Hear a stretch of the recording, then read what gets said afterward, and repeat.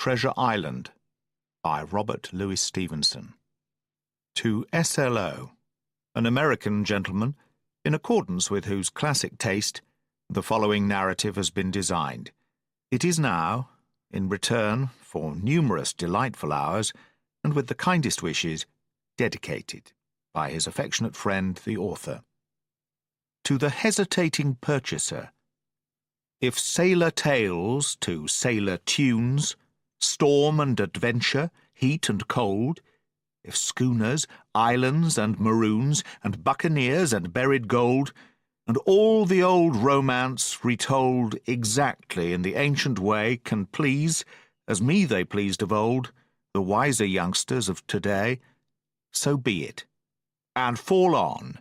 If not, if studious youth no longer crave, his ancient appetites forgot, Kingston or Ballantyne the brave, or Cooper of the wood and wave, so be it also. And may I and all my pirates share the grave where these and their creations lie. Part 1. The Old Buccaneer. 1. The Old Sea Dog at the Admiral Benbow. Squire Trelawney, Dr. Livesey, and the rest of these gentlemen, having asked me to write down the whole particulars about Treasure Island from the beginning to the end, keeping nothing back but the bearings of the island, and that only because there is still treasure not yet lifted, I take up my pen in the year of grace 17, and go back to the time when my father kept the Admiral Benbow Inn, and the brown old seaman with the sabre cut first took up his lodging under our roof. I remember him as if it were yesterday, as he came plodding to the inn door, his sea-chest following behind him in a hand-barrow. A tall, strong, heavy, nut-brown man, his tarry pigtail falling over the shoulder of his soiled blue coat, his hands ragged and scarred with black broken nails, and a sabre cut across one cheek, a dirty livid white. I remember him looking round the cove and whistling to himself as he did so, and then breaking out in that old sea-song that he sang so often afterwards. 15 men on a dead man's chest, yo-ho-ho, and a bottle of rum, in the high old tottering voice that seemed to have been tuned and broken at the capstan bars. Then he rapped on the door with a bit of stick, like a handspike, that he carried, and when my father appeared, called roughly for a glass of rum. This, when it was brought to him, he drank slowly like a connoisseur, lingering on the taste, and still looking about him at the cliffs, and up at our signboard. "This is a handy cove," says he at length, "and a pleasant situated grog shop. Much company, mate?" My father told him no, very little company, the more was the pity. "Well then," said he, "this is the berth for me. Here you, matey," he cried to the man who trundled the barrow, "bring up alongside and help up my chest. I'll stay here a bit," he continued. "I'm a plain man, rum and bacon and eggs is what I want, and that head up there for to watch ships off. What you mought call me? You mought call me Captain. Oh, I see what you're at. There." And he threw down 3 or 4 gold pieces on the threshold. "You can tell me when I've worked through that," says he, looking as fierce as a commander. And indeed, bad as his clothes were, and coarsely as he spoke, he had none of the appearance of a man who sailed before the mast, but seemed like a mate or skipper accustomed to be obeyed or to strike. The man who came with the barrow told us the mail had set him down the morning before at the Royal George, that he had inquired what inns there were along the coast, and hearing ours well spoken of, I suppose, and described as lonely, had chosen it from the others for his place of residence. And that was all we could learn of our guest. He was a very silent man by custom. All day he hung round the cove or upon the cliffs with a brass telescope. All evening he sat in a corner of the parlour next the fire and drank rum and water very strong. Mostly he would not speak when spoken to, only look up sudden and fierce and blow through his nose like a foghorn. And we and the people who came about our house soon learnt to let him be. Every day when he came back from his stroll, he would ask if any seafaring men had gone by along the road.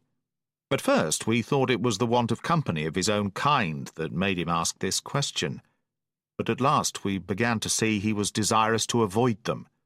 When a seaman did put up at the Admiral Benbow, as now and then some did, making by the coast road for Bristol, he would look in at him through the curtained door before he entered the parlour, and he was always sure to be as silent as a mouse when any such was present. For me, at least, there was no secret about the matter, for I was, in a way, a sharer in his alarms. He had taken me aside one day and promised me a silver fourpenny on the first of every month if I would only keep my weather eye open for a seafaring man with one leg, and let him know the moment he appeared.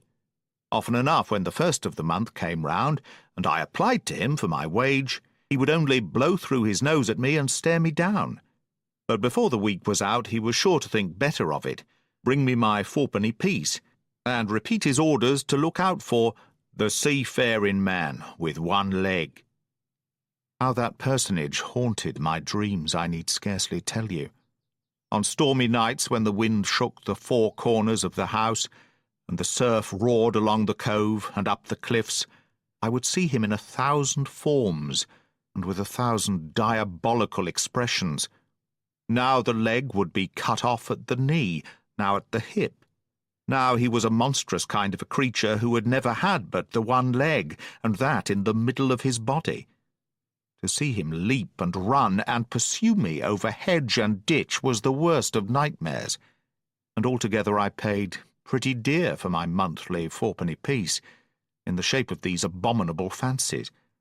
But though I was so terrified by the idea of the seafaring man with one leg, I was far less afraid of the captain himself than anybody else who knew him.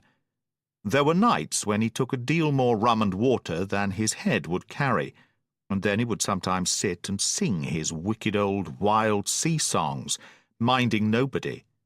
But sometimes he would call for glasses round and force all the trembling company to listen to his stories or bear a chorus to his singing. Often I've heard the house shaking with "Yo-ho-ho" and a bottle of rum, all the neighbours joining in for dear life, with the fear of death upon them, and each singing louder than the others to avoid remark. For in these fits he was the most overriding companion ever known. He would slap his hand on the table for silence all round. He would fly up in a passion of anger at a question, or sometimes because none was put, and so he judged the company was not following his story.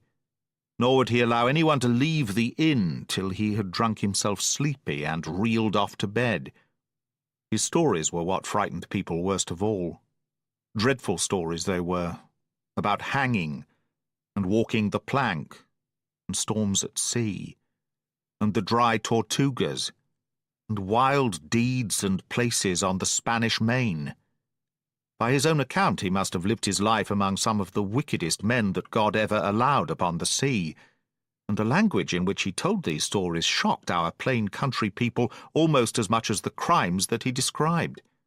My father was always saying that the inn would be ruined, for people would soon cease coming there to be tyrannized over and put down and sent shivering to their beds.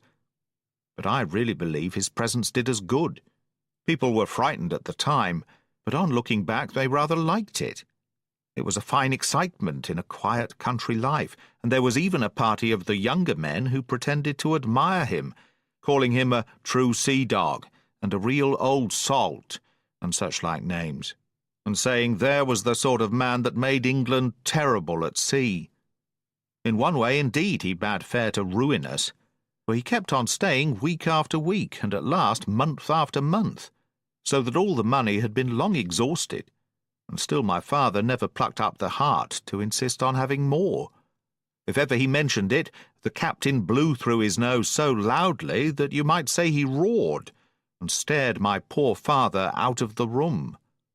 I've seen him wringing his hands after such a rebuff, and I'm sure the annoyance and the terror he lived in must have greatly hastened his early and unhappy death.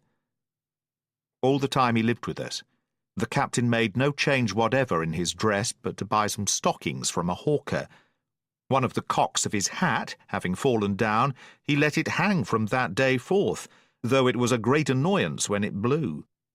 I remember the appearance of his coat, which he patched himself upstairs in his room, and which, before the end, was nothing but patches.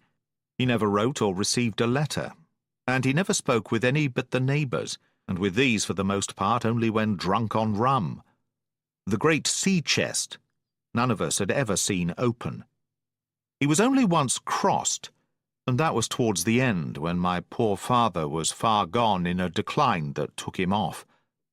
Dr. Livesey came late one afternoon to see the patient, took a bit of dinner from my mother, and went into the parlour to smoke a pipe until his horse should come down from the hamlet, for we had no stabling at the old Benbow. I followed him in, and I remember observing the contrast the neat bright doctor, with his powder as white as snow and his bright black eyes and pleasant manners, made with the coltish country folk, and above all, with that filthy, heavy, bleared scarecrow of a pirate of ours, sitting, far gone in rum, with his arms on the table. Suddenly he, the captain, that is, began to pipe up his eternal song, 15 men on a dead man's chest, yo-ho-ho, and a bottle of rum, drinking the devil had done for the rest, yo-ho-ho, and a bottle of rum. At first I had supposed the dead man's chest to be that identical big box of his upstairs in the front room, and the thought had been mingled in my nightmares with that of the one-legged seafaring man. But by this time we had all long ceased to pay any particular notice to the song. It was new that night to nobody but Dr. Livesey, and on him I observed it did not produce an agreeable effect, for he looked up for a moment quite angrily before he went on with his talk to old Taylor, the gardener, on a new cure for the rheumatics. In the meantime the captain gradually brightened up at his own music, and at last flapped his hand upon the table before him in a way we all knew to mean silence.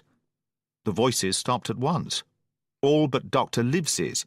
He went on as before, speaking clear and kind, and drawing briskly at his pipe between every word or two. The captain glared at him for a while, flapped his hands again, glared still harder, and at last broke out with a villainous low oath. "Silence there, between decks." "Were you addressing me, sir?" says the doctor.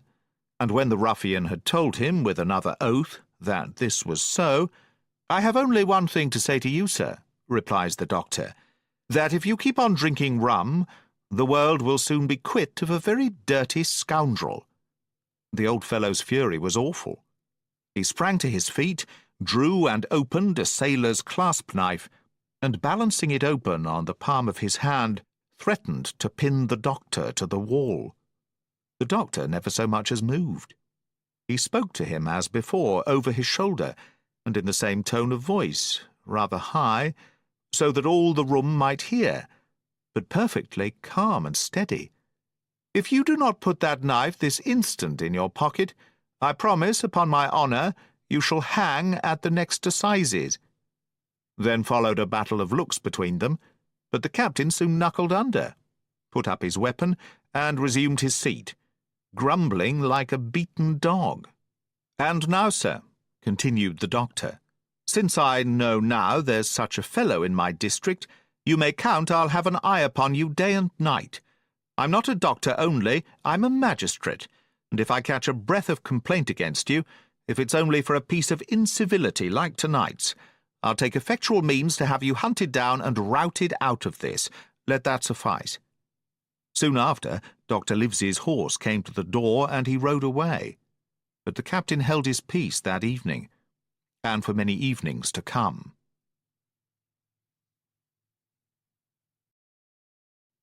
2. Black Dog appears and disappears. It was not very long after this that there occurred the first of the mysterious events that rid us at last of the captain, though not, as you will see, of his affairs. It was a bitter cold winter, with long hard frosts and heavy gales, and it was plain from the first that my poor father was little likely to see the spring. He sank daily, and my mother and I had all the inn upon our hands, and were kept busy enough, without paying much regard to our unpleasant guest. It was one January morning, very early, a pinching, frosty morning, the cove all grey with hoarfrost, the ripple lapping softly on the stones, the sun still low and only touching the hilltops and shining far to seaward. The captain had risen earlier than usual and set out down the beach, his cutlass swinging under the broad skirts of the old blue coat, his brass telescope under his arm, his hat tilted back upon his head. I remember his breath hanging like smoke in his wake as he strode off, and the last sound I heard of him as he turned the big rock was a loud snort of indignation, as though his mind was still running upon Dr. Livesey. Well, Mother was upstairs with Father, and I was laying the breakfast table against the captain's return, when the parlour door opened, and a man stepped in on whom I had never set my eyes before. He was a pale, tallowy creature, wanting 2 fingers of the left hand, and though he wore a cutlass, he did not look much like a fighter. I had always my eye open for seafaring men, with 1 leg or 2, and I remember this one puzzled me. He was not sailorly, and yet he had a smack of the sea about him too. I asked him what was for his service, and he said he would take rum. But as I was going out of the room to fetch it, he sat down upon a table and motioned me to draw near. I paused where I was, with my napkin in my hand. "Come here, sonny," says he. "Come nearer here." I took a step nearer. "Is this here table for my mate, Bill?" he asked with a kind of leer. I told him I did not know his mate, Bill, and this was for a person who stayed in our house, whom we called the captain. "Well," said he, "my mate Bill would be called the captain, as like as not. He has a cut on one cheek and a mighty pleasant way with him, particularly in drink, as my mate Bill. We'll put it, for argument like, that your captain has a cut on one cheek, and we'll put it, if you like, that that cheek's the right one. Ah, well, I told you. Now, is my mate Bill in this here house?" I told him he was out walking. "Which way, sonny? Which way has he gone?" And when I had pointed out the rock and told him how the captain was likely to return, and how soon, and answered a few other questions, "Ah," said he, "this'll be as good as drink to my mate Bill." The expression of his face as he said these words was not at all pleasant, and I had my own reasons for thinking that the stranger was mistaken, even supposing he meant what he said. But it was no affair of mine, I thought, and besides it was difficult to know what to do. The stranger kept hanging about just inside the inn door, peering round the corner like a cat waiting for a mouse. Once I stepped out myself into the road, but he immediately called me back, and as I did not obey quick enough for his fancy, a most horrible change came over his tallowy face, and he ordered me in with an oath that made me jump. As soon as I was back again, he returned to his former manner, half fawning, half sneering, patted me on the shoulder, told me I was a good boy, and he had taken quite a fancy to me. "I have a son of my own," said he, "as like you as 2 blocks, and he's all the pride of my heart. But the great thing for boys is discipline, sonny, discipline. Now, if you had sailed along a Bill, you wouldn't have stood there to be spoke to twice, not you. That was never Bill's way, nor the way of such as sailed with him. And here, sure enough, is my mate Bill, with a spyglass under his arm, bless his old heart, to be sure. You and me'll just go back into the parlour, sonny, and get behind the door, and we'll give Bill a little surprise. Bless his heart, I say again." So saying, the stranger backed along with me into the parlour, and put me behind him in the corner so that we were both hidden by the open door. I was very uneasy and alarmed, as you may fancy, and it rather added to my fears to observe that the stranger was certainly frightened himself. He cleared the hilt of his cutlass and loosened the blade in the sheath, and all the time we were waiting, there he kept swallowing, as if he felt what we used to call a lump in the throat. At last in strode the captain, slammed the door behind him without looking to the right or left, and marched straight across the room to where his breakfast awaited him. "Bill," said the stranger, in a voice that I thought he had tried to make bold and big. The captain spun round on his heel and fronted us. All the brown had gone out of his face, and even his nose was blue. He had the look of a man who sees a ghost, or the evil one, or something worse, if anything can be. and upon my word I felt sorry to see him all in a moment turn so old and sick. "Come, Bill, you know me, you know an old shipmate, Bill, surely," said the stranger. The captain made a sort of gasp. "Black Dog," said he. "And who else?" returned the other, getting more at his ease. "Black Dog, as ever was, come for to see his old shipmate Billy at the Admiral Benbow Inn. Ah, Bill, Bill, we have seen a sight of times, us two, since I lost them 2 talons," holding up his mutilated hand. "Now look here," said the captain. "You've run me down. Here I am. Well then, speak up. What is it?" "That's you, Bill," returned Black Dog. "You're in the right of it, Billy. I'll have a glass of rum from this dear child here, as I've took such a liking to, and we'll sit down, if you please, and talk square, like old shipmates." When I returned with the rum, they were already seated on either side of the captain's breakfast table. Black Dog next to the door and sitting sideways, so as to have one eye on his old shipmate and one, as I thought, on his retreat. He bade me go and leave the door wide open. "None of your keels for me, sonny," he said, and I left them together and retired into the bar. For a long time, though, I certainly did my best to listen. I could hear nothing but a low gattling, but at last the voices began to grow higher, and I could pick up a word or two, mostly oaths from the captain. "No, no, no, no, and an end of it," he cried once, and again, "If it comes to swinging, swing all, say I." Then all of a sudden there was a tremendous explosion of oaths and other noises.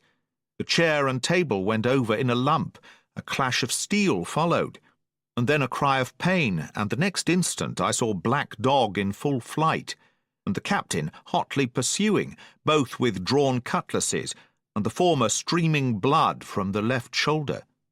Just at the door the captain aimed at the fugitive one last tremendous cut, which would certainly have split him to the chine, had it not been intercepted by our big signboard of Admiral Benbow.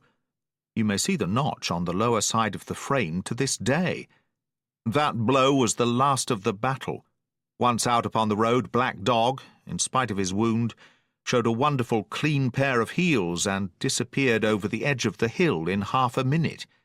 The captain, for his part, stood staring at the signboard like a bewildered man. Then he passed his hand over his eyes several times, and at last turned back into the house. "Jim," says he, "rum." And as he spoke he reeled a little and caught himself with one hand against the wall. "Are you hurt?" cried I. "Rum," he repeated. "I must get away from here. Rum, rum."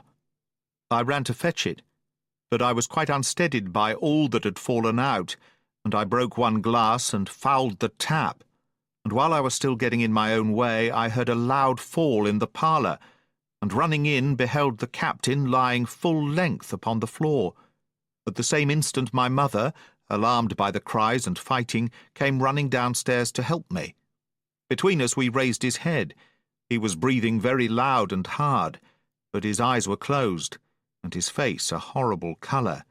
"Dearie, dearie me," cried my mother, "what a disgrace upon the house, and your poor father sick." In the meantime we had no idea what to do to help the captain, nor any other thought but that he had got his death hurt in the scuffle with the stranger. I got the rum, to be sure, and tried to put it down his throat, but his teeth were tightly shut and his jaws as strong as iron. It was happy relief for us when the door opened and Dr. Livesey came in on his visit to my father. "Oh, doctor," we cried, "what shall we do? Where is he wounded?" "Wounded? A fiddlestick's end," said the doctor. "No more wounded than you or I. The man has had a stroke, as I warned him. Now, Mrs. Hawkins, just you run upstairs to your husband and tell him, if possible, nothing about it. For my part, I must do my best to save this fellow's trebly worthless life. Jim, you get me a basin."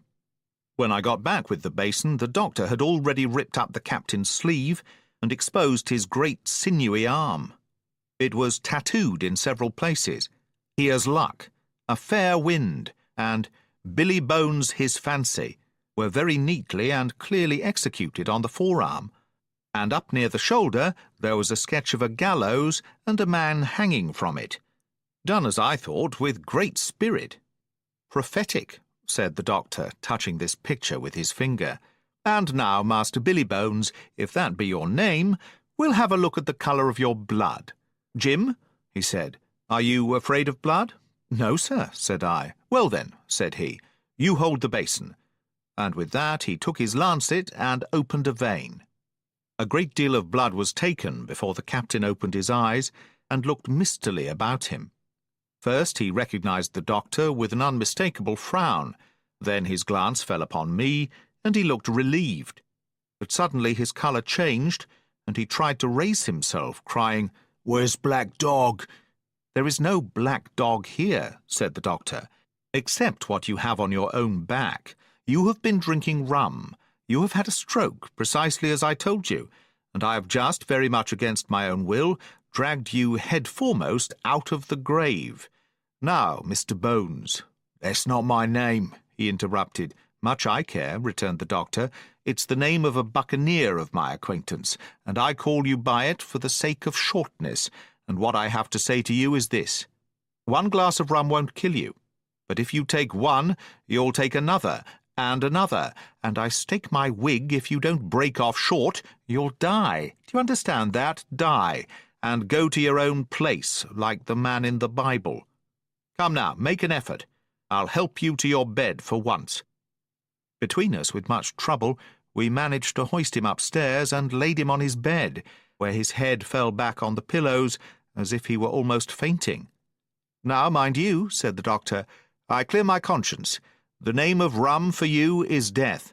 And with that he went off to see my father, taking me with him by the arm. "This is nothing," he said, as soon as he had closed the door. "I have drawn blood enough to keep him quiet a while. He should lie for a week where he is. That is the best thing for him and you. But another stroke would settle him."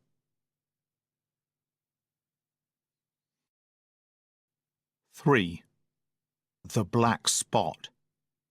About noon I stopped at the captain's door with some cooling drinks and medicines.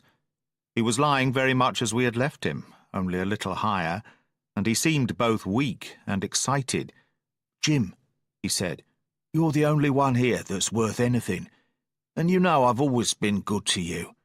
Never a month but I've given you a silver fourpenny for yourself. And now, you see, mate, I'm pretty low and deserted by all, and Jim, you'll bring me one noggin of rum now, won't you, matey?"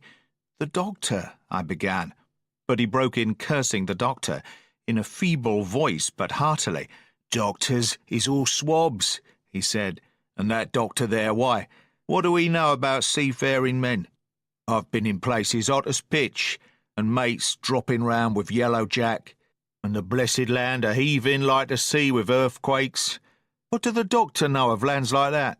And I lived on rum, I tell you. It's been meat and drink, and man and wife to me. And if I'm not to have my rum now, I'm a poor old hulk on a lee shore. My blood'll be on you, Jim, and that Dr. Swab." And he ran on again for a while with curses. "Look, Jim, how my finger fidges," he continued in the pleading tone. "I can't keep 'em still, not I. I haven't had a drop this blessed day. That doctor's a fool, I tell you. If I don't have a drain of rum, Jim, I'll have the horrors. I seen some on 'em already. I seen old Flint in the corner there behind you, as plain as print I seen him. If I get the horrors, I'm a man that has lived rough, and I'll raise Cain. Your doctor himself said one glass wouldn't hurt me. I'll give you a golden guinea for a noggin, Jim." He was growing more and more excited, and this alarmed me for my father, who was very low that day and needed quiet. Besides, I was reassured by the doctor's words, now quoted to me, and rather offended by the offer of a bribe. "I want none of your money," said I, "but what you owe my father. I'll get you one glass and no more." When I brought it to him, he seized it greedily and drank it out. Aye, said he, "that's some better, sure enough. And now, matey, did that doctor say how long I was to lie here in this old berth?" "A week at least," said I. "Thunder!" he cried. "A week? I can't do that. They'd have the black spot on me by then. The lubbers is going about to get the wind of me this blessed moment. Lubbers as couldn't keep what they got and want to nail what is another's. Is that seamanly behaviour now, I want to know? But I'm saving a soul. I never wasted good money of mine, nor lost it neither. And I'll trick 'em again. I'm not afraid on 'em. I'll shake out another reef, matey, and daddle 'em again." As he was thus speaking, he had risen from bed with great difficulty, holding to my shoulder with a grip that almost made me cry out, and moving his legs like so much dead weight. His words, spirited as they were in meaning, contrasted sadly with the weakness of the voice in which they were uttered. He paused when he had got into a sitting position on the edge. "That doctor's done me," he murmured. "My ears is singing. Lay me back." Before I could do much to help him, he had fallen back again to his former place, where he lay for a while silent. "Jim," he said at length, "you saw that seafaring man today?" "Black Dog?" I asked. "Oh, Black Dog," says he. "He's a bad 'un. But there's worse that put him on. Now, if I can't get away nohow, and they tip me the black spot, mind you, it's my old sea chest they're after. You get on a horse. You can, can't you? Well then, you get on a horse and go to, well, yes, I will, to that eternal Dr. Swab, and tell him to pipe all hands, magistrates and sich, and he'll lay 'em aboard at the Admiral Benbow, all old Flint's crew, man and boy, all on 'em that's left. I was first mate, I was, old Flint's first mate, and I'm the only one as knows the place. He gave it me at Savannah, when he lay a-dying, like as if I was too now, you see. But you won't peach unless they get the black spot on me, or unless you see that Black Dog again, or a seafaring man with one leg, Jim. Him above all."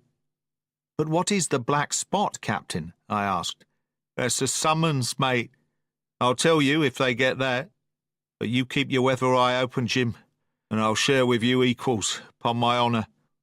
He wondered a little longer, his voice growing weaker. But soon after I had given him his medicine, which he took like a child, with the remark, "If ever a seaman wanted drugs, it's me," he fell at last into a heavy, swoon-like sleep, in which I left him. What I should have done had all gone well, I do not know. Probably I should have told the whole story to the doctor, for I was in mortal fear lest the captain should repent of his confessions and make an end of me. But as things fell out, my poor father died quite suddenly that evening, which put all other matters on one side. Our natural distress, the visits of the neighbours, the arranging of the funeral, and all the work of the inn to be carried on in the meanwhile, kept me so busy that I had scarcely time to think of the captain, far less to be afraid of him.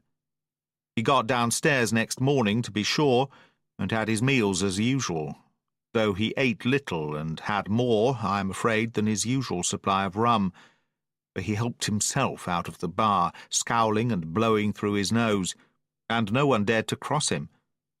On the night before the funeral he was as drunk as ever, and it was shocking in that house of mourning to hear him singing away at his ugly old sea-song.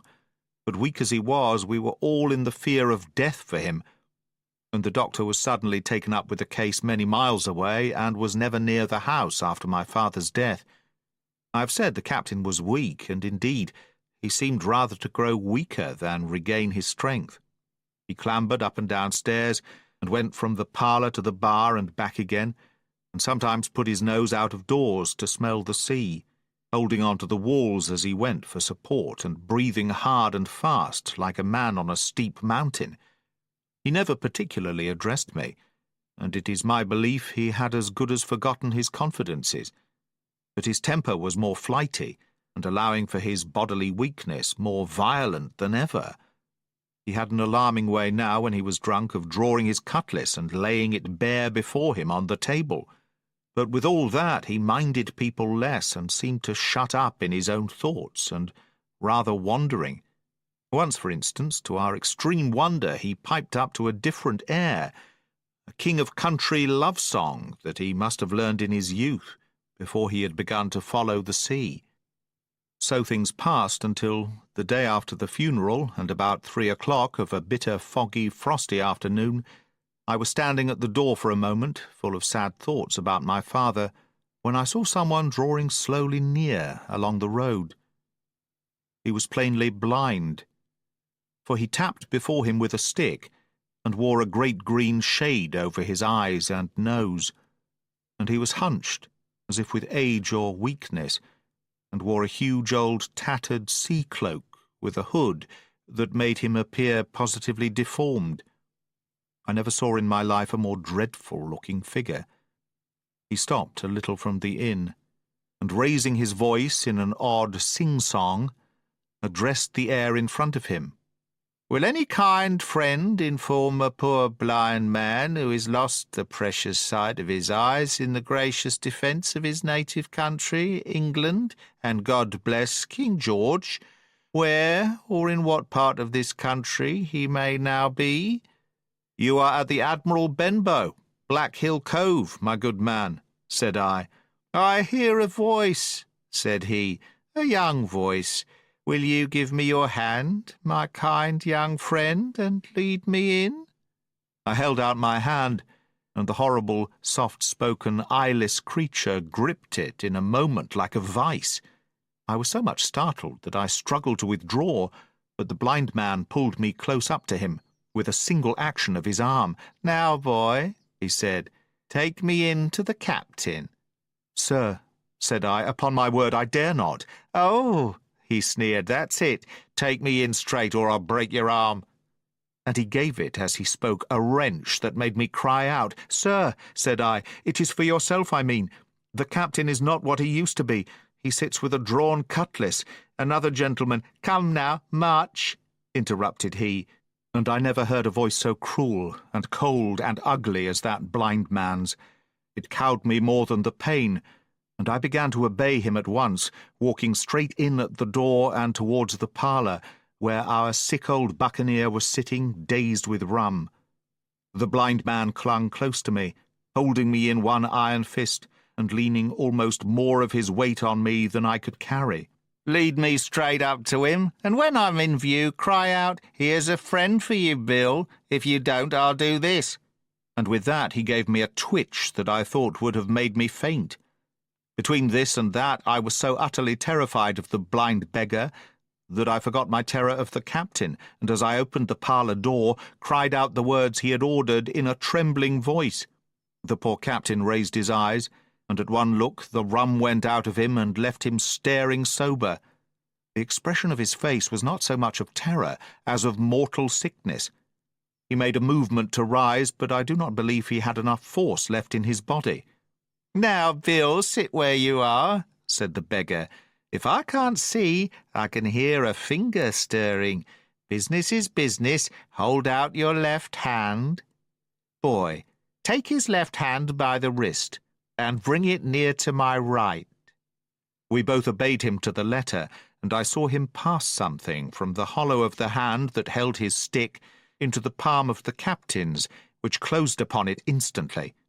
"And now that's done," said the blind man, and at the words he suddenly left hold of me, and with incredible accuracy and nimbleness skipped out of the parlour and into the road, where, as I still stood motionless, I could hear his stick go tap-tap-tapping into the distance. It was some time before either I or the captain seemed to gather our senses, but at length, and about the same moment, I released his wrist, which I was still holding, and he drew in his hand and looked sharply into the palm. 10 o'clock, he cried. 6 hours. We'll do them yet. And he sprang to his feet. Even as he did so, he reeled, put his hand to his throat, stood swaying for a moment, and then, with a peculiar sound, fell from his whole height, face foremost, to the floor. I ran to him at once, calling to my mother, but haste was all in vain. The captain had been struck dead by thundering apoplexy. It is a curious thing to understand, for I had certainly never liked the man, though of late I had begun to pity him. But as soon as I saw that he was dead, I burst into a flood of tears. It was the second death I had known, and the sorrow of the first was still fresh in my heart.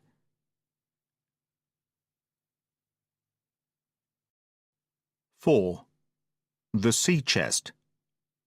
I lost no time, of course, in telling my mother all that I knew, and perhaps should have told her long before, and we saw ourselves at once in a difficult and dangerous position. Some of the man's money, if he had any, was certainly due to us, but it was not likely that our captain's shipmates, above all the two specimens seen by me, Black Dog and the blind beggar, would be inclined to give up their booty in payment of the dead man's debts.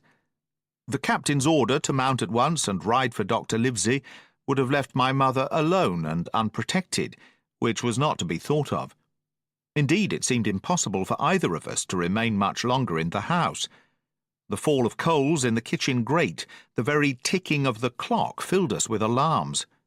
The neighbourhood, to our ears, seemed haunted by approaching footsteps, and what between the dead body of the captain on the parlour floor and the thought of that detestable blind beggar hovering near at hand and ready to return, there were moments when, as the saying goes, I jumped in my skin for terror. Something must speedily be resolved upon, and it occurred to us at last to go forth together and seek help in the neighbouring hamlet. No sooner said than done. Bareheaded as we were, we ran out at once in the gathering evening and the frosty fog. The hamlet lay not many 100 yards away, though out of view, on the other side of the next cove, and what greatly encouraged me, it was in an opposite direction from that whence the blind man had made his appearance, and whither he had presumably returned. We were not many minutes on the road, though we sometimes stopped to lay hold of each other and hearken. But there was no unusual sound, nothing but the low wash of the ripple and the croaking of the inmates of the wood. It was already candlelight when we reached the hamlet, and I shall never forget how much I was cheered to see the yellow shine in doors and windows, but that, as it proved, was the best of the help we were likely to get in that quarter, for, you would have thought men would have been ashamed of themselves, no soul would consent to return with us to the Admiral Benbow. The more we told of our troubles, the more, man, woman, and child, they clung to the shelter of their houses. The name of Captain Flint, though it was strange to me, was well enough known to some there, and carried a great weight of terror. Some of the men who had been to field work on the far side of the Admiral Benbow remembered, besides, to have seen several strangers on the road, and taking them to be smugglers, to have bolted away, and one at least had seen a little lugger in what we called Kit's Hole. For that matter, anyone who was a comrade of the captain's was enough to frighten them to death, and the short and the long of the matter was that, while we could get several who were willing enough to ride to Dr. Livesey's, which lay in another direction, not one would help us to defend the inn. They say cowardice is infectious, but then argument is, on the other hand, a great emboldener, and so when each had said his say, my mother made them a speech. She would not, she declared, lose money that belonged to her fatherless boy. If none of the rest of you dare, she said, Jim and I dare. Back we will go, the way we came, and small thanks to you, big hulking, chicken-hearted men. We'll have that chest open, if we die for it, and I'll thank you for that bag, Mrs. Crossley, to bring back our lawful money in. Of course I said I would go with my mother, and of course they all cried out at our foolhardiness, but even then not a man would go along with us. All they would do was give to me a loaded pistol, lest we were attacked, and to promise to have horses ready saddled, in case we were pursued on our return, while one lad was to ride forward to the doctor's in search of armed assistance. My heart was beating finely when we two set forth in the cold night upon the dangerous venture. A full moon was beginning to rise and peered redly through the upper edges of the fog, and this increased our haste, for it was plain before we came forth again that all would be as bright as day, and our departure exposed to the eyes of any watchers.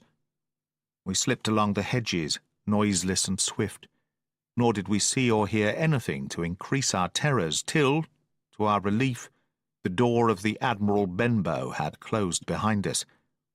I slipped the bolt at once, and we stood and panted for a moment in the dark, alone in the house with the dead captain's body.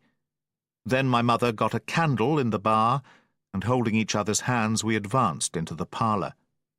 He lay as we had left him, on his back, with his eyes open and one arm stretched out.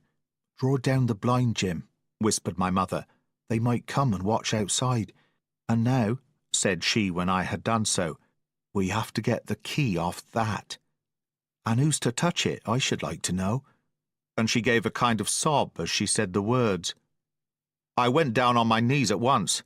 On the floor, close to his hand, there was a little round of paper, blackened on the one side. I could not doubt that this was the black spot, and taking it up, I found written on the other side in a very good, clear hand this short message: "You have till 10 tonight." "He had till 10, Mother," said I, and just as I said it, our old clock began striking. This sudden noise startled us shockingly, but the news was good, for it was only 6. "Now, Jim," she said, "that key." I felt in his pockets, one after another, a few small coins, a thimble, and some thread and big needles, a piece of pigtail tobacco bitten away at the end, his gully with the crooked handle, a pocket compass, and a tinder-box were all that they contained, and I began to despair. "Perhaps it's round his neck," suggested my mother. Overcoming a strong repugnance, I tore open his shirt at the neck, and there, sure enough, hanging to a bit of tarry string, which I cut with his own gully, we found the key. At this triumph we were filled with hope, and hurried upstairs without delay to the little room where he had slept so long, and where his box had stood since the day of his arrival. It was like any other seaman's chest on the outside, the initial B burned on the top of it with a hot iron, and the corners somewhat smashed and broken as by long, rough usage. "Give me the key," said my mother, and though the lock was very stiff, she had turned it and thrown back the lid in a twinkling. A strong smell of tobacco and tar rose from the interior, but nothing was to be seen on the top except a suit of very good clothes, carefully brushed and folded. They had never been worn, my mother said. Under that the miscellany began: a quadrant, a tin cannikin, several sticks of tobacco, 2 brace of very handsome pistols, a piece of bar silver, an old Spanish watch, and some other trinkets of little value and mostly of foreign make, a pair of compasses mounted with brass, and 5 or 6 curious West Indian shells. I've often wondered since why he should have carried about these shells with him in his wandering, guilty, and hunted life. In the meantime we had found nothing of any value but the silver and the trinkets, and neither of these were in our way. Underneath there was an old boat cloak, whitened with sea salt, on many a harbour bar. My mother pulled it up with impatience, and there lay before us the last things in the chest: a bundle tied up in oilcloth and looking like papers, and a canvas bag that gave forth, at a touch, the jingle of gold. "I'll show these rogues that I'm an honest woman," said my mother. "I'll have my dues, and not a farthing over. Hold Mrs. Crossley's bag." And she began to count over the amount of the captain's score from the sailor's bag into the one that I was holding. It was a long and difficult business, for the coins were of all countries and sizes, doubloons and louis d'ors and guineas and pieces of 8, and I know not what besides, all shaken together at random. The guineas, too, were about the scarcest, and it was with these only that my mother knew how to make her count. When we were about halfway through, I suddenly put my hand upon her arm, for I had heard in the silent frosty air a sound that brought my heart into my mouth, the tap-tapping of the blind man's stick upon the frozen road. It drew nearer and nearer while we sat, holding our breath. Then it struck sharp on the inn door. and then we could hear the handle being turned, and the bolt rattling as the wretched being tried to enter. And then there was a long time of silence, both within and without. At last the tapping recommenced, and to our indescribable joy and gratitude died slowly away again, until it ceased to be heard. "Mother," said I, "take the whole, and let's be going," for I was sure the bolted door must have seemed suspicious, and would bring the whole hornet's nest about our ears, though how thankful I was that I had bolted it none could tell, who had never met that terrible blind man. But my mother, frightened as she was, would not consent to take a fraction more than was due to her, and was obstinately unwilling to be content with less. It was not yet 7, she said, by a long way. She knew her rights, and she would have them. And she was still arguing with me when a little low whistle sounded a good way off upon the hill. That was enough, and more than enough, for both of us. "I'll take what I have," she said, jumping to her feet. "And I'll take this to square the count," said I, picking up the oilskin packet. Next moment we were both groping downstairs, leaving the candle by the empty chest, and the next we had opened the door and were in full retreat. We had not started a moment too soon. The fog was rapidly dispersing. Already the moon shone quite clear on the high ground on either side, and it was only in the exact bottom of the dell and round the tavern door that a thin veil still hung unbroken to conceal the first steps of our escape. Far less than halfway to the hamlet, very little beyond the bottom of the hill, we must come forth into the moonlight. Nor was this all, for the sound of several footsteps running came already to our ears, and as we looked back in their direction, a light, tossing to and fro and still rapidly advancing, showed that one of the newcomers carried a lantern. "My dear," said my mother suddenly, "take the money and run on. I am going to faint." This was certainly the end for both of us, I thought. How I cursed the cowardice of the neighbours, how I blamed my poor mother for her honesty and her greed, for her past foolhardiness and present weakness. We were just at the little bridge, by good fortune, and I helped her, tottering as she was, to the edge of the bank, where, sure enough, she gave a sigh and fell on my shoulder. I do not know how I found the strength to do it at all, and I'm afraid it was roughly done, but I managed to drag her down the bank and a little way under the arch. Farther I could not move her, for the bridge was too low to let me do more than crawl below it. So there we had to stay, my mother almost entirely exposed, and both of us within earshot of the inn. 5. The last of the blind man. My curiosity, in a sense, was stronger than my fear, for I could not remain where I was, but crept back to the bank again, whence, sheltering my head behind a bush of broom, I might command the road before our door. I was scarcely in position ere my enemies began to arrive, 7 or 8 of them, running hard, their feet beating out of time along the road, and the man with the lantern some paces in front. 3 men ran together, hand in hand, and I made out, even through the mist, that the middleman of this trio was the blind beggar. The next moment his voice showed me that I was right. "Down with the door!" he cried. "Aye, aye, sir," answered 2 or 3, and a rush was made upon the Admiral Benbow, the lantern-bearer following. And then I could see them pause, and hear speeches passed in a lower key, as if they were surprised to find the door open. But the pause was brief, for the blind man again issued his commands.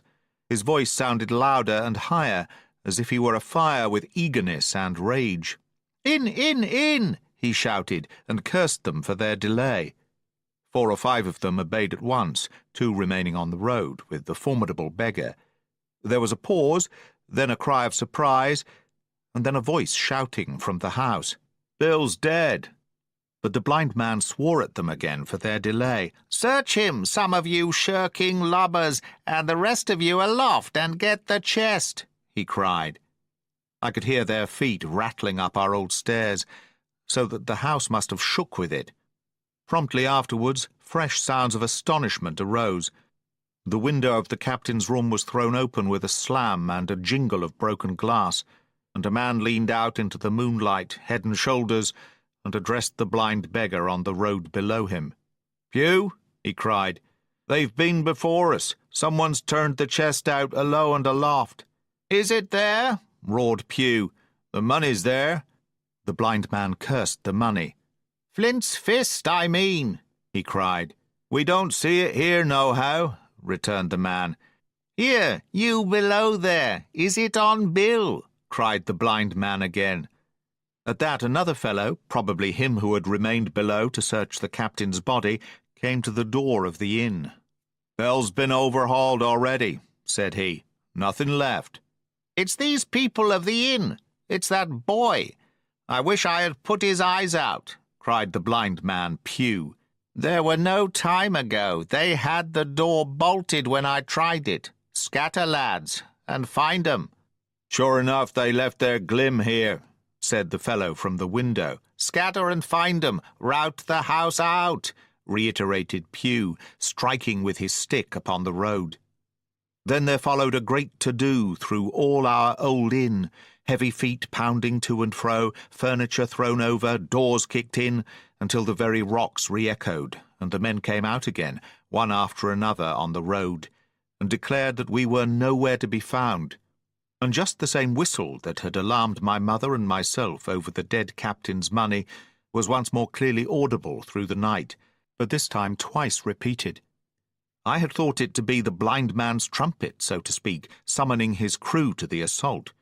But I now found that it was a signal from the hillside towards the hamlet, and from its effect upon the buccaneers, a signal to warn them of approaching danger. "There's Dirk again," said one. "Twice. We'll have to budge, mates." "Budge, you skulk," cried Pew. "Dirk was a fool and a coward from the first. You wouldn't mind him. They must be close by. They can't be far. You have your hands on it. Scatter and look for 'em, dogs. Oh, shiver my soul," he cried, "if I had eyes." This appeal seemed to produce some effect, for two of the fellows began to look here and there among the lumber, but half-heartedly, I thought, and with an eye to their own danger all the time, while the rest stood irresolute on the road. "You have your hands on thousands, you fools, and you hang a leg. You'd be as rich as kings if you could find it, and you know it's here, and you stand there skulking. There wasn't one of you dared face Bill, and I did it. A blind man, and I'm to lose my chance for you. I'm to be a poor, crawling beggar sponging for rum, when I might be rolling in a coach. If you had the pluck of a weevil in a biscuit, you would catch them still." "Hang it, Pew, we've got the doubloons," grumbled one. "They might have hid the blessed thing," said another. "Take the Georges, Pew, and don't stand here squalling." Squalling was the word for it. Pew's anger rose so high at these objections till at last, his passion completely taking the upper hand, he struck at them right and left in his blindness, and his stick sounded heavily on more than one.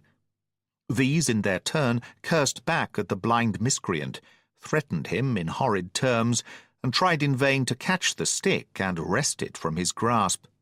This quarrel was the saving of us, for while it was still raging, another sound came from the top of the hill on the side of the hamlet, the tramp of horses galloping.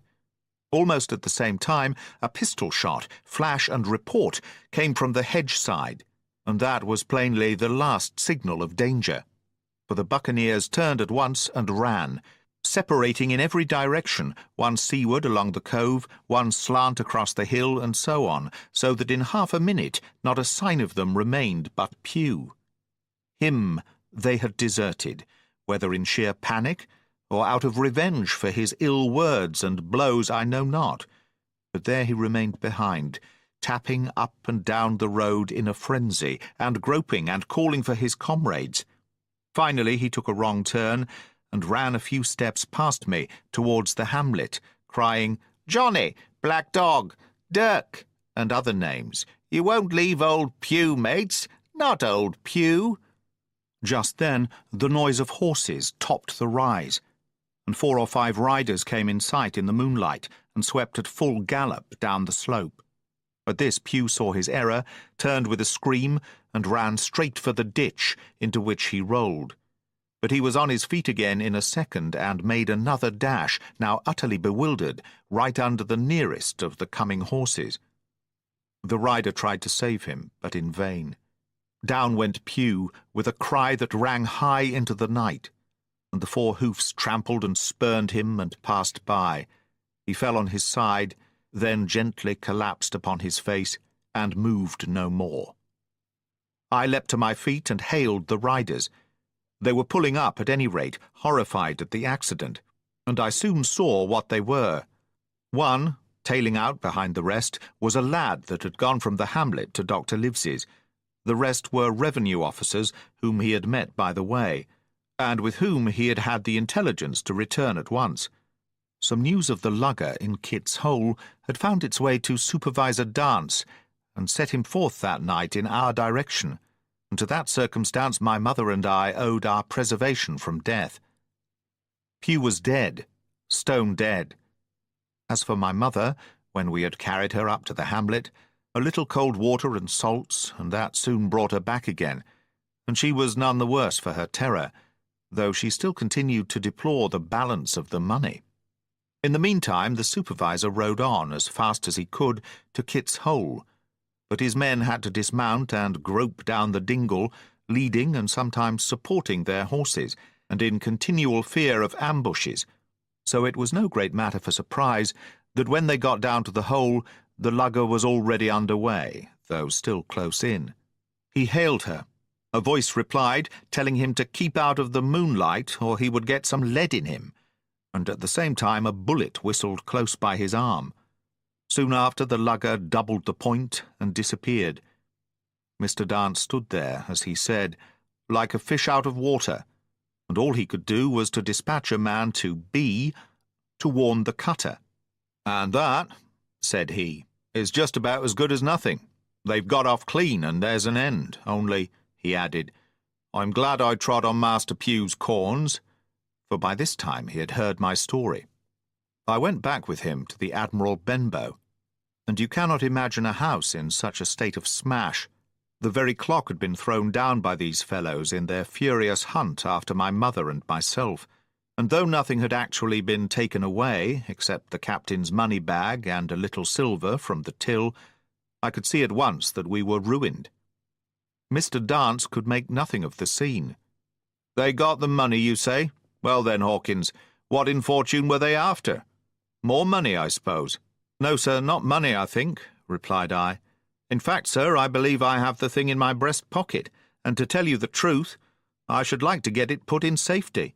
"To be sure, boy, quite right," said he. "I'll take it, if you like." "I thought perhaps Dr. Livesey," I began. "Perfectly right," he interrupted, very cheerily. "Perfectly right, a gentleman and a magistrate.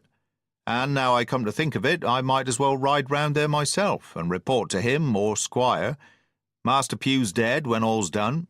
Not that I regret it, but he's dead, you see, and people will make it out against an officer of His Majesty's revenue, if make it out they can. Now, I'll tell you, Hawkins, if you like, I'll take you along." I thanked him heartily for the offer, and we walked back to the hamlet where the horses were. By the time I had told Mother of my purpose, they were all in the saddle. "Dogger," said Mr. Dance, "you have a good horse. Take up this lad behind you." As soon as I was mounted, holding on to Dogger's belt, the supervisor gave the word, and the party struck out at a bouncing trot on the road to Dr. Livesey's house. 6. The Captain's Papers. We rode hard all the way till we drew up before Dr. Livesey's door. The house was all dark to the front. Mr. Dance told me to jump down and knock, and Dogger gave me a stirrup to descend by. The door was opened almost at once by the maid. "Is Dr. Livesey in?" I asked. "No," she said. "He had come home in the afternoon, but had gone up to the hall to dine and pass the evening with the squire." "So there we go, boys," said Mr. Dance. This time, as the distance was short, I did not mount, but ran with Dogger's stirrup leather to the lodge gates and up the long, leafless, moonlit avenue, to where the white line of the hall buildings looked on either hand on great old gardens. Here Mr. Dance dismounted, and taking me along with him, was admitted at a word into the house. The servant led us down a matted passage and showed us at the end into a great library, all lined with bookcases and busts upon the top of them, where the squire and Dr. Livesey sat, pipe in hand, on either side of a bright fire. I had never seen the squire so near at hand. He was a tall man, over 6 feet high, and broad in proportion, and he had a bluff, rough and ready face, all roughened and reddened, and lined in his long travels. His eyebrows were very black, and moved readily, and this gave him a look of some temper, not bad, you would say, but quick and high. "Come in, Mr. Dance," says he, very stately and condescending. "Good evening, Dance," says the doctor, with a nod, "and good evening to you, friend Jim. What good wind brings you here?" The supervisor stood up straight and stiff, and told his story like a lesson, and you should have seen how the two gentlemen leaned forward and looked at each other and forgot to smoke in their surprise and interest. When they heard how my mother went back to the inn, Dr. Livesey fair slapped his thigh, and the squire cried, "Bravo!" and broke his long pipe against the grate. Long before it was done, Mr. Trelawney, that you will remember was the squire's name, had got up from his seat and was striding about the room, and the doctor, as if to hear the better, had taken off his powdered wig, and sat there looking very strange indeed, with his own close-cropped black poll. At last Mr. Dance finished the story. "Mr. Dance," said the squire, "you are a very noble fellow, and as for riding down that black, atrocious miscreant, I regard it as an act of virtue, sir, like stamping on a cockroach. This lad Hawkins is a trump, I perceive. Hawkins, will you ring that bell? Mr. Dance must have some ale." "And so, Jim," said the doctor, "you have the thing that they were after, have you?" "Here it is, sir," said I, and gave him the oilskin packet. The doctor looked it all over, as if his fingers were itching to open it, but instead of doing that, he put it quietly in the pocket of his coat. "Squire," said he, "when Dance has had his ale, he must, of course, be off on his Majesty's service. But I mean to keep Jim Hawkins here to sleep at my house, and with your permission I propose we should have up the cold pie and let him sup." "As you will, Livesey," said the squire. "Hawkins has earned better than cold pie." So a big pigeon pie was brought in and put on a side table, and I made a hearty supper, for I was as hungry as a hawk, while Mr. Dance was further complimented and at last dismissed. "And now, squire," said the doctor. "And now, Livesey," said the squire in the same breath. One at a time, laughed Dr. Livesey. "You have heard of this Flint, I suppose?" "Heard of him?" cried the squire. "Heard of him, you say? He was the bloodthirstiest buccaneer that sailed. Blackbeard was a child to Flint. The Spaniards were so prodigiously afraid of him that I tell you, sir, I was sometimes proud he was an Englishman. I've seen his topsails with these eyes off Trinidad, and the cowardly son of a rum puncheon that I sailed with, put back, sir, into Port of Spain." "Well, I've heard of him myself, in England," said the doctor. "But the point is, had he money?" "Money?" cried the squire. "Have you heard the story?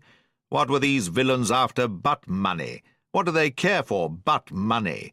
For what would they risk their rascal carcasses but money?" "That we shall soon know," replied the doctor. "But you are so confoundedly hot-headed and exclamatory that I cannot get a word in. What I want to know is this. Supposing that I have here in my pocket some clue to where Flint buried his treasure, will that treasure amount to much?" "Amount, sir?" cried the squire. "It will amount to this. If we have the clue you talk about, I fit out a ship in Bristol dock and take you and Hawkins here along, and I'll have that treasure if I search a year." "Very well," said the doctor. "Now then, if Jim is agreeable, we'll open the packet." And he laid it before him on the table. The bundle was sewn together, and the doctor had to get out his instrument case and cut the stitches with his medical scissors. It contained two things, a book and a sealed paper. "First of all, we'll try the book," observed the doctor. The squire and I were both peering over his shoulder as he opened it, for Dr. Livesey had kindly motioned me to come round from the side table where I had been eating to enjoy the sport of the search. On the first page there were only some scraps of writing, such as a man with a pen in his hand might make for idleness or practice. One was the same as the tattoo mark, Billy Bones his fancy. Then there was Mr. W. Bones, mate. No more rum. Off Palm Key, he got it. And some other snatches, mostly single words and unintelligible. I could not help wondering who it was that had got it, and what it was that he got. A knife in his back, as like as not. "Not much instruction there," said Dr. Livesey as he passed on. The next 10 or 12 pages were filled with a curious series of entries. There was a date at one end of the line, and at the other a sum of money, as in common account books, but instead of explanatory writing, only a varying number of crosses between the two. On the 12th of June, 1745, for instance, a sum of £70 had plainly become due to someone, and there was nothing but 6 crosses to explain the cause. In a few cases, to be sure, the name of a place would be added as off Caracas, or a mere entry of latitude and longitude as 62 degrees 17 minutes 20 seconds, 19 degrees 2 minutes 40 seconds. The record lasted over nearly 20 years, the amount of the separate entries growing larger as time went on, and at the end a grand total had been made out after 5 or 6 wrong additions, and these words appended: Bones, his pile. "I can't make head or tail of this," said Dr. Livesey. "The thing is as clear as noonday," cried the squire. "This is the Black-Hearted Hound's account book. These crosses stand for the names of ships or towns that they sank or plundered. The sums are the scoundrel's share. And where he feared an ambiguity, you see he added something clearer. Off Caracas, now. You see here was some unhappy vessel boarded off that coast. God help the poor souls that manned her, coral long ago." "Right," said the doctor. "See what it is to be a traveller." "Right. And the amounts increase, you see, as he rose in rank." There was little else in the volume but a few bearings of places noted in the blank leaves towards the end, and a table for reducing French, English, and Spanish moneys to a common value. "Thrifty man," cried the doctor. "He wasn't the one to be cheated." "And now," said the squire, "for the other." The paper had been sealed in several places with a thimble by way of seal, the very thimble, perhaps, that I had found in the captain's pocket. The doctor opened the seals with great care, and there fell out the map of an island, with latitude and longitude, soundings, names of hills and bays and inlets, and every particular that would be needed to bring a ship to a safe anchorage upon its shores. It was about 9 miles long and 5 across, shaped, you might say, like a fat dragon standing up, and had 2 fine landlocked harbours and a hill in the centre part marked the Spyglass. There were several additions of a later date, but above all 3 crosses of red ink, 2 on the north part of the island, 1 in the south-west, and beside this last, in the same red ink, and in a small neat hand, very different from the captain's tottery characters, these words: "Bulk of treasure here." Over on the back, the same hand had written this further information: "Tall tree, spyglass shoulder, bearing a point to the north of nor'-nor'-east. Skeleton Island, east-southeast, and by-east, 10 feet. The bar silver is in the north cache. You can find it by the trend of the east hummock, 10 fathoms south of the black crag with the face on it. The arms are easy found in the sandhill, north point of North Inlet Cape, bearing east, and a quarter north. J.F." That was all. But brief as it was, and to me incomprehensible, it filled the squire and Dr. Livesey with delight. "Livesey," said the squire, "you will give up this wretched practice at once. Tomorrow I start for Bristol. In 3 weeks' time, 3 weeks, 2 weeks, 10 days. We'll have the best ship, sir, and the choicest crew in England. Hawkins shall come as cabin boy. You'll make a famous cabin boy, Hawkins. You, Livesey, are ship's doctor. I am admiral. We'll take Redruth, Joyce, and Hunter. We'll have favourable winds, a quick passage, and not the least difficulty in finding the spot, and money to eat, to roll in, to play duck and drake with ever after." "Trelawney," said the doctor, "I'll go with you, and I'll go bail for it, so will Jim, and be a credit to the undertaking. There's only one man I'm afraid of." "And who's that?" cried the squire. "Name the dog, sir." "You," replied the doctor, "for you cannot hold your tongue. We're not the only men who know of this paper. These fellows who attacked the inn tonight, bold, desperate blades for sure, and the rest who stayed aboard that lugger, and more, I dare say, not far off, are, one and all, through thick and thin, bound that they'll get that money. We must none of us go alone till we get to sea. Jim and I shall stick together in the meanwhile. You'll take Joyce and Hunter when you ride to Bristol, and from first to last, not one of us must breathe a word of what we've found." "Livesey," returned the squire, "you are always in the right of it. I'll be as silent as the grave." Part 2. The Sea Cook. 7. I go to Bristol. It was longer than the squire imagined ere we were ready for the sea, and none of our first plans, not even Dr. Livesey's of keeping me beside him, could be carried out as we intended. The doctor had to go to London for a physician to take charge of his practice. The squire was hard at work at Bristol, and I lived on at the Hall under the charge of old Redruth, the gamekeeper, almost a prisoner, but full of sea dreams and the most charming anticipations of strange islands and adventures. I brooded by the hour together over the map, all the details of which I well remembered. Sitting by the fire in the housekeeper's room, I approached that island in my fancy from every possible direction. I explored every acre of its surface. I climbed 1,000 times to that tall hill they called the Spyglass, and from the top enjoyed the most wonderful and changing prospects. Sometimes the isle was thick with savages with whom we fought, sometimes full of dangerous animals that hunted us. But in all my fancies nothing occurred to me so strange and tragic as our actual adventures. So the weeks passed on till, one fine day, there came a letter addressed to Dr. Livesey with this addition: "To be opened, in the case of his absence, by Tom Redruth or young Hawkins."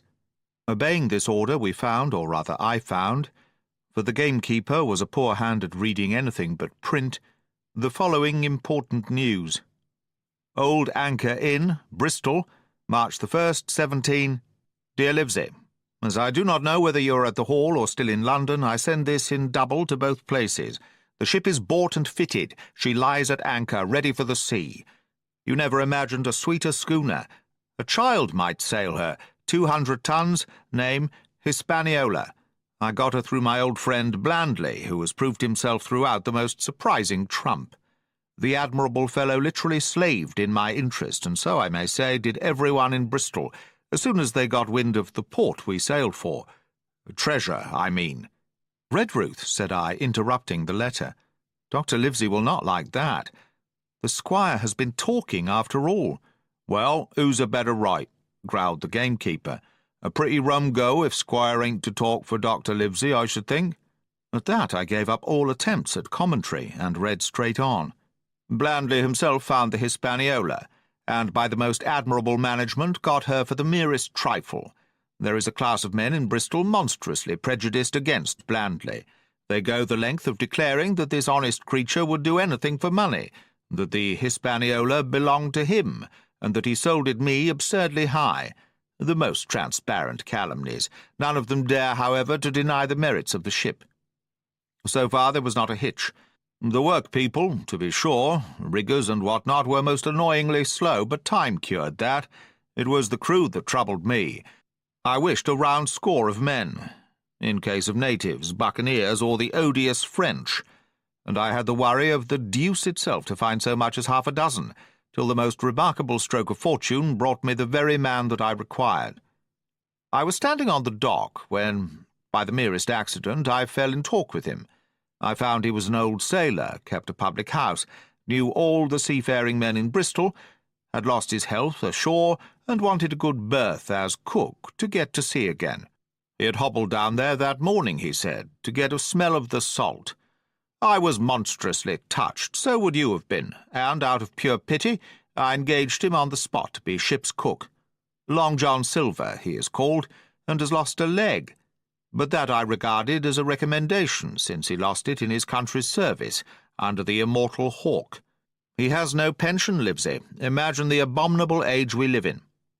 Well, sir, I thought I had only found a cook, but it was a crew I had discovered. Between Silver and myself we got together in a few days a company of the toughest old salts imaginable. Not pretty to look at, but fellows, by their faces, of the most indomitable spirit. I declare we could fight a frigate. Long John even got rid of 2 out of the 6 or 7 I had already engaged. He showed me in a moment that they were just the sort of freshwater swabs we had to fear in an adventure of importance. I'm in the most magnificent health and spirits, eating like a bull, sleeping like a tree, yet I shall not enjoy a moment till I hear my old tarpaulins tramping round the capstan. Seaward ho! Hang the treasure! It's the glory of the sea that has turned my head. So now, Livesey, come post. Do not lose an hour, if you respect me. Let young Hawkins go at once to see his mother, with Redruth for a guard, and then both come full speed to Bristol. John Trelawney. Postscript. I did not tell you that Blandley, who, by the way, is to send a consort after us if we don't turn up by the end of August, had found an admirable fellow for sailing-master, a stiff man, which I regret, but in all other respects a treasure.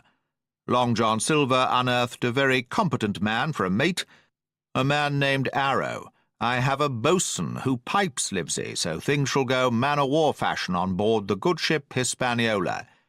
I forgot to tell you that Silver is a man of substance. I know of my own knowledge that he has a banker's account, which has never been overdrawn. He leaves his wife to manage the inn, and as she is a woman of colour, a pair of old bachelors like you and I may be excused for guessing that it is the wife, quite as much as the health, that sends him back to roving. J.T. P.P.S. Hawkins may stay one night with his mother. J.T. You can fancy the excitement into which that letter put me. I was half beside myself with glee, and if ever I despised a man, it was old Tom Redruth, who could do nothing but grumble and lament. Many of the under-gamekeepers would gladly have changed places with him, but such was not the squire's pleasure, and the squire's pleasure was like law among them all. Nobody but old Redruth would have dared so much as even to grumble. The next morning he and I set out on foot for the Admiral Benbow, and there I found my mother in good health and spirits. The captain, who had so long been a cause of so much discomfort, was gone, where the wicked cease from troubling. The squire had had everything repaired, and the public rooms and the sign repainted, and had added some furniture. Above all, a beautiful armchair for mother in the bar. He had found her a boy as an apprentice also, so that she should not want help while I was gone. It was on seeing that boy that I understood for the first time my situation. I had thought up to that moment of the adventures before me, not at all of the home that I was leaving. And now, at the sight of this clumsy stranger, who was to stay here in my place beside my mother, I had my first attack of tears. I'm afraid I led that boy a dog's life, for as he was new to the work, I had 100 opportunities of setting him right and putting him down, and I was not slow to profit by them. The night passed, and the next day, after dinner, Redruth and I were afoot again and on the road. I said good-bye to mother and the cove where I had lived since I was born, and the dear old Admiral Benbow, since he was repainted, no longer quite so dear. One of my last thoughts was of the captain who had so often strode along the beach with his cocked hat, his sabre-cut cheek, and his old brass telescope. Next morning we had turned the corner, and my home was out of sight. The mail picked us up about dusk at the Royal George on the Heath. I was wedged in between Redruth and a stout old gentleman, and in spite of the swift motion and the cold night air, I must have dozed a great deal from the very first, and then slept like a log uphill and down dale through stage after stage. for when I was awakened at last it was by a punch in the ribs, and I opened my eyes to find that we were standing still before a large building in a city street, and that the day had already broken a long time. "Where are we?" I asked. "Bristol," said Tom. "Get down." Mr. Trelawney had taken up his residence at an inn far down the docks to superintend the work upon the schooner. Thither we had now to walk, and our way, to my great delight, lay upon the quays and beside the great multitude of ships of all sizes and rigs and nations. In one, sailors were singing at their work. In another there were men aloft, high over my head, hanging to threads that seemed no thicker than a spider's. Though I had lived by the shore all my life, I seemed never to have been near the sea till then. The smell of tar and salt was something new. I saw the most wonderful figureheads that had all been far over the ocean. I saw besides many old sailors with rings in their ears and whiskers curled in ringlets and tarry pigtails and their swaggering clumsy sea-walk. And if I had seen as many kings or archbishops, I could not have been more delighted. And I was going to sea myself. To sea in a schooner, with a piping boatswain and pigtailed singing seamen, to sea, bound for an unknown island, and to seek for buried treasure. While I was still in this delightful dream, we came suddenly in front of a large inn, and met Squire Trelawney, all dressed out like a sea officer in stout blue cloth, coming out of the door with a smile on his face and a capital imitation of a sailor's walk. "Here you are," he cried, "and the doctor came last night from London. Bravo! The ship's company complete." "Oh, sir," cried I, "when do we sail?" "Sail," says he, "we sail tomorrow."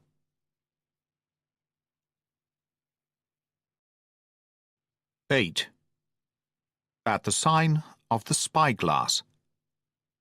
When I had done breakfasting, the squire gave me a note addressed to John Silver, at the sign of the spyglass, and told me I should easily find the place by following the line of the docks and keeping a bright lookout for a little tavern with a large brass telescope for sign.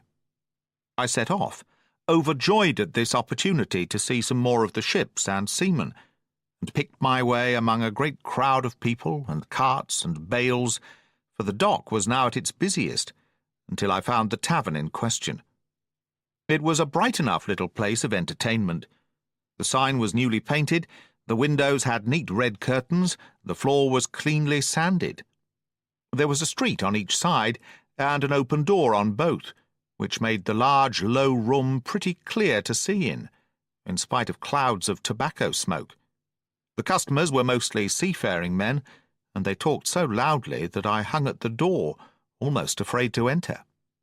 As I was waiting, a man came out of a side room, and at a glance I was sure he must be Long John.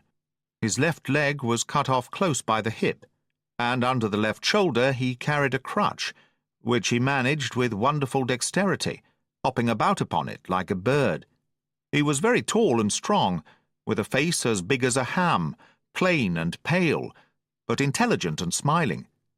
Indeed, he seemed in the most cheerful spirits, whistling as he moved about among the tables, with a merry word or slap on the shoulder for the more favoured of his guests.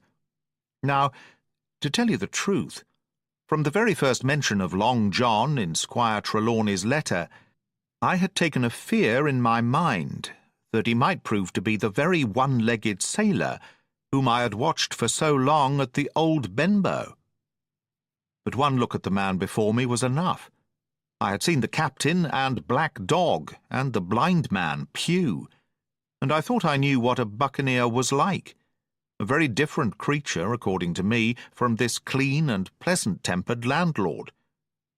I plucked up courage at once, crossed the threshold, and walked right up to the man where he stood, propped on his crutch, talking to a customer. "Mr. Silver, sir?" I asked, holding out the note. "Yes, my lad," said he. "Such is my name, to be sure, and who may you be?" And then, as he saw the squire's letter, he seemed to me to give something almost like a start. "Oh," said he, quite loud, and offering his hand, "I see. you are our new cabin boy. Pleased I am to see you." And he took my hand in his large, firm grasp. Just then one of the customers at the far side rose suddenly and made for the door. It was close by him, and he was out in the street in a moment. But his hurry had attracted my notice, and I recognized him at a glance. It was the tallow-faced man, wanting 2 fingers, who had come first to the Admiral Benbow. "Oh," I cried, "stop him! It's Black Dog." "I don't care 2 coppers who he is," cried Silver, "but he hasn't paid his score. Harry, run and catch him." One of the others, who was nearest the door, leapt up and started in pursuit. "If he were Admiral Hawke, he shall pay his score," cried Silver, and then, relinquishing my hand, "Who did you say he was?" he asked. "Black what?" "Dog, sir," said I. "Has Mr. Trelawney not told you of the buccaneers? He was one of them." "So?" cried Silver. "In my house? Ben, run and help Harry. One of those swabs, was he? Was that you drinking with him, Morgan? Step up here." The man whom he called Morgan, an old grey-haired, mahogany-faced sailor, came forward pretty sheepishly, rolling his quid. "Now, Morgan," said Long John very sternly, "you never clapped your eyes on that black dog before, did you now?" "Not I, sir," said Morgan with a salute. "You didn't know his name, did you?" "No, sir." "By the powers, Tom Morgan, it's as good for you," exclaimed the landlord. "If you have been mixed up with the like of that, you would never have put another foot in my house. You may lay to that. And what was he saying to you?" "I don't rightly know, sir," answered Morgan. "Do you call that a head on your shoulders or a blessed dead eye?" cried Long John. "Don't rightly know, don't you? Perhaps you don't happen to rightly know who you was speaking to, perhaps. Come now, what was he jawing? Voyages, captains, ships? Pipe up, what was it?" "We was a-talking of keel-hauling," answered Morgan. "Keel-hauling, was you? And a mighty suitable thing, too. And you may lay to that. Get back to your place for a lubber, Tom." And then, as Morgan rolled back to his seat, Silver added to me in a confidential whisper that was very flattering, as I thought, "He's quite an honest man, Tom Morgan, only stupid. And now," he ran on again aloud, "let's see, Black Dog? No, I don't know the name, not I. Yet I kind of think Yes, I've seen the swab. He used to come here with a blind beggar, he used." "That he did, you may be sure," said I. "I knew that blind man, too. His name was Pugh." "It was," cried Silver, now quite excited. "Pugh, that were his name for certain. He looked a shark, he did. If we run down this Black Dog now, there'll be news for Captain Trelawney. Ben's a good runner. Few seamen run better than Ben. He should run him down, hand over hand, by the powers. He talked of keel-hauling, did he? I'll keel-haul him." All the time he was jerking out these phrases, he was stumping up and down the tavern on his crutch, slapping tables with his hand, and giving such a show of excitement as would have convinced an Old Bailey judge or a Bow Street runner. My suspicions had been thoroughly reawakened on finding Black Dog at the spyglass, and I watched the cook narrowly. But he was too deep and too ready and too clever for me, and by the time the 2 men had come back out of breath and confessed that they had lost the track in a crowd and been scolded like thieves, I would have gone bail for the innocence of Long John Silver. "See here now, Hawkins," said he. "Here's a blessed hard thing on a man like me now, ain't it? There's Captain Trelawney. What's he to think? Here I have this confounded son of a Dutchman sitting in my own house drinking of my own rum. Here you comes and tells me of it plain, and here I let him give us all the slip before my blessed deadlights. Now, Hawkins, you do me justice with the captain. You're a lad, you are, but you're as smart as paint. I see that when you first come in. Now here it is. What could I do with this old timber I hobble on? When I was an A.B. master mariner, I'd have come up alongside of him, hand over hand, and broached him to in a brace of old shakes, I would. But now—" And then all of a sudden he stopped, and his jaw dropped, as though he had remembered something. "The score!" he burst out. 3 goes of rum. Why, shiver my timbers if I hadn't forgotten my score." and falling on a bench, he laughed until the tears ran down his cheeks. I could not help joining, and we laughed together peal after peal, until the tavern rang again. "Why, what a precious old sea-calf I am," he said at last, wiping his cheeks. "You and me should get on well, Hawkins, for I'll take my Davy I should be rated ship's boy. But come now, stand by to go about. This won't do. Duty is duty, messmates.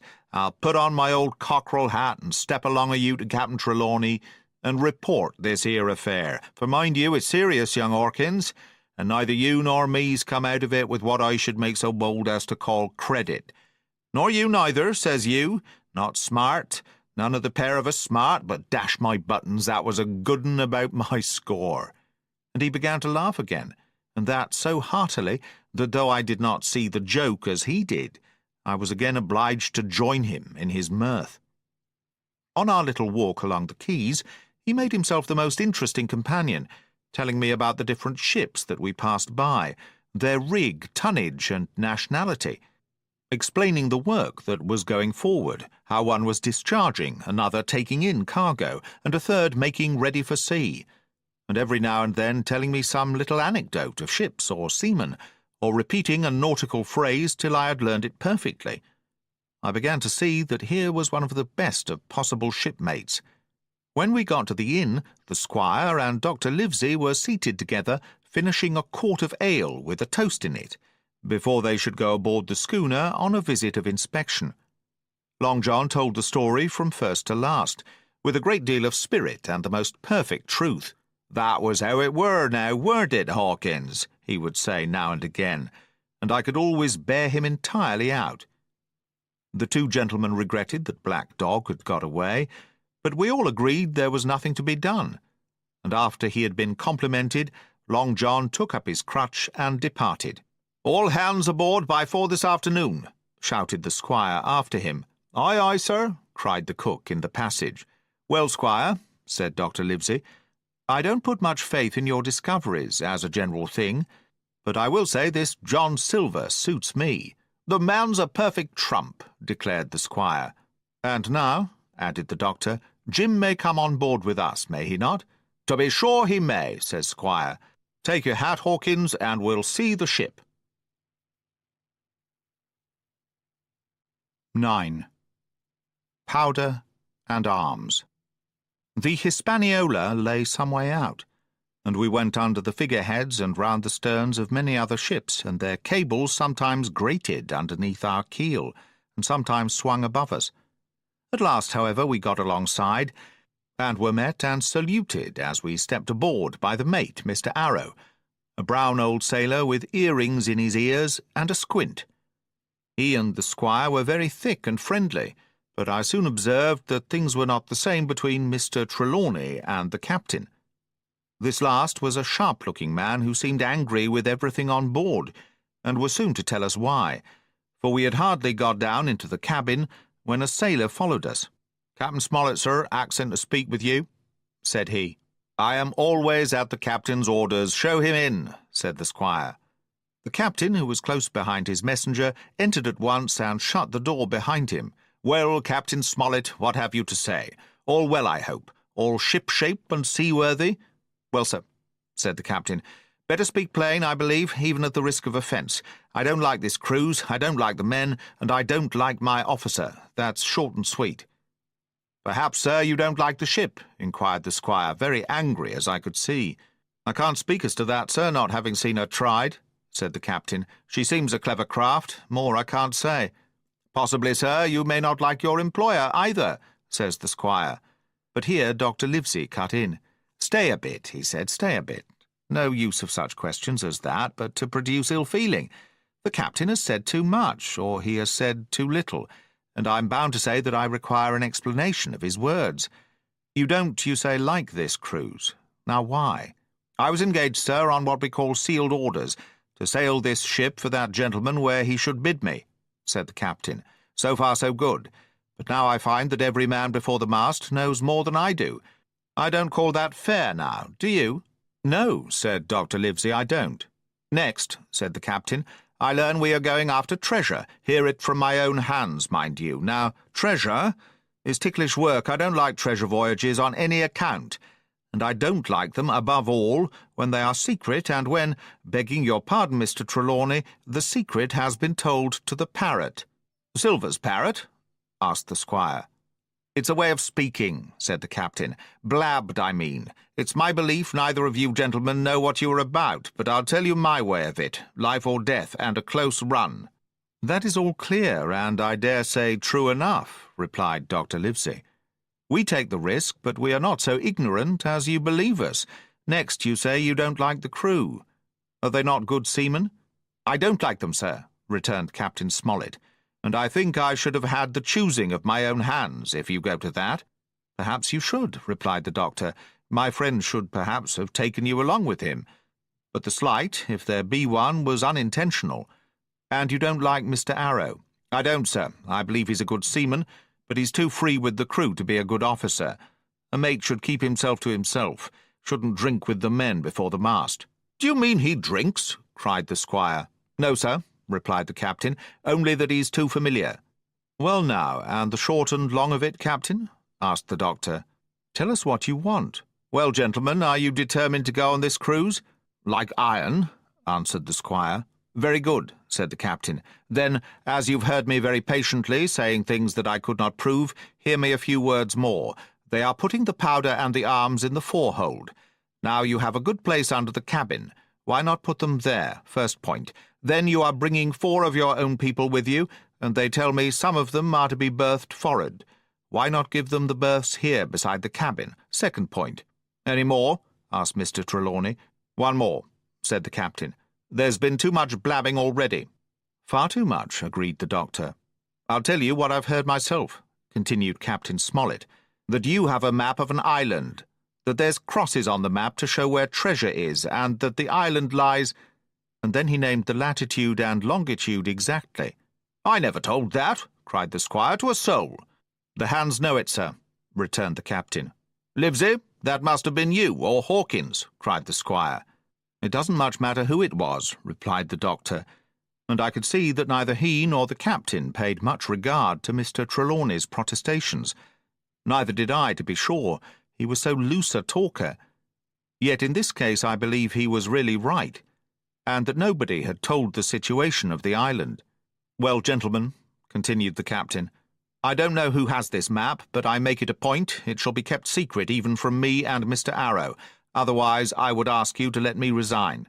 "I see," said the doctor. "You wish us to keep this matter dark, and to make a garrison of the stern part of the ship, manned with my friend's own people, and provided with all the arms and powder on board. In other words, you fear a mutiny." "Sir," said Captain Smollett, "with no intention to take offence, I deny your right to put words into my mouth. No captain, sir, would be justified in going to sea at all if he had ground enough to say that.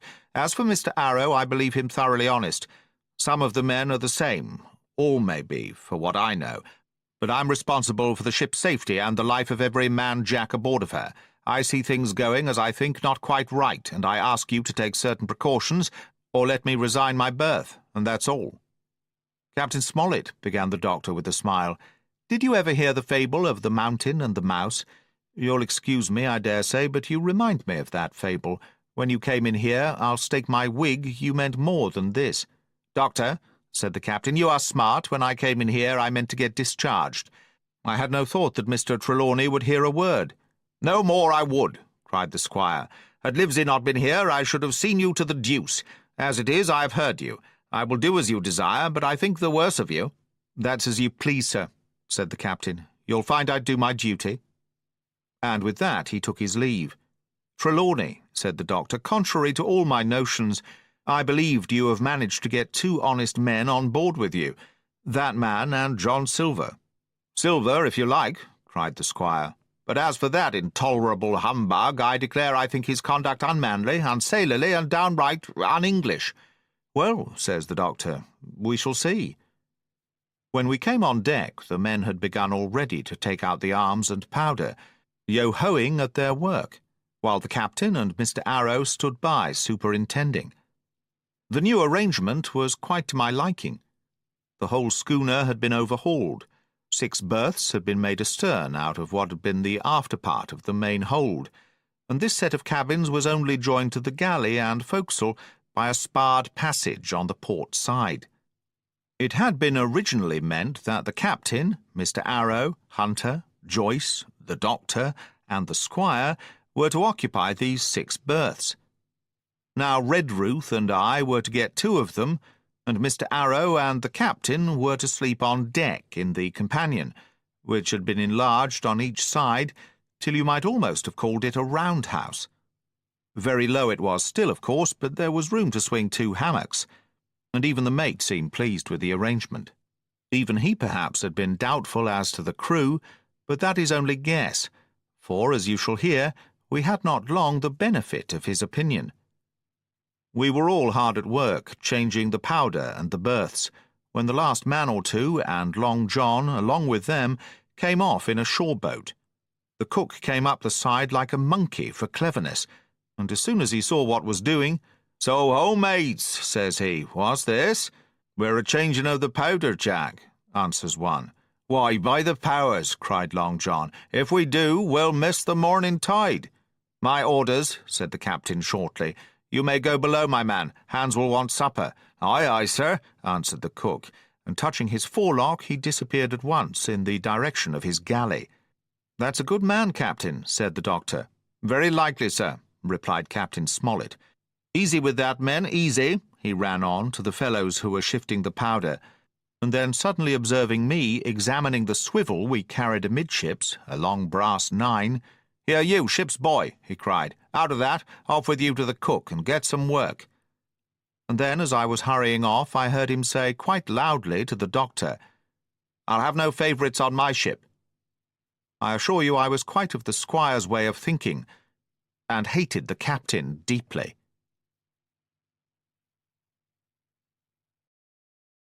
10.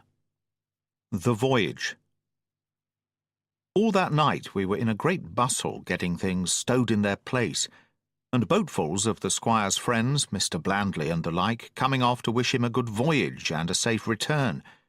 We never had a night at the Admiral Benbow when I had half the work, and I was dog-tired when, a little before dawn, the boatswain sounded his pipe, and the crew began to man the capstan bars. I might have been twice as weary, yet I would not have left the deck, all was so new and interesting to me.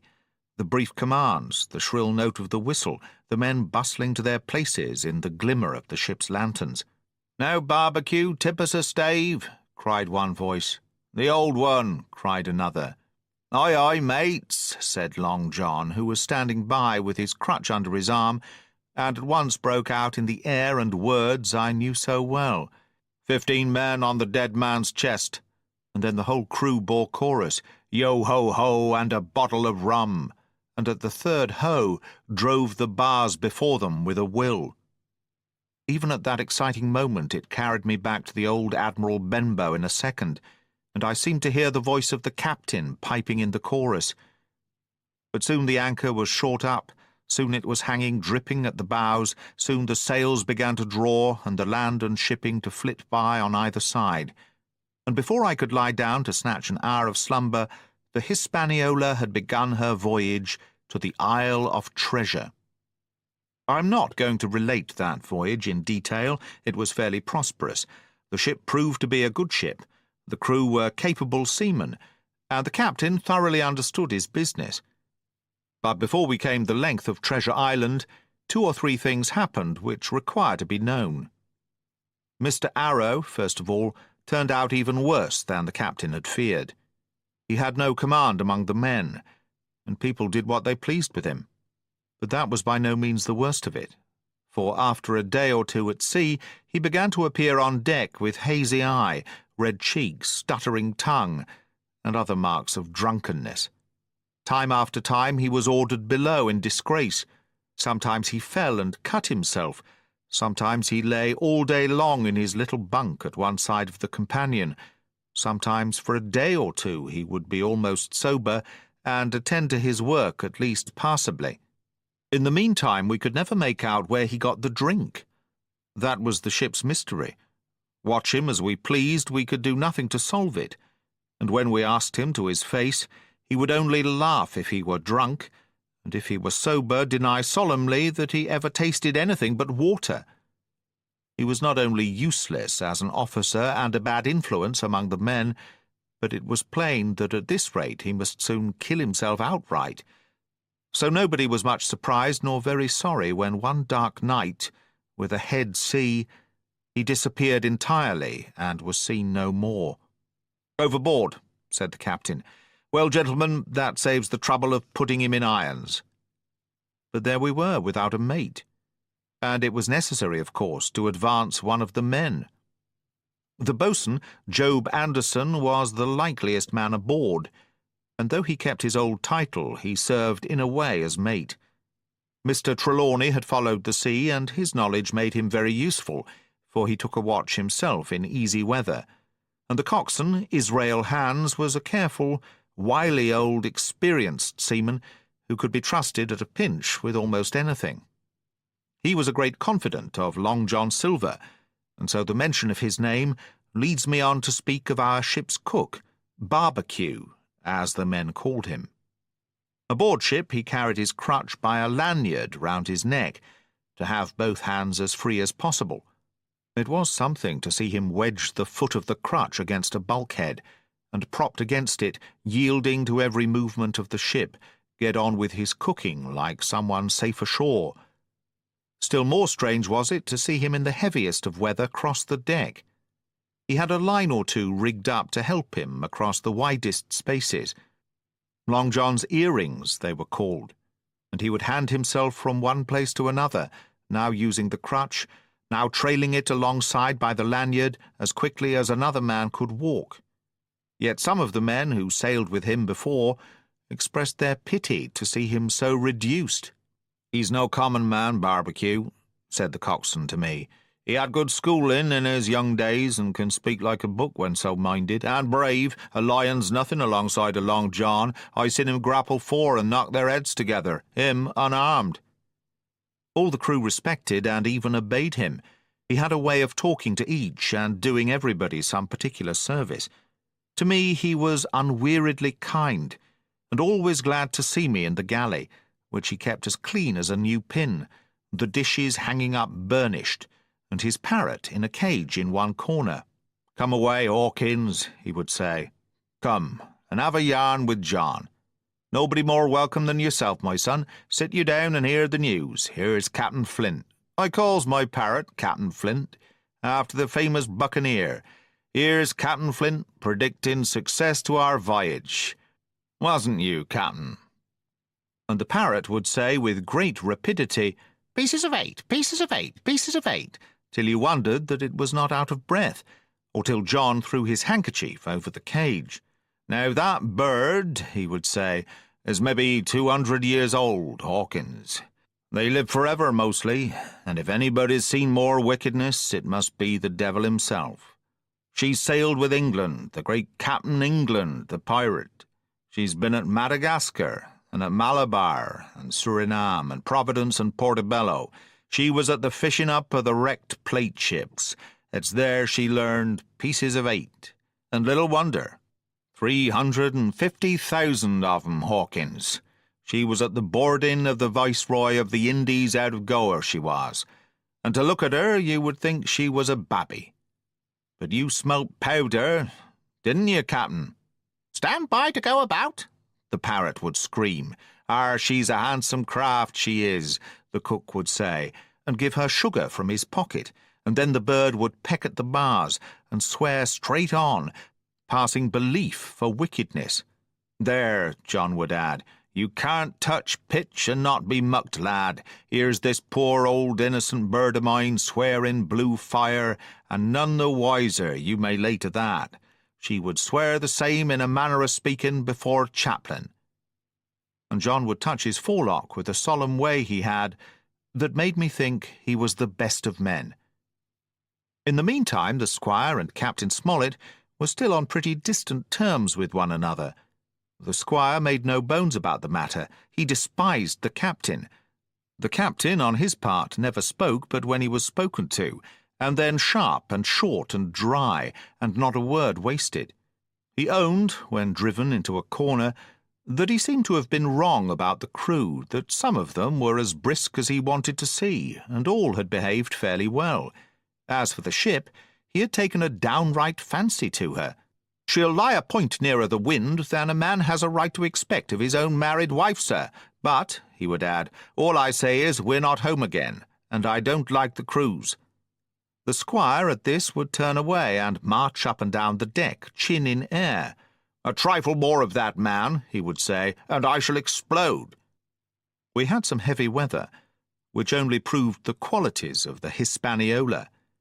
Every man on board seemed well content, and they must have been hard to please if they had been otherwise, for it is my belief there was never a ship's company so spoiled since Noah put to sea.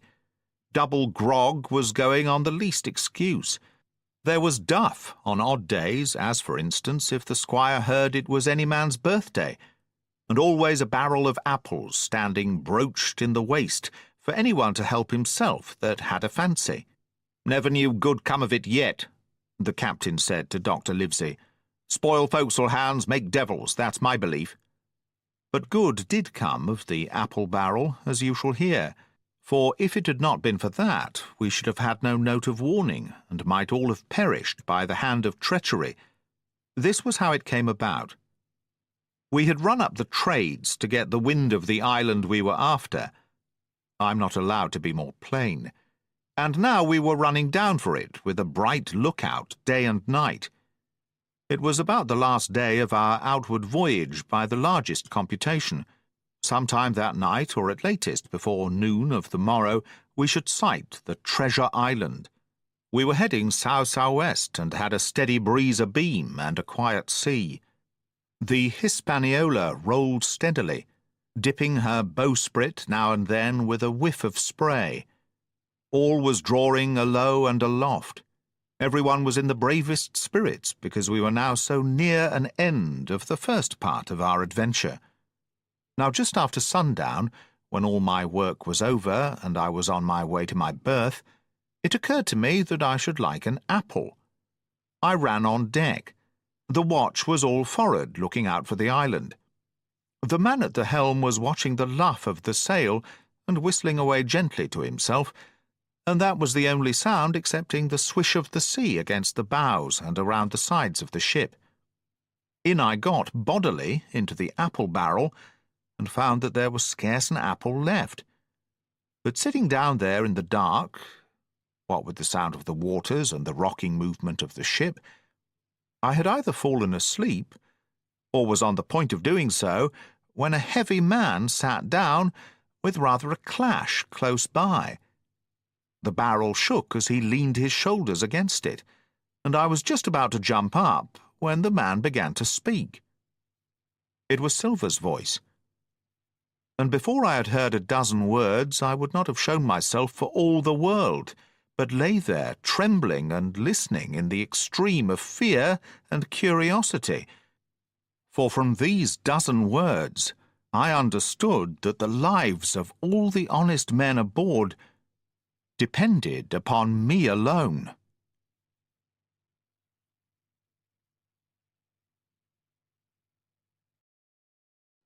(11) What I heard in the apple barrel.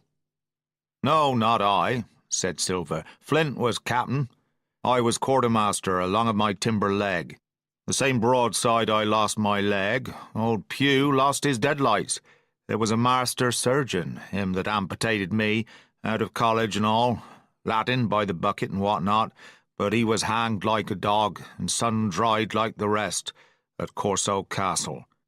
That was Robert's men, that was, and comed of changing names to their ships, Royal Fortune and so on. Now what a ship was christened, so let her stay, I says. So it was with the Cassandra, as brought us all safe home from Malabar, after England took the victory of the Indies. So it was with the old Walrus, Flint's old ship, as I've seen amuck with the red blood, and fit to sink with gold." "Ah!" cried another voice, that of the youngest hand on board, and evidently full of admiration. "He was the flower of the flock, was Flint." "Davis was a man too, by all accounts," said Silver. "I never sailed along of him, first with England, then with Flint, that's my story, and now here on my own account, in a manner of speaking. I laid my 900 safe from England and 2,000 after Flint. That ain't bad for a man before the mast, all safe in bank. 'Tain't earning now, it's saving does it, you may lay to that. Where's all England's men now? I dunno. Where's Flint's? Why, most on 'em aboard here, and glad to get the duff. Been begging before that, some on 'em. Old Pugh, as had lost his sight and might have thought shame, spends £1,200 in a year, like a lord in Parliament. Where is he now? Well, he's dead now and under hatches, but for 2 year before that, shiver my timbers, the man was starving. He begged and he stole, and he cut throats and starved at that, by the powers. Well, it ain't much use after all, said the young seaman.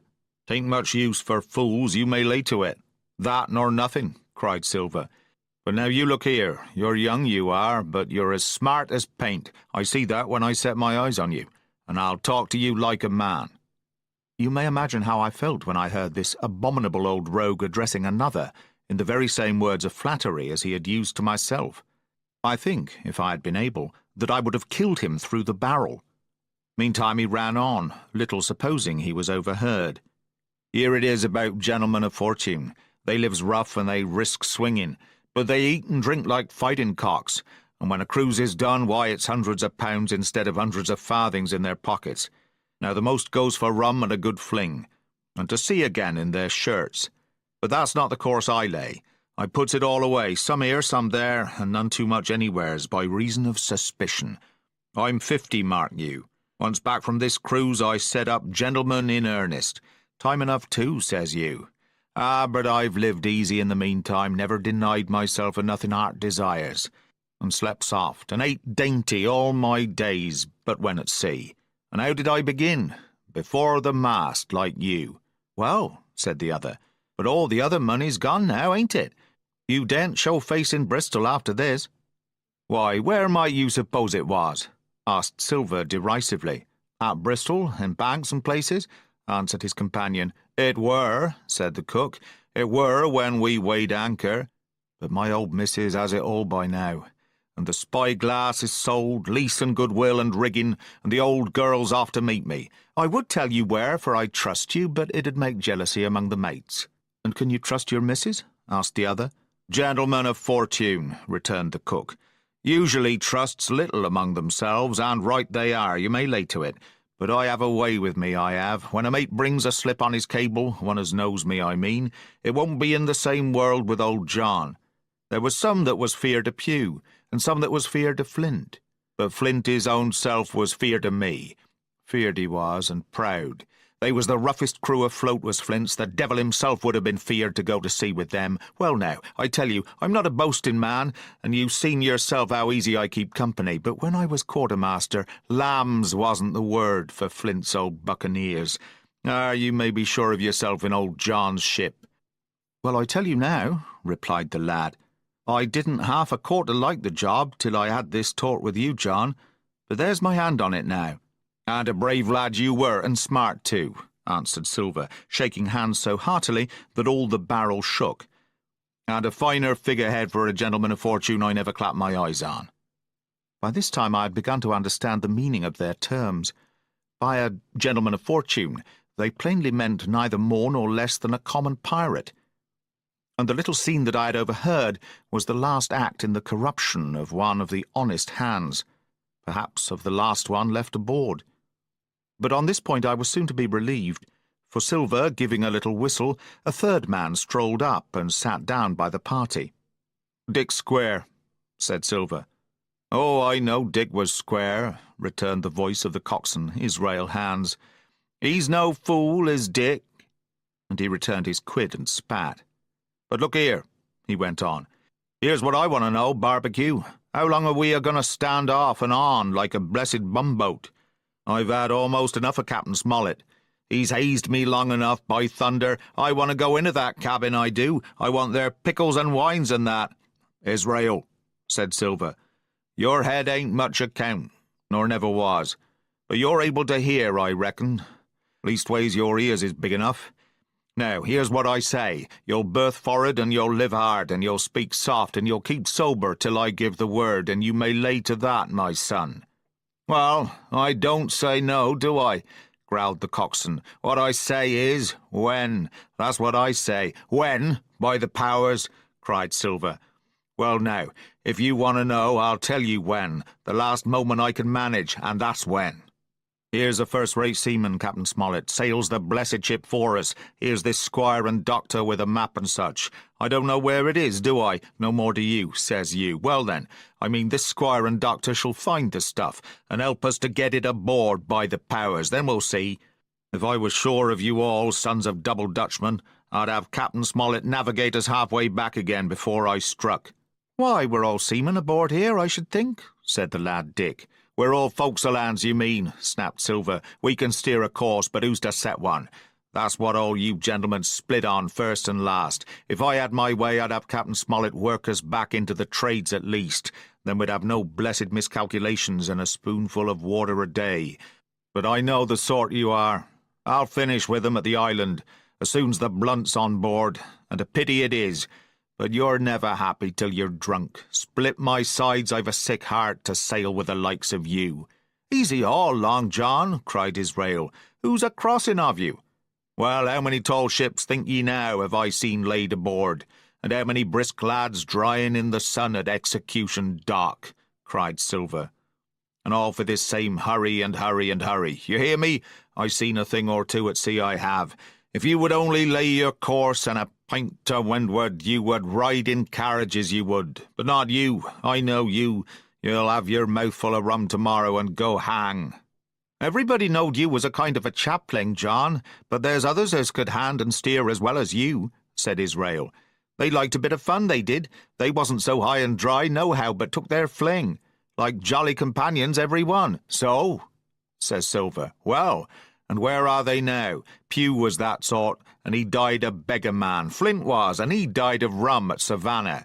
Ah, they was a sweet crew, they was. Only, where are they?" "But," asked Dick, "when we do lay 'em athwart, what are we to do with them, anyhow?" "There's the man for me," cried the cook admiringly. "That's what I call business. Well, what would you think? Put 'em ashore like maroons?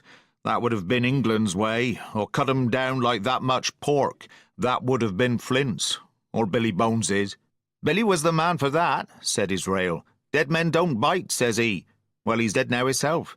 He knows the long and short on it now, and if ever a rough hand come to port, it was Billy." "Right you are," said Silver, "rough and ready, but mark you here. I'm an easy man. I'm quite the gentleman, says you, but this time is serious. Duty is duty, mates. I give my vote. Death. When I'm in Parliament and riding in my coach, I don't want none of these sea lawyers in the cabin coming home unlooked for like the devil at prayers. Wait is what I say, but when the time comes, why, let her rip." "John," cries the coxswain, "you're a man." "You'll say so, Israel, when you see," said Silver. "Only one thing I claim. I claim Trelawney. I'll wring his calf's head off his body with these hands. Dick," he added, breaking off, "you must jump up like a sweet lad and get me an apple, to wet my pipe like." You may fancy the terror I was in. I should have leapt out and run for it if I had found the strength. But my limbs and my heart alike misgave me. I heard Dick begin to rise, and then someone seemingly stopped him, and the voice of Hans exclaimed, "Oh, stow that! Don't you get sucking of that bilge, John. Let's have a go of the rum." "Dick," said Silver, "I trust you. I've a gauge on the keg, mind. There's the key. You fill a pannikin and bring it up." Terrified as I was, I could not help thinking to myself that this must have been how Mr. Arrow got the strong waters that destroyed him. Dick was gone but a little while, and during his absence Israel spoke straight on in the cook's ear. It was but a word or two that I could catch, and yet I gathered some important news. For besides other scraps that tended to the same purpose, this whole clause was audible. Not another man of 'em will jine. Hence there were still faithful men on board. When Dick returned, one after another of the trio took the pannikin and drank. One, to luck, another with a "Here's to old Flint," and Silver himself saying in a kind of song, "Here's to ourselves, and hold your luff, plenty of prizes and plenty of duff." Just then a sort of brightness fell upon me in the barrel, and looking up I found the moon had risen and was silvering the mizzen-top, and shining white on the luff of the foresail. And almost at the same time, the voice of the lookout shouted, "Land ho!"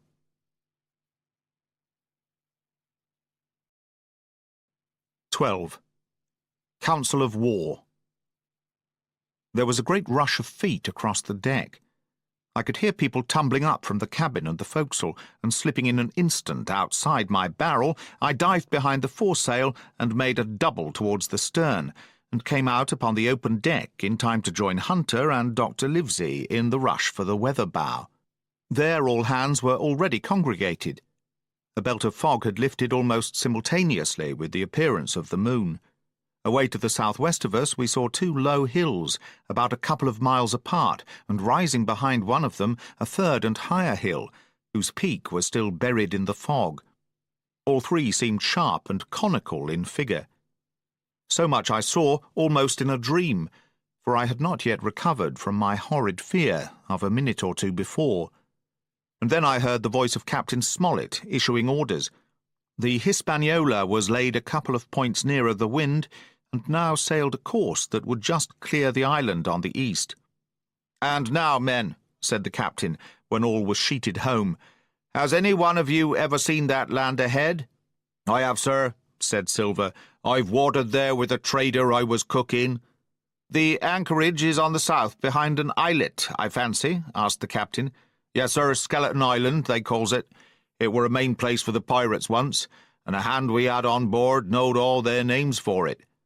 That hill to the nor'ard they calls the foremast hill. There are 3 hills in a row running south'ard, fore, main, and mizzen, sir. But the main, that's the big un with the cloud on it, they usually calls the spyglass, by reason of a lookout they kept when they was in the anchorage cleaning, for it's there they cleaned their ships, sir, asking your pardon. "I have a chart here," says Captain Smollett. "See if that's the place." Long John's eyes burned in his head as he took the chart, but by the fresh look of the paper, I knew he was doomed to disappointment. This was not the map we found in Billy Bones's chest, but an accurate copy, complete in all things, names and heights and soundings, with the single exception of the red crosses and the written notes. Sharp as must have been his annoyance, Silver had the strength of mind to hide it. "Yes, sir," said he. "This is the spot, to be sure, and very prettily drawed out. Who might have done that, I wonder? The pirates were too ignorant, I reckon. Aye, here it is, Captain Kidd's Anchorage. Just the name my shipmate called it. There's a strong current runs along the south, and then away nor'ard up the west coast. Right you are, sir," says he, "to haul your wind and keep the weather of the island. Leastways, if such was your intention as to enter and careen, and there ain't no better place for that in these waters." "Thank you, my man," says Captain Smollett. "I'll ask you later on to give us a help. You may go." I was surprised at the coolness with which John avowed his knowledge of the island, and I own I was half frightened when I saw him drawing nearer to myself. He did not know, to be sure, that I had overheard his counsel from the apple barrel, and yet I had by this time taken such a horror of his cruelty, duplicity, and power that I could scarce conceal a shudder when he laid his hand upon my arm. "Arr," says he, "this here is a sweet spot, this island, a sweet spot for a lad to get ashore on. You'll bathe, and you'll climb trees, and you'll hunt goats, you will. And you'll get aloft on them hills like a goat yourself. Why, it makes me young again. I was going to forget my timber leg, I was. It's a pleasant thing to be young and have 10 toes, and you may lay to that. When you want to go a bit of exploring, you just ask old John, and he'll put up a snack for you to take along." And clapping me in the friendliest way upon the shoulder, he hobbled off forward and went below. Captain Smollett, the squire, and Dr. Livesey were talking together on the quarter-deck, and anxious as I was to tell them my story, I durst not interrupt them openly. While I was still casting about in my thoughts to find some probable excuse, Dr. Livesey called me to his side. He had left his pipe below, and, being a slave to tobacco, had meant that I should fetch it. But as soon as I was near enough to speak, and not to be overheard, I broke immediately. "Doctor, let me speak. Get the captain and squire down to the cabin, and then make some pretence to send for me. I have terrible news." The doctor changed countenance a little, but next moment he was master of himself. "Thank you, Jim," said he quite loudly. That was all I wanted to know, as if he had asked me a question. And with that he turned on his heel and rejoined the other two. They spoke together for a little, and though none of them started or raised his voice, or so much as whistled, it was plain enough that Dr. Livesey had communicated my request. For the next thing that I heard was the captain giving an order to Job Anderson, and all hands were piped on deck. "My lads," said Captain Smollett, "I've a word to say to you. This land that we have sighted is the place we have been sailing for. Mr. Trelawney, being a very open-handed gentleman, as we all know, has just asked me a word or two. And as I was able to tell him that every man on board had done his duty, alow and aloft, as I never asked to see it done better, why, he and I and the doctor are going below to the cabin to drink your health and luck, and you'll have grog served out for you to drink our health and luck. I'll tell you what I think of this. I think it's handsome, and if you think as I do, you'll give a good sea cheer for the gentleman that does it." The cheer followed. That was a matter of course. But it rang out so full and hearty that I confess I could hardly believe these same men were plotting for our blood. "One more cheer for Captain Smollett," cried Long John when the first had subsided, and this also was given with a will. On the top of that the three gentlemen went below, and not long after word was sent forward that Jim Hawkins was wanted in the cabin. I found them all three seated round the table, a bottle of Spanish wine and some raisins before them, and the doctor smoking away with his wig on his lap, and that I knew was a sign that he was agitated. The stern window was open, for it was a warm night, and you could see the moon shining behind on the ship's wake. "Now, Hawkins," said the squire, "you have something to say. Speak up." I did as I was bid, and as short as I could make it, told the whole details of Silver's conversation. Nobody interrupted me till I was done, nor did any one of the three of them make so much as a movement, but they kept their eyes upon my face from first to last. "Jim," said Dr. Livesey, "take a seat." And they made me sit down at the table beside them, poured me out a glass of wine, filled my hands with raisins, and all three, one after the other, and each with a bow, drank my good health, and their service to me, for my luck and courage. "Now, Captain," said the squire, "you were right, and I was wrong. I own myself an ass, and I await your orders." "No more an ass than I, sir," returned the captain. "I never heard of a crew that meant to mutiny but what showed signs before, for any man that had an eye in his head to see the mischief and take steps according. But this crew," he added, "beats me. Captain," said the doctor, "with your permission, that's Silver, a very remarkable man." "He'd look remarkably well from a yardarm, sir," returned the captain, "but this is talk. This don't lead to anything. I see 3 or 4 points, and with Mr. Trelawney's permission I'll name them." "You, sir, are the captain. It is for you to speak," says Mr. Trelawney grandly. "First point," began Mr. Smollett. "We must go on, because we can't turn back. If I gave the word to go about, they would rise at once. Second point, we have time before us, at least until this treasure's found. Third point, there are faithful hands. Now, sir, it's got to come to blows sooner or later, and what I propose is to take time by the forelock, as the saying is, and come to blows some fine day when they least expect it. We can count, I take it, on your own home servants, Mr. Trelawney." "As upon myself," declared the squire. 3, reckoned the captain. "Ourselves make 7, counting Hawkins here. Now, about the honest hands." "Most likely Trelawney's own men," said the doctor, "those he had picked up for himself before he lit on Silver." "Nay," replied the squire, "Hans was one of mine." "I did think I could have trusted Hans," added the captain. "And to think that they're all Englishmen," broke out the squire. "Sir, I could find it in my heart to blow the ship up." "Well, gentlemen," said the captain, "the best that I can say is not much. We must lay to, if you please, and keep a bright lookout. It's trying on a man, I know. It would be pleasanter to come to blows, but there's no help for it till we know our men. Lay to and whistle for a wind, that's my view." "Jim here," said the doctor, "can help us more than anyone. The men are not shy with him, and Jim is a noticing lad." "Hawkins, I put prodigious faith in you," added the squire. I began to feel pretty desperate at this, for I felt altogether helpless, and yet, by an odd train of circumstances, it was indeed through me that safety came. In the meantime, talk as we pleased, There were only 7 out of the 26 on whom we knew we could rely, and out of these 7 one was a boy, so that the grown men on our side were 6 to their 19. Part 3. My Shore Adventure. 13. How my shore adventure began. The appearance of the island when I came on deck next morning was altogether changed. Although the breeze had now utterly ceased, we had made a great deal of way during the night, and were now lying becalmed about half a mile to the southeast of the low eastern coast. Grey-coloured woods covered a large part of the surface. This even tint was indeed broken up by streaks of yellow sandbrake in the lower lands, and by many tall trees of the pine family outtopping the others, some singly, some in clumps, but the general colouring was uniform and sad. The hills ran up clear above the vegetation in spires of naked rock. All were strangely shaped, and the spyglass, which was by 300 or 400 feet the tallest on the island, was likewise the strangest in configuration, running up sheer from almost every side and then suddenly cut off at the top, like a pedestal to put a statue on. The Hispaniola was rolling scuppers under in the ocean swell.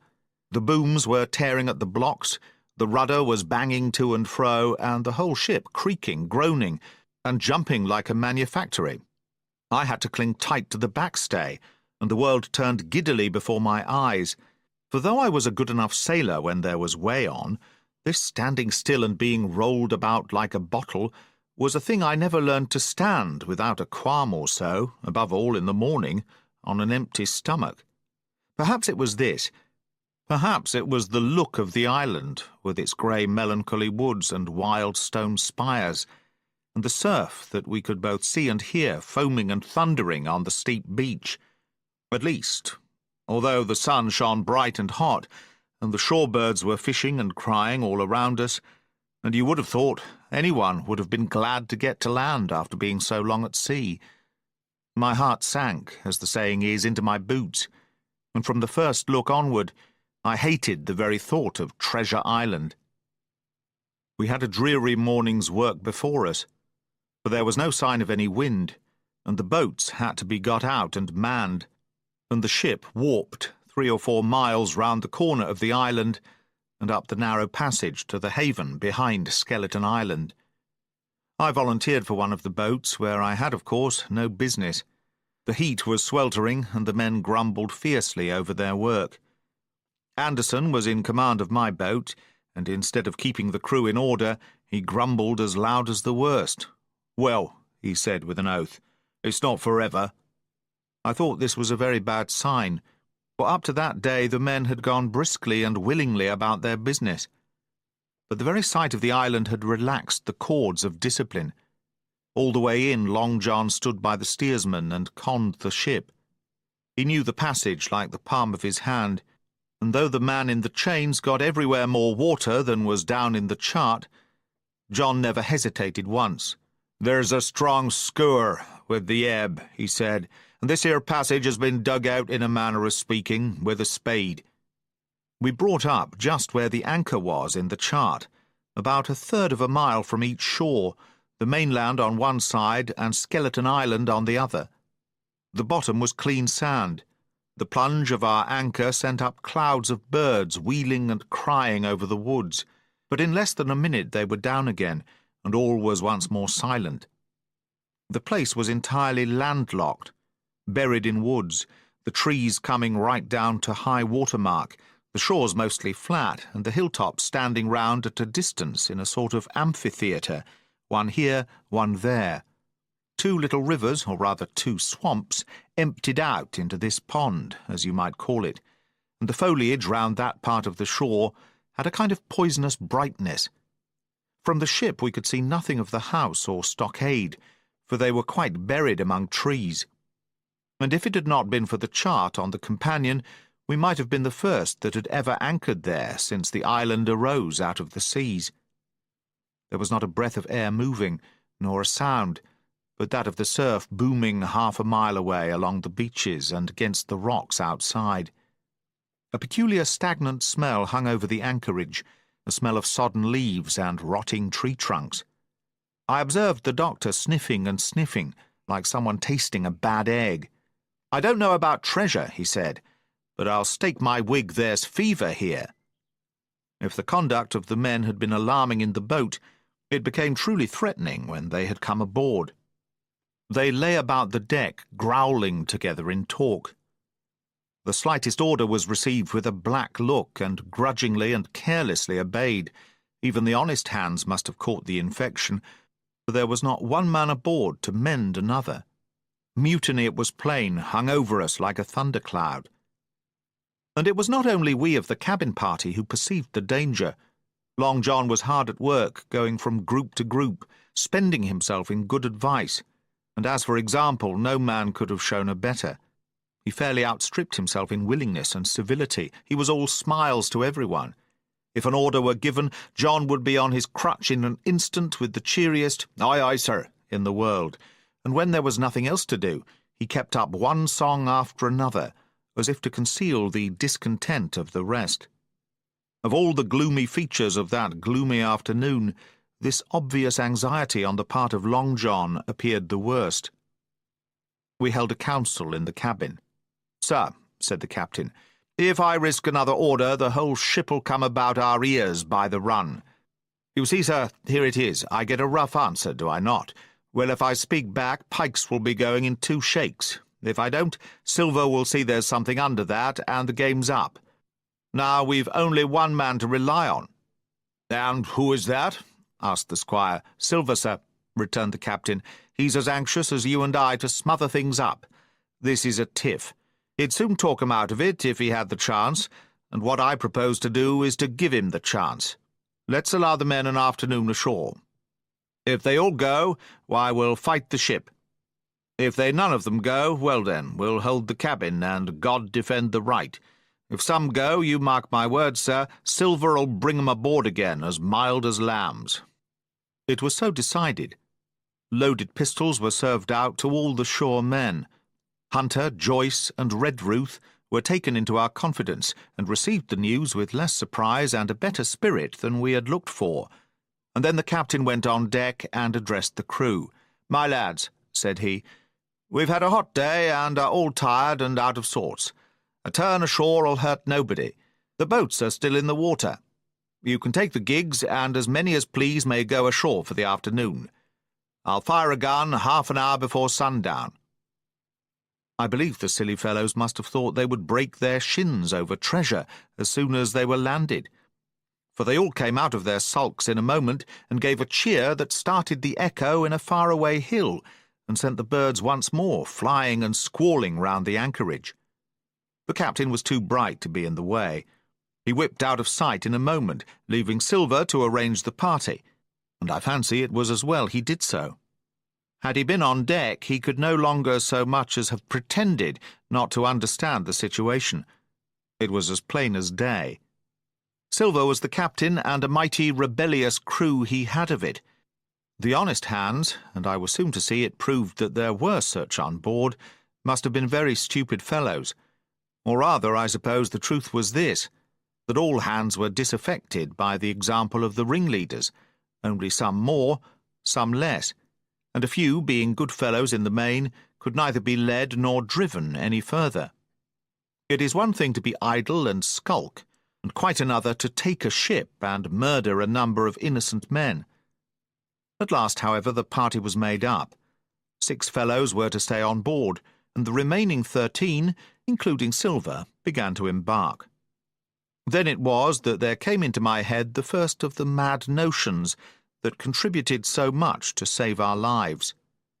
If 6 men were left by Silver, it was plain our party could not take and fight the ship, and since only 6 were left, it was equally plain that the cabin party had no present need of my assistance. It occurred to me at once to go ashore. In a jiffy I had slipped over the side and curled up in the foresheets of the nearest boat, and almost at the same moment she shoved off. No one took notice of me, only the bow oar saying, "Is that you, Jim? Keep your head down." But Silver, from the other boat, looked sharply over and called out to know if that were me. and from that moment I began to regret what I had done. The crews raced for the beach, but the boat I was in, having some start and being at once the lighter and the better manned, shot far ahead of her consort, and a bow had struck among the shoreside trees, and I had caught a branch and swung myself out and plunged myself into the nearest thicket, while Silver and the rest were still 100 yards behind. "Jim! Jim!" I heard him shouting, but you may suppose I paid no heed. Jumping, ducking, and breaking through, I ran straight before my nose, till I could run no longer. 14. The First Blow.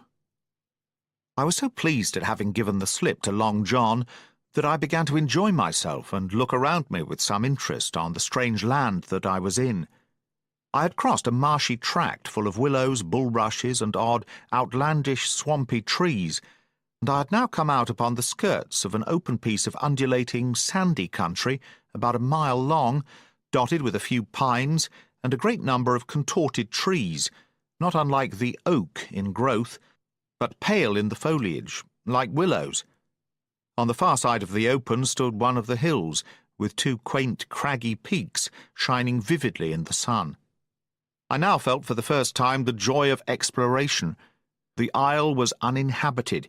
My shipmates I had left behind, and nothing lived in front of me but dumb brutes and fowls. I turned hither and thither among the trees. Here and there were flowering plants, unknown to me.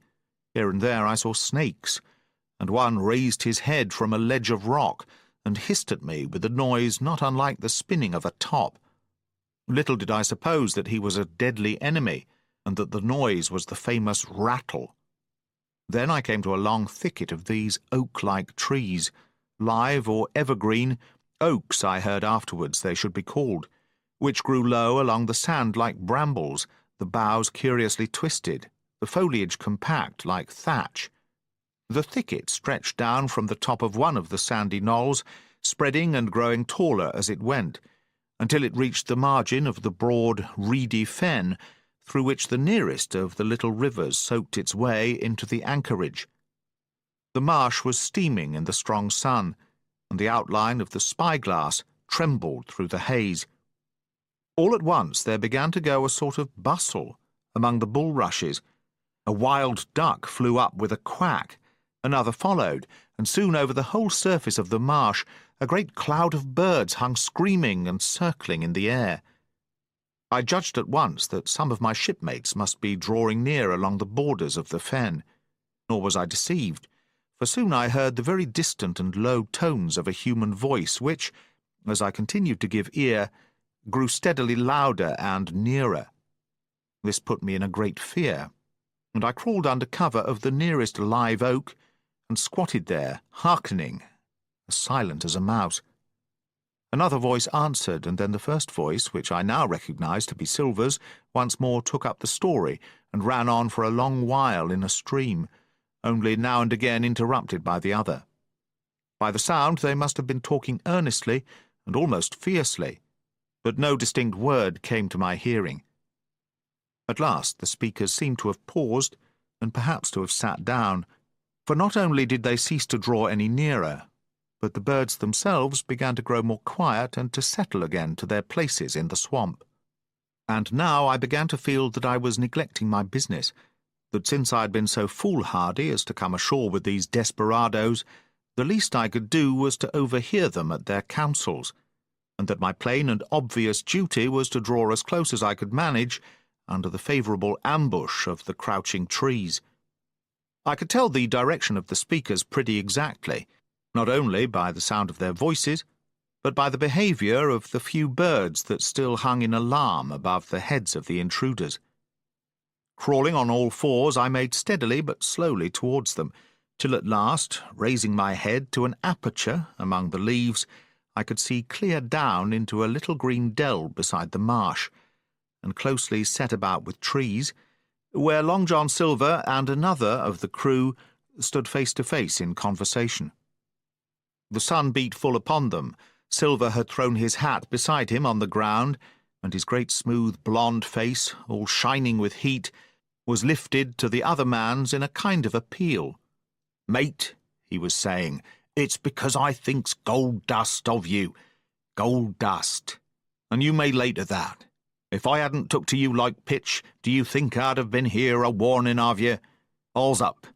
You can't make nor mend. It's to save your neck that I'm a-speaking, and if one of the wild uns knew it, where'd I be, Tom? Now tell me, where'd I be?" "Silver," said the other man, and I observed he was not only red in the face, but spoke as hoarse as a crow, and his voice shook too, like a taut rope. "Silver," says he, "you're old, and you're honest, or has the name for it, and you've money too, which lots of poor sailors hasn't, and you're brave, or I'm mistook, and will you tell me you'll let yourself be led away with that kind of a mess of swabs? Not you. As sure as God sees me, I'd sooner lose my hand if I turn agin my duty." And then all of a sudden he was interrupted by a noise. I had found one of the honest hands. Well, here at that same moment came news of another.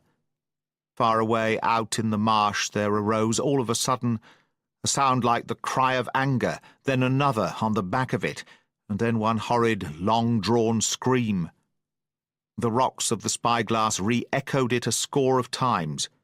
The whole troop of marsh birds rose again, darkening heaven with a simultaneous whir, and long after that death yell was still ringing in my brain, silence had re-established its empire, and only the rustle of the redescending birds and the boom of the distant surges disturbed the languor of the afternoon.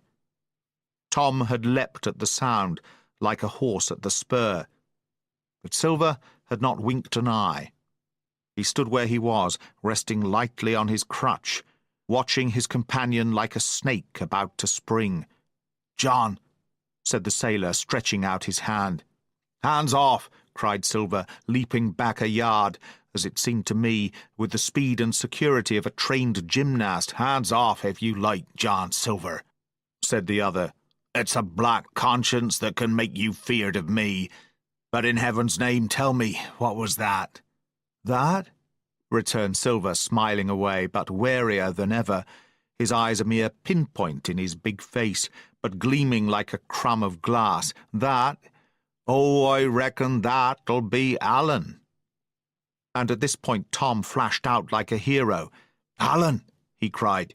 "Then rest his soul for a true seaman, and as for you, John Silver, long you've been a mate of mine, but you're mate of mine no more.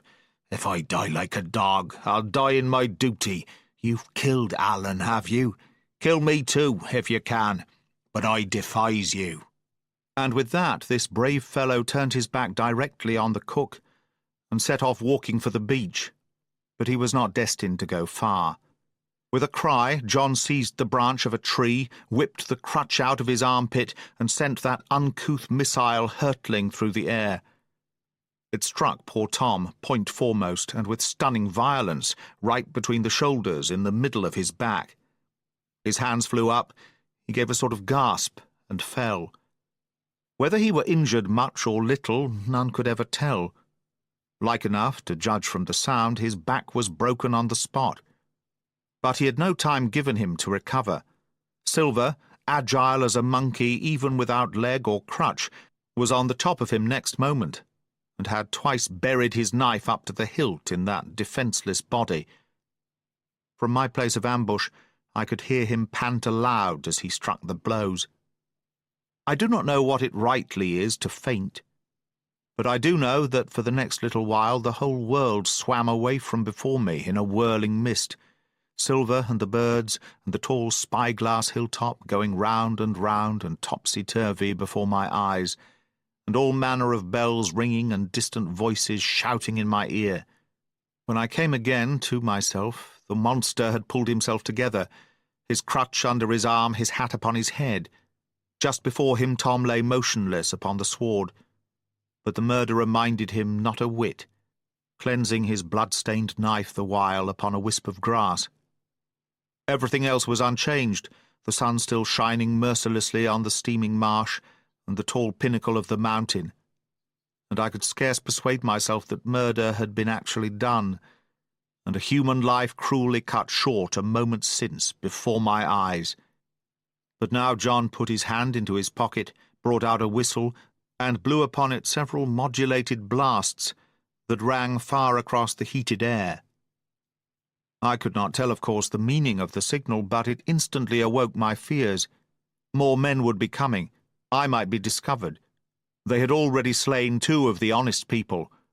After Tom and Alan, might not I come next? Instantly I began to extricate myself and crawl back again, with what speed and silence I could manage, to the more open portion of the wood. As I did so, I could hear hails coming and going between the old buccaneer and his comrades, and this sound of danger lent me wings. As soon as I was clear of the thicket, I ran as I never ran before, scarce minding the direction of my flight, so long as it led me from the murderers. And as I ran, fear grew and grew upon me, until it turned into a kind of frenzy. Indeed, could anyone be more entirely lost than I? When the gun fired, how should I dare to go down to the boats among those fiends still smoking from their crime? Would not the first of them who saw me wring my neck like a snipe's? Would not my absence itself be an evidence to them of my alarm, and therefore of my fatal knowledge? It was all over, I thought. Goodbye to the Hispaniola, goodbye to the squire, the doctor, and the captain. There was nothing left for me but death by starvation, or death by the hands of the mutineers. All this while, as I say, I was still running, and without taking any notice, I had drawn near to the foot of the little hill with the 2 peaks, and had got into a part of the island where the live oaks grew more widely apart, and seemed more like forest trees in their bearing and dimensions. Mingled with these were a few scattered pines, some 50, some nearer 70 feet high. The air, too, smelt more freshly than down beside the marsh. And here a fresh alarm brought me to a standstill with a thumping heart. 15. The Man of the Island. From the side of the hill, which was here steep and stony, a spout of gravel was dislodged and fell rattling and bounding through the trees. My eyes turned instinctively in that direction, and I saw a figure leap with great rapidity behind the trunk of a pine. What it was, whether bear or man or monkey, I could in no wise tell. It seemed dark and shaggy, more I knew not, but the terror of this new apparition brought me to a stand.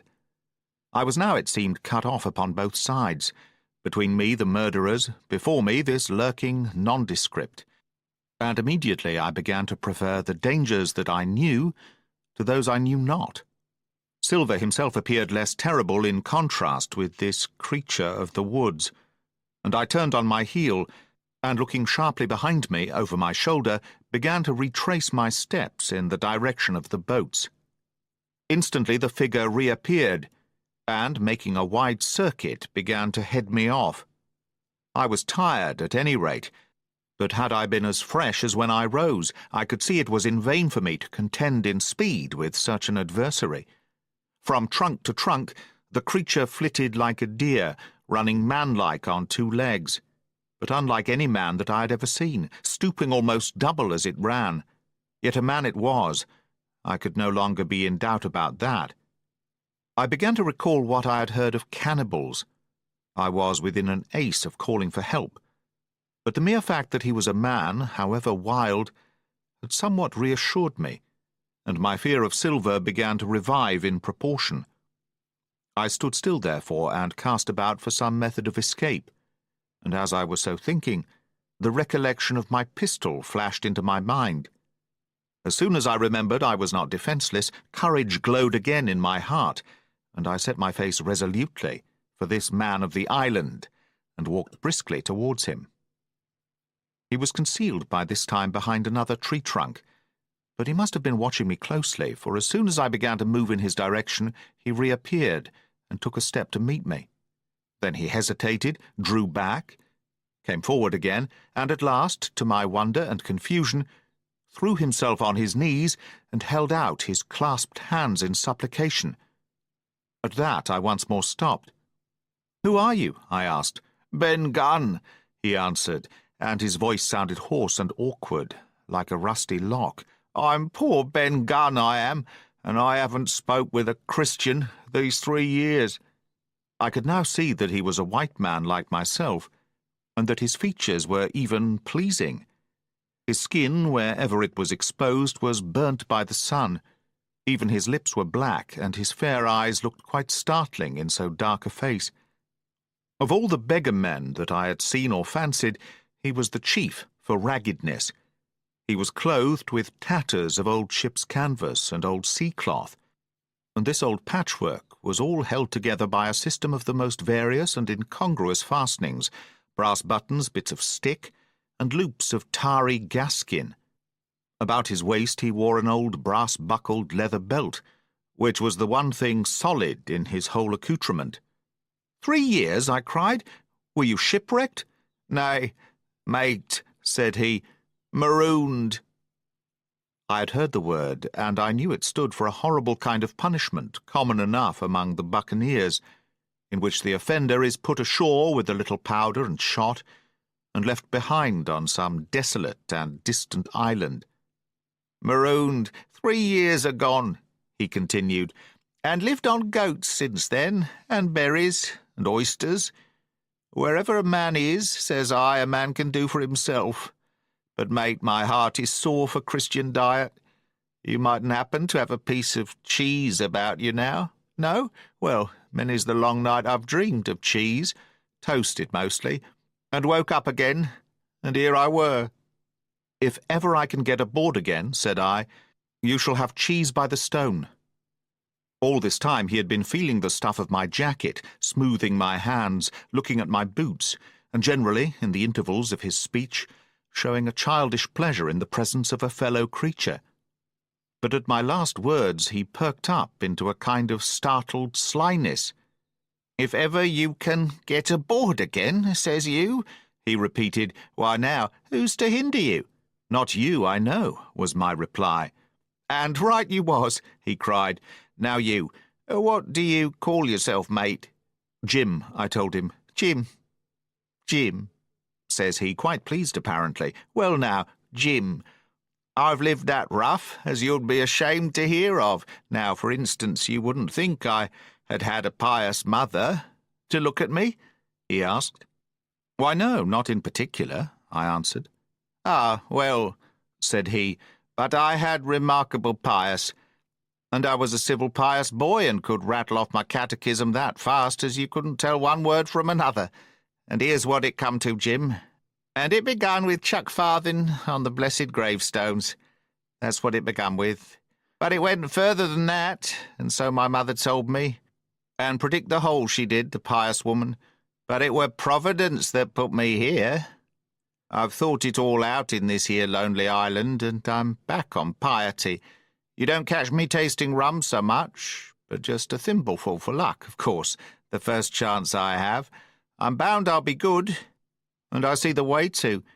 And Jim, looking all round him and lowering his voice to a whisper, I'm rich. I now felt sure that the poor fellow had gone crazy in his solitude, and I suppose I must have shown the feeling in my face, for he repeated the statement hotly. Rich, rich, I says, and I'll tell you what, I'll make a man of you, Jim. Ah, Jim, you'll bless your stars, you will. You was the first that found me. And at this there came suddenly a lowering shadow over his face, and he tightened his grasp upon my hand and raised a forefinger threateningly before my eyes. Now, Jim, you tell me true, that ain't Flint's ship? He asked. At this I had a happy inspiration. I began to believe that I had found an ally, and I answered him at once.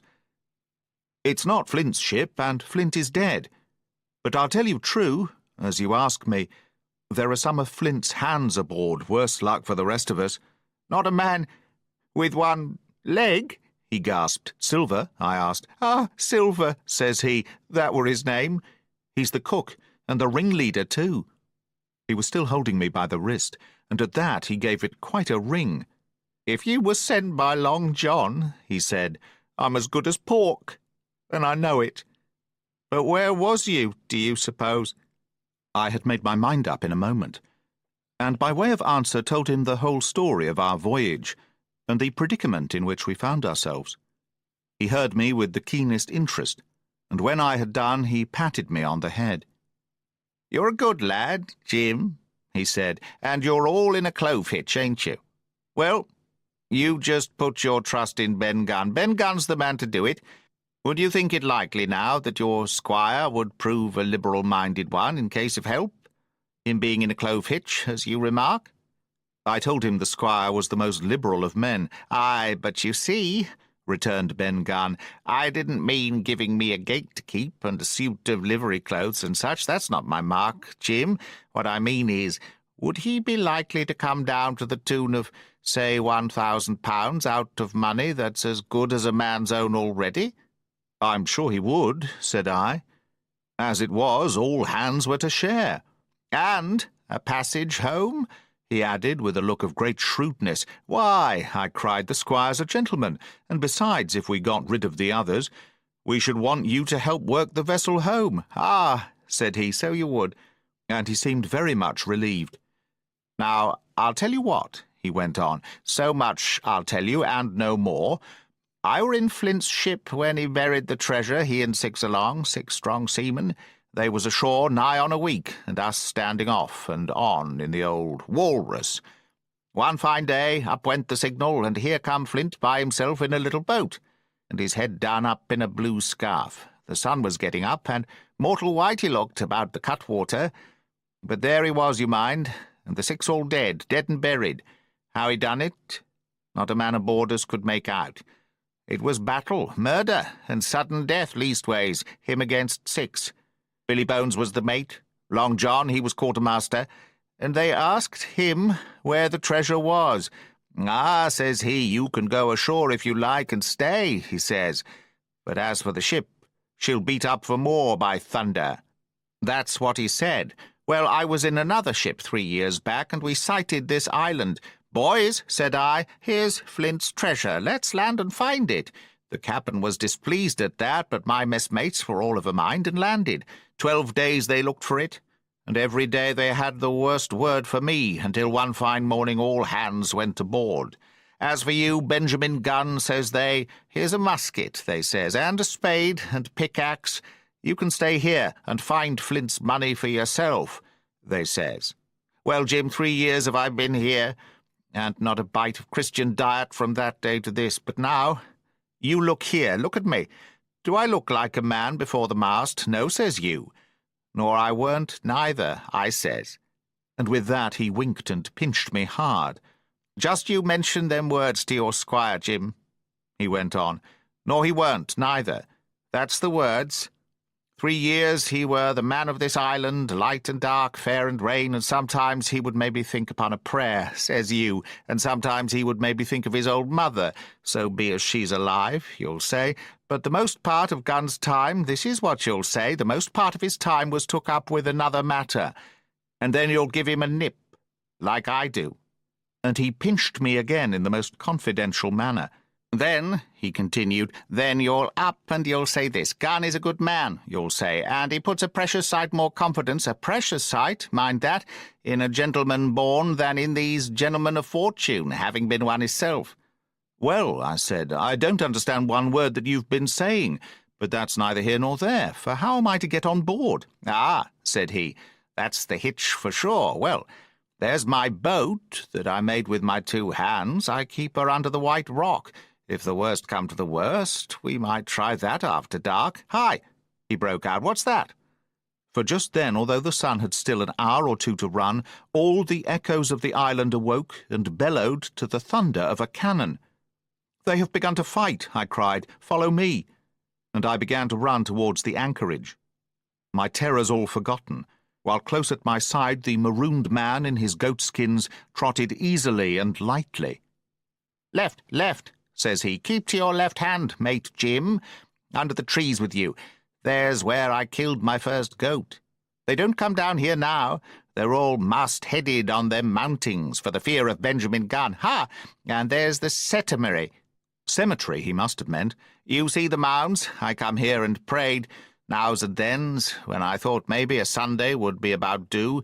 It weren't quite a chapel, but it seemed more solemn-like. And then, says you, Ben Gunn was short-handed, no chapling, nor so much as a Bible and a flag, you says. So he kept talking as I ran, neither expecting nor receiving any answer. The cannon shot was followed, after a considerable interval, by a volley of small arms. Another pause, and then, not a quarter of a mile in front of me, I beheld the Union Jack flutter in the air above a wood. Part 4. The Stockade. 16. Narrative continued by the Doctor. How the ship was abandoned. It was about 1:30, 3 bells in the sea phrase, that the 2 boats went ashore from the Hispaniola.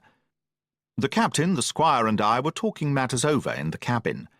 Had there been a breath of wind, we should have fallen on the 6 mutineers who were left aboard with us, slipped our cable, and away to sea. But the wind was wanting, and to complete our helplessness, down came Hunter with the news that Jim Hawkins had slipped into a boat and was gone ashore with the rest. It never occurred to us to doubt Jim Hawkins, but we were alarmed for his safety. With the men in the temper they were in, it seemed an even chance if we should see the lad again. We ran on deck. The pitch was bubbling in the seams.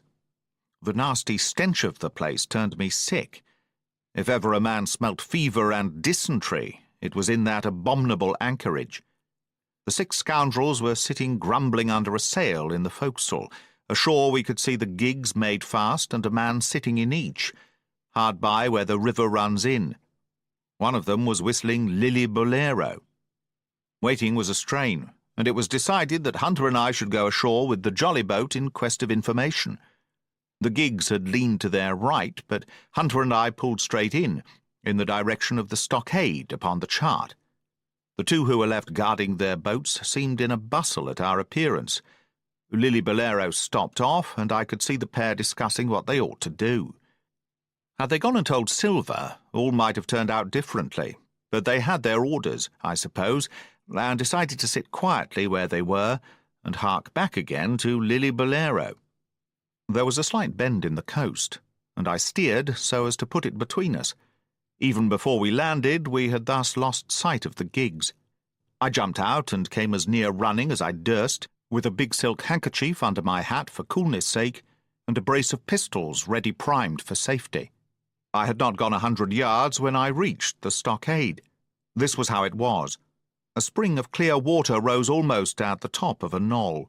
Well, on the knoll, and enclosing the spring, they had clapped a stout log house, fit to hold 20 of people on a pinch, and loopholed for musketry on either side.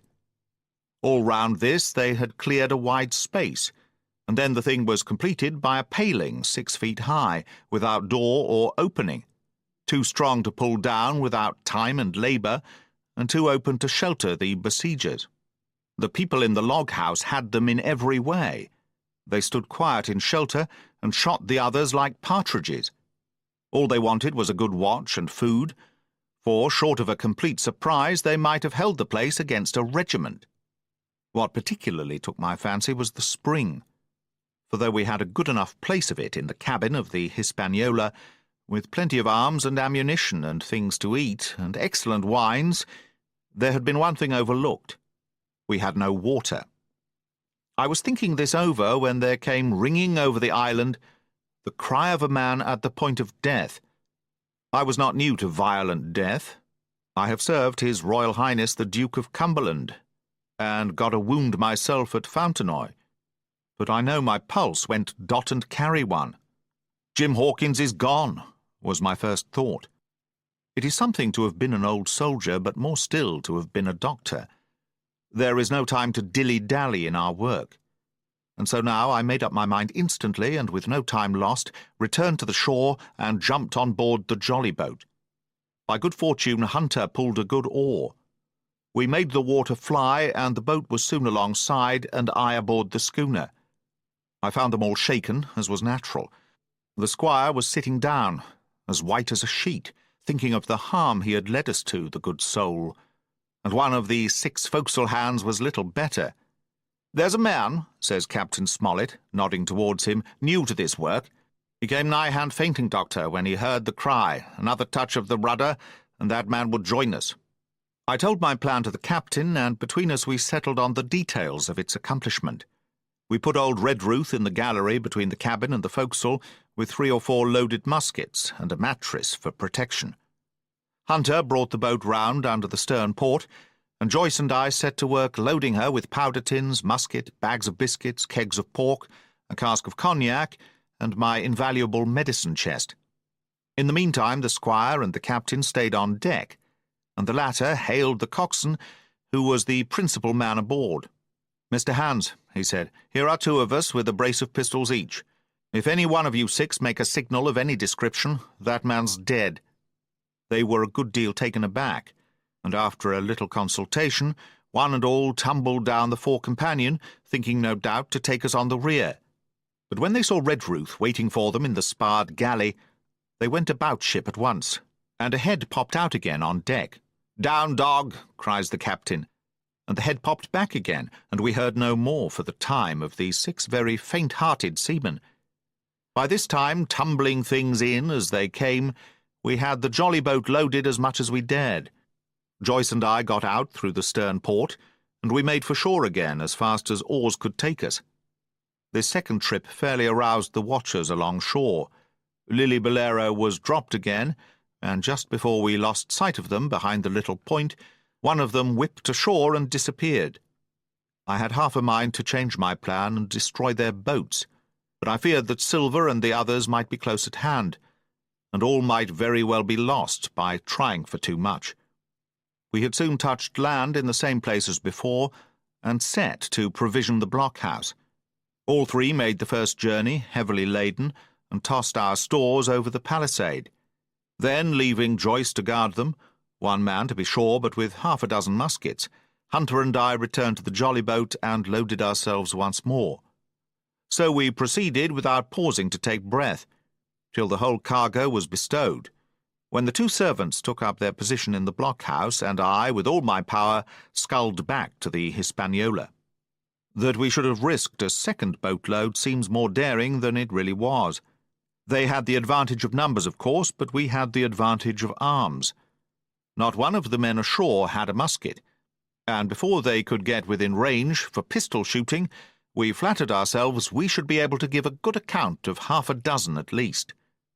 The squire was waiting for me at the stern window, all his faintness gone from him. He caught the painter and made it fast, and we fell to loading the boat for our very lives. Pork, powder, and biscuit was the cargo, with only a musket and a cutlass apiece for the squire and me, and Redruth and the captain. The rest of the arms and powder we dropped overboard in 2 fathoms and a half of water, so that we could see the bright steel shining far below us in the sun on the clean, sandy bottom. By this time the tide was beginning to ebb, and the ship was swinging round to her anchor. Voices were heard faintly hallooing in the direction of the 2 gigs, and though this reassured us for Joyce and Hunter, who were well to the eastward, it warned our party to be off. Redruth retreated from his place in the gallery and dropped into the boat, which we then brought round to the ship's counter, to be handier for Captain Smollett. "Now, men," said he, "do you hear me?" There was no answer from the forecastle. "It's to you, Abraham Gray. It's to you I am speaking." Still no reply. "Gray," resumed Mr. Smollett a little louder, "I am leaving this ship, and I order you to follow your captain. I know you are a good man at bottom, and I dare say not one of the lot of you's as bad as he makes out. I have my watch here in my hand. I give you 30 seconds to join me in."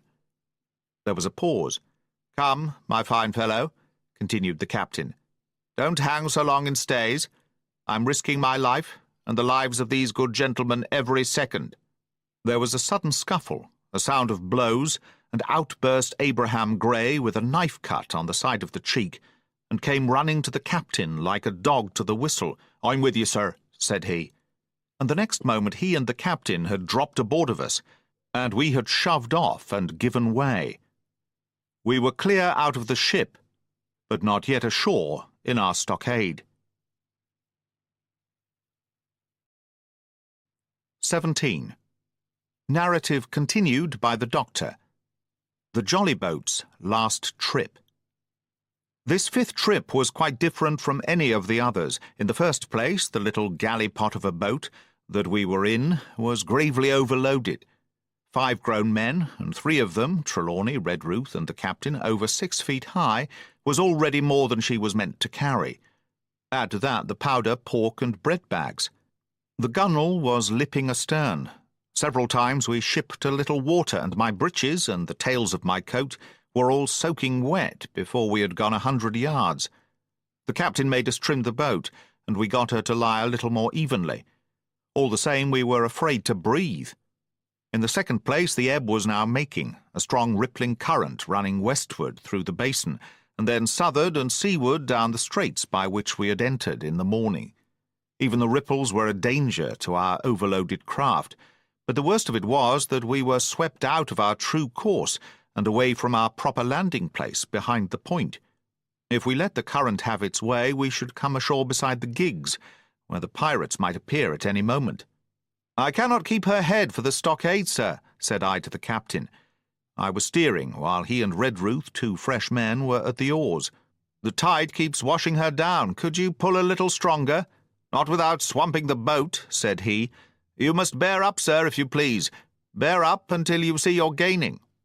I tried, and found by experiment that the tide kept sweeping us westward until I had laid her head due east, or just about right angles to the way we ought to go.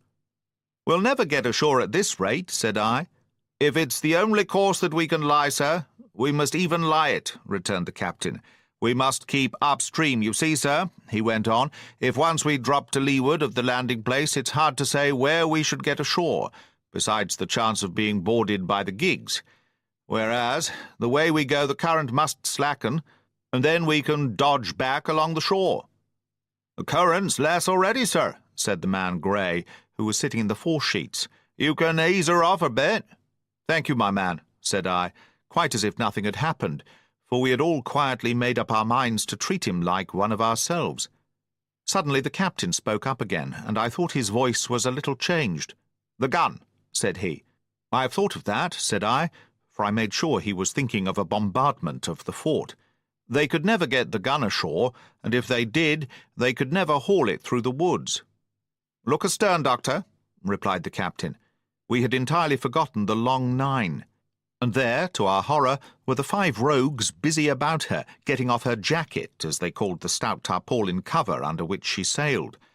Not only that, but it flashed into my mind at the same moment that the round shot and the powder for the gun had been left behind, and a stroke with an axe would put it all into the possession of the evil ones aboard. "Israel was Flint's gunner," said Grey hoarsely. At any risk, we put the boat's head direct for the landing place. By this time we had got so far out of the run of the current that we kept steerage way even at our necessarily gentle rate of rowing, and I could keep her steady for the goal. But the worst of it was that with the course I now held, we turned our broadside instead of our stern to the Hispaniola, and offered a target like a barn door. I could hear as well as see that brandy-faced rascal, Israel Hands, plumping down a round shot on the deck. "Who's the best shot?" asked the captain. "Mr. Trelawney, out and away," said I. "Mr. Trelawney, will you please pick me off one of these men, sir? Hands, if possible," said the captain. Trelawney was as cool as steel. He looked to the priming of his gun. "Now," cried the captain, "easy with that gun, sir, or you'll swamp the boat. All hands stand by to trim her when he aims." The squire raised his gun, the rowing ceased, and we leaned over to the other side to keep the balance, and all was so nicely contrived that we did not ship a drop. They had the gun by this time slewed round upon the swivel, and Hans, who was at the muzzle with the rammer, was in consequence the most exposed. However, we had no luck, for just as Trelawney fired, down he stooped. The ball whistled over him, and it was one of the other 4 who fell. The cry he gave was echoed not only by his companions on board, but by a great number of voices from the shore. And looking in that direction, I saw the other pirates trooping out from among the trees and tumbling into their places in the boats. "Here come the gigs, sir," said I. "Give way, then," cried the captain. "We mustn't mind if we swamp her now. If we can't get ashore, all's up." "Only one of the gigs is being manned, sir," I added, "the crew of the other most likely going round by shore to cut us off." "They'll have a hot run, sir," returned the captain. "Jack ashore, you know." It's not them I mind, it's the round shot. Carpet bowls. My lady's maid couldn't miss. Tell us, squire, when you see the match, and we'll hold water." In the meanwhile we had been making headway at a good pace for a boat so overloaded, and we had shipped but little water in the process. We were now close in, 30 or 40 strokes, and we should beach her, for the ebb had already disclosed a narrow belt of sand below the clustering trees. The gig was no longer to be feared. The little point had already concealed it from our eyes. The ebb tide, which had so cruelly delayed us, was now making reparation and delaying our assailants. The one source of danger was the gun. "If I durst," said the captain, "I'd stop and pick off another man." But it was plain that they meant nothing should delay their shot. They had never so much as looked at their fallen comrade, though he was not dead, and I could see him trying to crawl away. "Ready!" cried the squire. "Hold!" cried the captain, quick as an echo, and he and Redruth backed with a great heave that sent her stern bodily under water. The report fell in at the same instant of time. This was the first that Jim heard, the sound of the squire's shot not having reached him. Where the ball passed, not one of us precisely knew, but I fancy it must have been over our heads, and that the wind of it may have contributed to our disaster.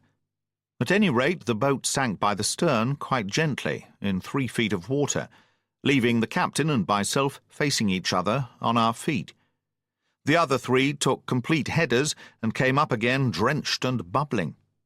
So far there was no great harm, no lives were lost, and we could wade ashore in safety. But there were all our stores at the bottom, and to make things worse, only 2 guns out of 5 remained in a state for service. Mine I had snatched from my knees and held over my head by a sort of instinct.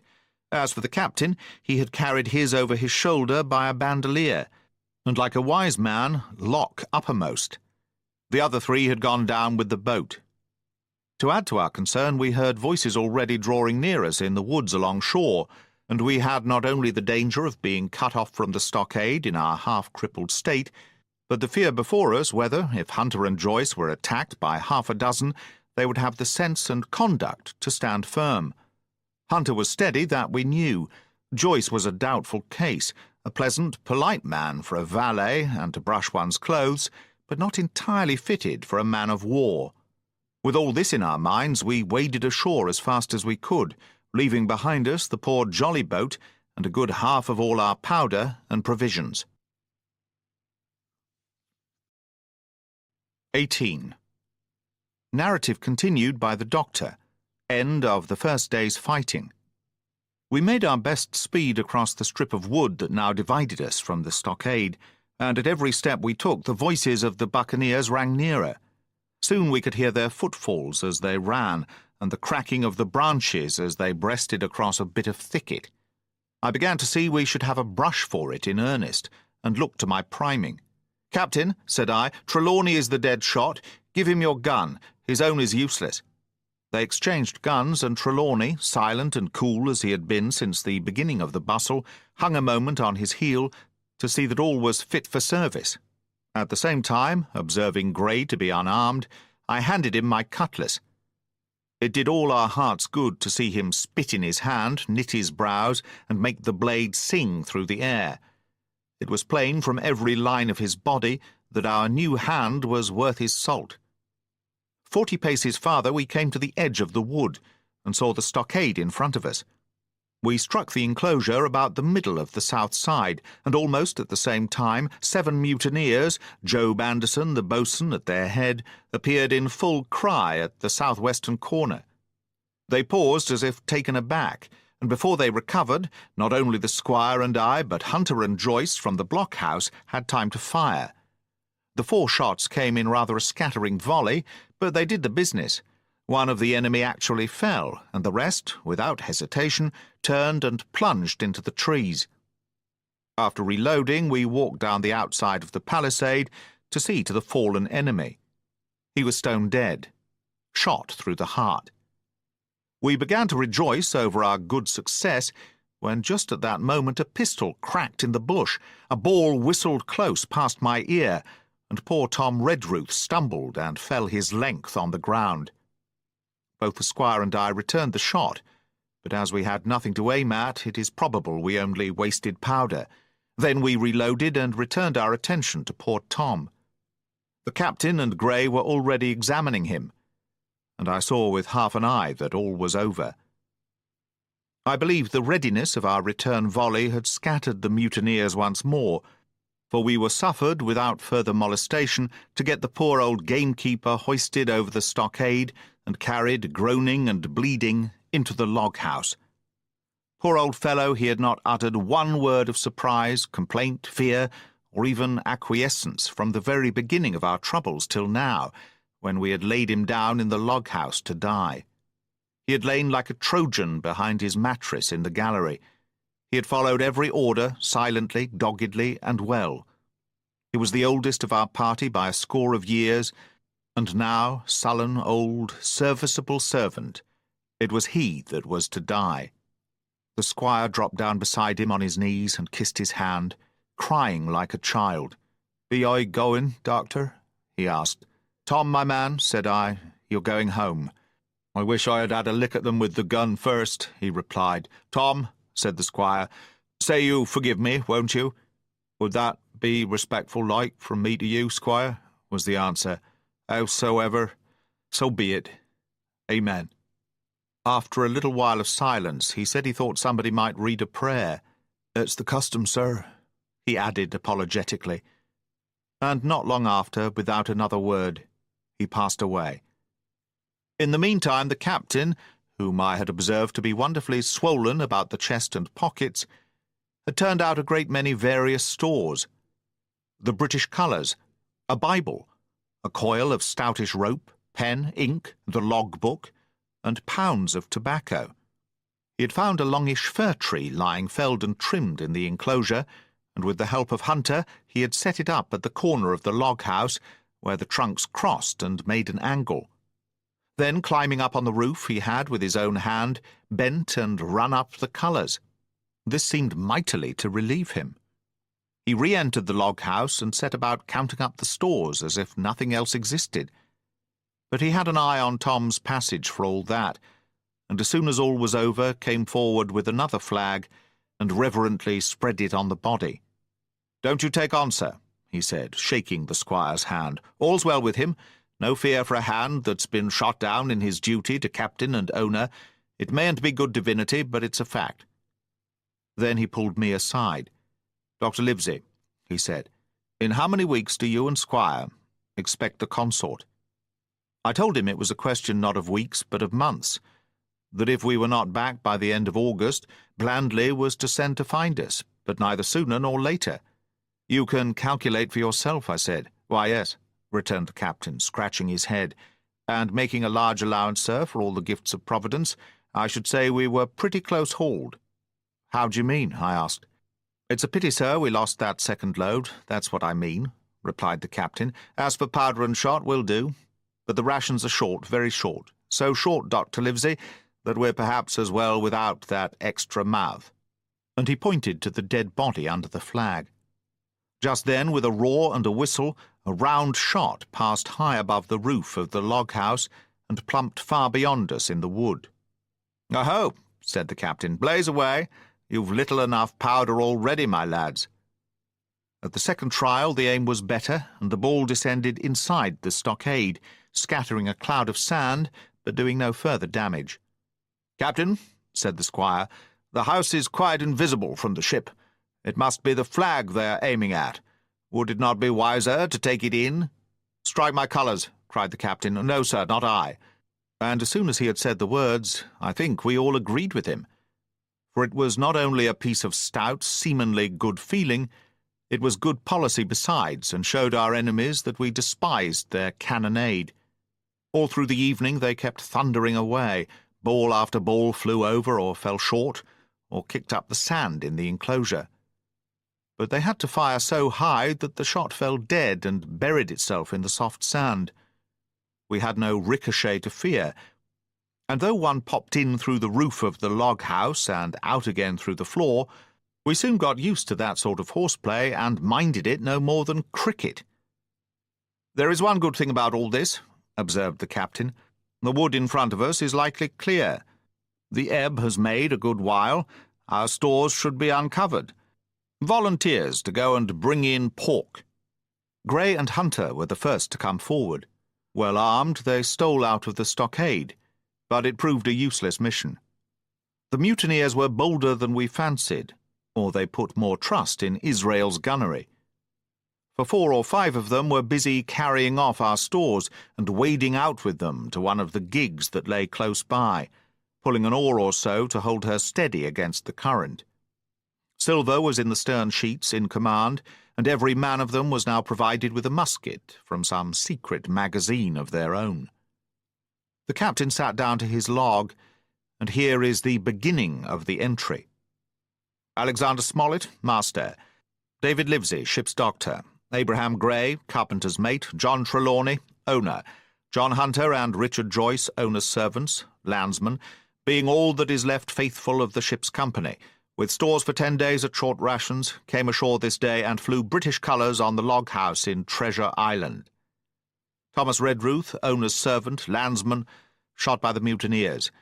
James Hawkins, cabin boy. And at the same time I was wondering over poor Jim Hawkins' fate. A hail on the land side. "Somebody's hailing us," said Hunter, who was on guard. "Doctor, Squire, Captain, hello, Hunter, is that you?" came the cries, and I ran to the door in time to see Jim Hawkins, safe and sound, come climbing over the stockade.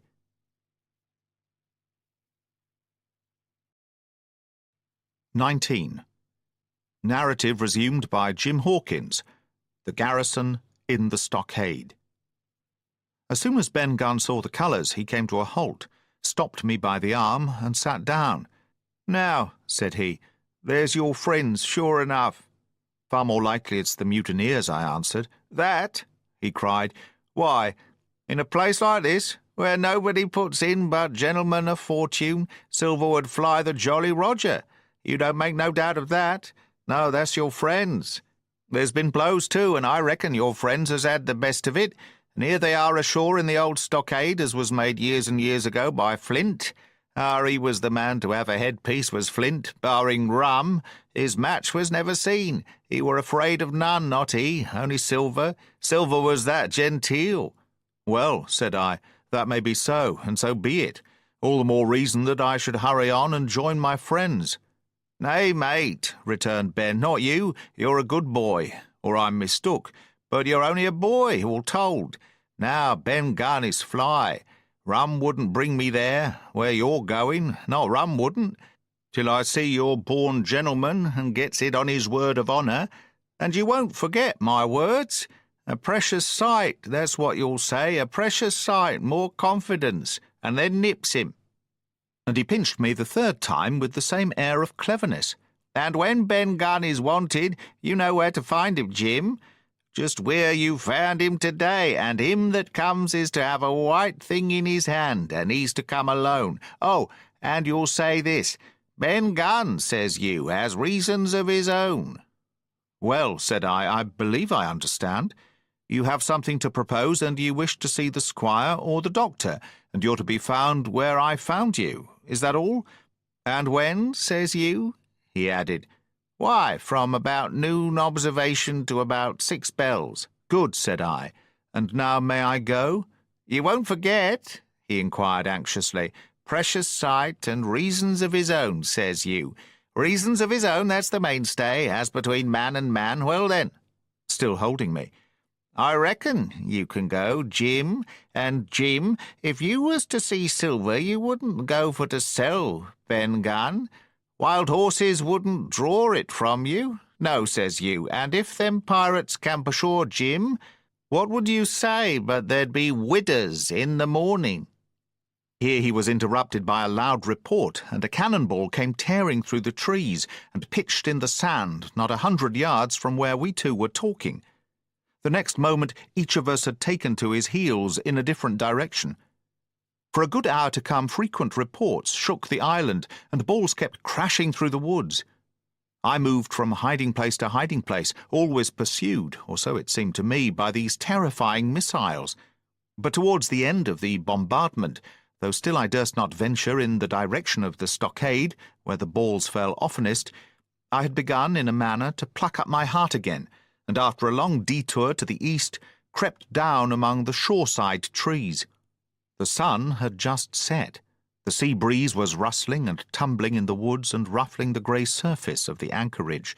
The tide, too, was far out, and great tracts of sand lay uncovered. The air, after the heat of the day, chilled me through my jacket. The Hispaniola still lay where she had anchored, but sure enough there was the Jolly Roger, the black flag of piracy, flying from her peak. Even as I looked, there came another red flash, and another report that sent the echoes clattering, and one more round shot whistled through the air. It was the last of the cannonade.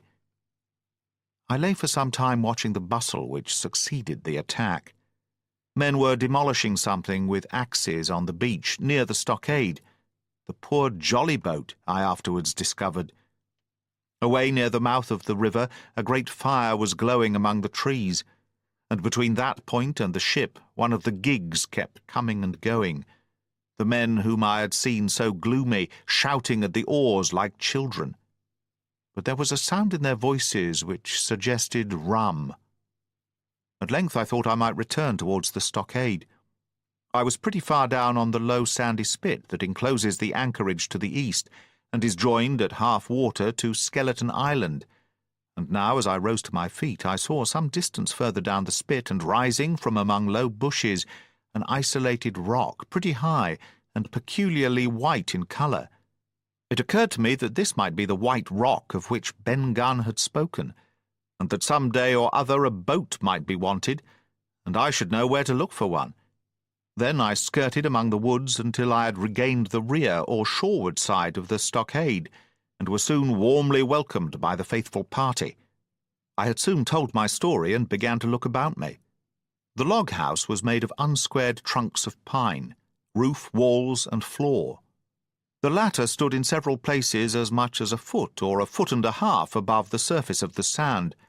There was a porch at the door, and under this porch the little spring welled up into an artificial basin of a rather odd kind, no other than a great ship's kettle of iron, with the bottom knocked out, and sunk to her bearings, as the captain said, among the sand.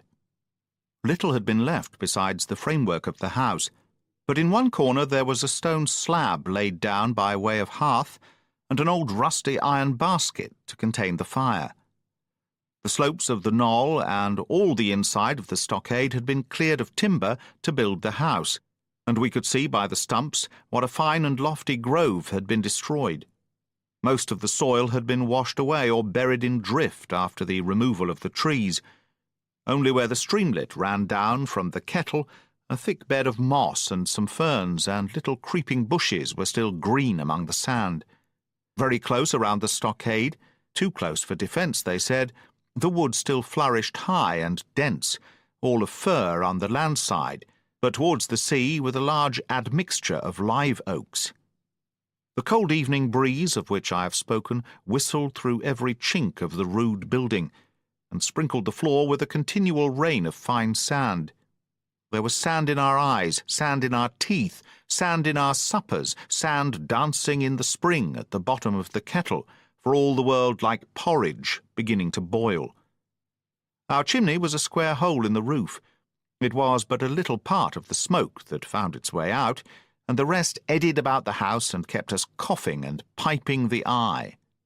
Add to this that Gray, the new man, had his face tied up in a bandage from a cut he had got in breaking away from the mutineers, and that poor old Tom Redruth, still unburied, lay along the wall, stiff and stark, under the Union Jack. If we had been allowed to sit idle, we should all have fallen in the blues. But Captain Smollett was never the man for that. All hands were called up before him, and he divided us into watches. The doctor and Gray and I for one, the squire, Hunter, and Joyce upon the other. Tired though we all were, 2 were sent out for firewood, 2 more were set to dig a grave for Redruth, the doctor was named cook. I was put sentry at the door, and the captain himself went from one to another, keeping up our spirits and lending a hand wherever it was wanted. From time to time the doctor came to the door for a little air and to rest his eyes, which were almost smoked out of his head, and whenever he did so he had a word for me. "That man Smollett," he said once, "is a better man than I am, and when I say that, it means a deal, Jim." Another time he came and was silent for a while. Then he put his head on one side and looked at me. "Is this Ben Gunn a man?" he asked. "I do not know, sir," said I. "I'm not very sure whether he's sane." "If there's any doubt about the matter, he is," returned the doctor. "A man who has been 3 years biting his nails on a desert island, Jim, can't expect to appear as sane as you or me. It doesn't lie in human nature. Was it cheese you said he had a fancy for?" "Yes, sir, cheese," I answered. "Well, Jim," says he, "just see the good that comes of being dainty in your food. You've seen my snuff-box, haven't you?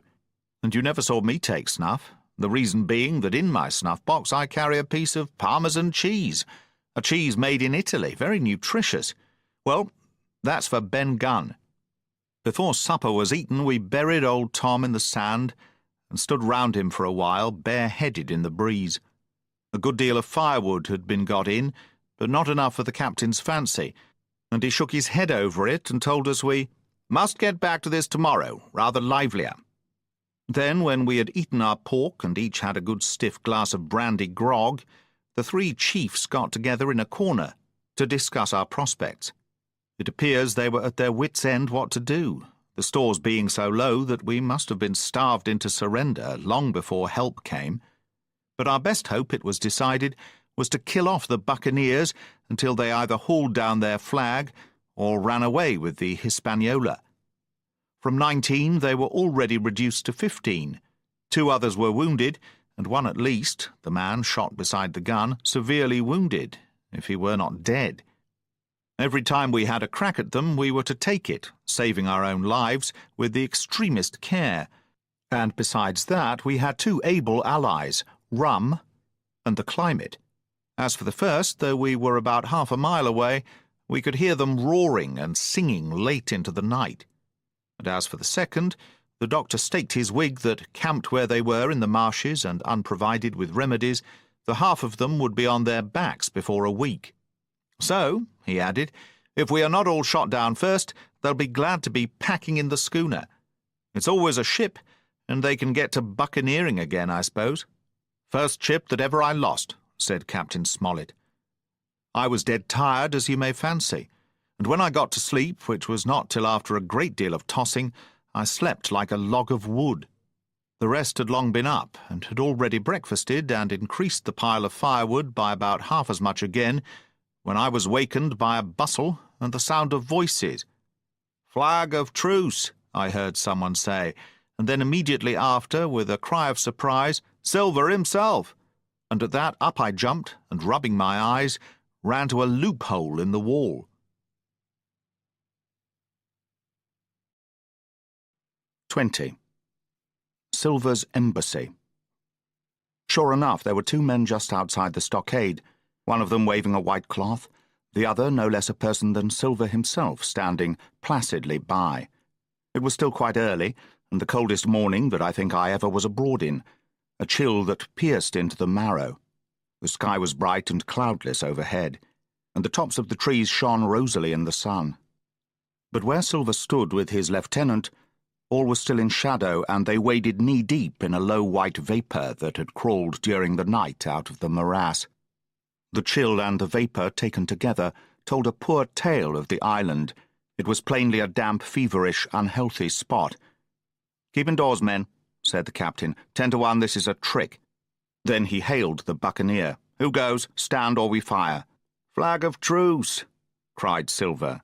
The captain was in the porch, keeping himself carefully out of the way of a treacherous shot, should any be intended.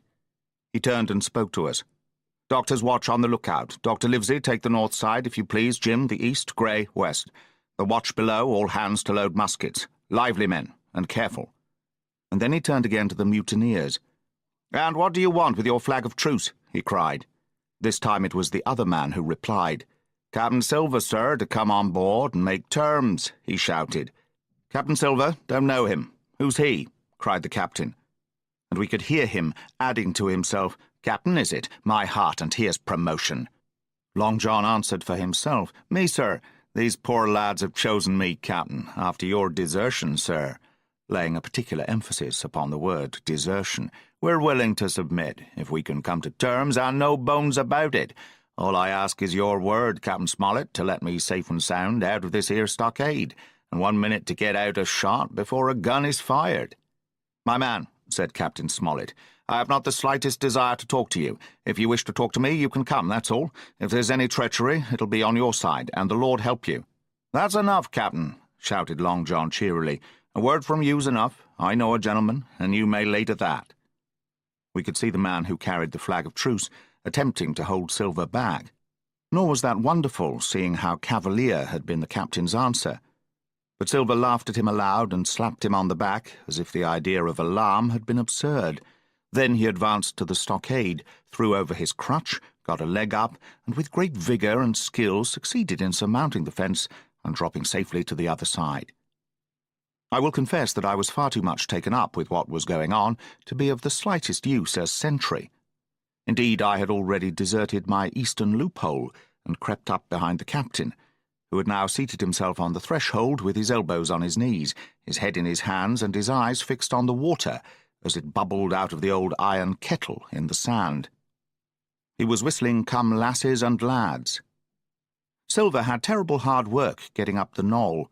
What with the steepness of the incline, the thick tree stumps, and the soft sand, he and his crutch were as helpless as a ship in stays. But he stuck to it like a man in silence, and at last arrived before the captain, whom he saluted in the handsomest style. He was tricked out in his best. An immense blue coat, thick with brass buttons, hung as low as to his knees, and a fine laced hat was set on the back of his head. "Here you are, my man," said the captain, raising his head. "You had better sit down." "You ain't a-going to let me inside, Captain?" complained Long John. "It's a main cold morning, to be sure, sir, to sit outside upon the sand." "Why, Silver," said the captain, "if you had pleased to be an honest man, you might have been sitting in your galley. It's your own doing. You're either my ship's cook, and then you are treated handsome, or Captain Silver, common mutineer and pirate, and then you can go hang." "Well, well, Captain," returned the sea cook, sitting down as he was bidden on the sand. "You'll have to give me a hand up again, that's all. A sweet, pretty place you have of it here. There's Jim, the top of the morning to you, Jim. Doctor, here's my service. Why, there you all are together like a happy family, in a manner of speaking." "If you have anything to say, my man, better say it," said the captain. "Right you were, Captain Smollett," replied Silver. "Duty is duty, to be sure. Well now, you look here, that was a good day of yours last night. I don't deny it was a good lay. Some of you pretty handy with a handspike end. And I'll not deny neither, but what some of my people was shook. Maybe all was shook. Maybe I was shook myself. Maybe that's why I'm here for terms. But you mark me, Captain, it won't do twice, by thunder. We'll have to do sentry go and ease off a point or so on the rum. Maybe you think we were all a sheet in the wind's eye, but I'll tell you I was sober. I was only dog-tired, and if I'd awoke a second sooner, I'd have caught you at the act, I would. He wasn't dead when I got round to him, not he." "Well," says Captain Smollett, as cool as can be. All that Silver said was a riddle to him, but you would never have guessed it from his tone. As for me, I began to have an inkling. Ben Gunn's last words came back to my mind. I began to suppose that he had paid the buccaneers a visit while they all lay drunk together round their fire, and I reckoned up with glee that we had only 14 enemies to deal with. "Well, here it is," said Silver. "We want that treasure, and we'll have it, that's our point. You would just as soon save your lives, I reckon, and that's yours. You have a chart, haven't you?" "That's as may be," replied the captain. "Oh, well, you have, I know that," returned Long John. "You needn't be so husky with a man. There ain't a particle of service in that, and you may lay to it. What I mean is we want your chart. Now, I never meant you no harm myself." "That won't do with me, my man," interrupted the captain. "We know exactly what you meant to do, and we don't care, for now, you see, you can't do it." And the captain looked at him calmly and proceeded to fill a pipe. "If Abe Gray," Silver broke out. "Avast there," cried Mr. Smollett. "Gray told me nothing, and I asked him nothing, and what's more, I would see you and him and this whole island blown clean out of the water into blazes first. So there's my mind for you, my man, on that." This little whiff of temper seemed to cool Silver down. He had been growing nettled before, but now he pulled himself together. "Like enough," said he. "I would set no limits to what gentlemen might consider ship-shape, or might not, as the case were. And seeing as how you were about to take a pipe, Captain, I'll make so free as to do likewise." And he filled a pipe and lighted it, and the two men sat silently smoking for quite a while, now looking each other in the face, now stopping their tobacco, now leaning forward to spit. It was as good as the play to see them.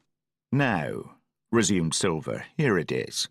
You give us the chart to get the treasure by, and drop shooting poor seamen and stoving of their heads in while asleep. You do that, and we'll offer you a choice. Either you come aboard along of us, once the treasure's shipped, and then I'll give you my affidavy, upon my word of honour, to clap you somewhere safe ashore, or if that ain't to your fancy, some of my hands being rough and having old scores on account of hazing, then you can stay here, you can. We'll divide stores with you, man for man, and I'll give my affidavy, as before, to speak the first ship I sight and send 'em back here to pick you up. Now you will own that's talking. Handsomer you couldn't look to get, now you. And I hope," raising his voice, "that all hands in this here blockhouse will overhaul my words, for what is spoke to one is spoke to all." Captain Smollett rose from his seat and knocked out the ashes of his pipe in the palm of his left hand. "Is that all?" he asked. "Every last word, by thunder," answered John. "Refuse that, and you've seen the last of me but musket balls." "Very good," said the captain. "Now you'll hear me.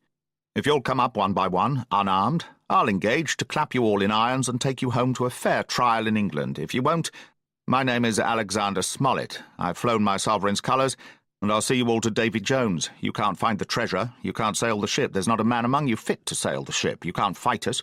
Grey there got away from 5 of you. Your ship's in irons, Master Silver. You're on a lee shore, and so you'll find. I'll stand here and tell you so, and they're the last good words you'll get from me, for in the name of heaven I'll put a bullet in your back when next I meet you. Tramp, my lad, bundle out of this, please, hand over hand, and double quick." Silver's face was a picture. His eyes started in his head with wrath. He shook the fire out of his pipe. "Give me a hand up," he cried. "Not I," returned the captain. "Who'll give me a hand up?" he roared. Not a man among us moved. Growling the foulest imprecations, he crawled along the sand till he got hold of the porch and could hoist himself again upon his crutch. Then he spat into the spring. "There," he cried. "That's what I think of ye. Before an hour's out, I'll stove in your old blockhouse like a rum puncheon. Laugh, by thunder, laugh. Before an hour's out, you'll laugh upon the other side. Them that die are be the lucky ones." And with a dreadful oath he stumbled off, ploughed down the sand, was helped across the stockade after 4 or 5 failures by the man with the flag of truce, and disappeared in an instant afterwards among the trees.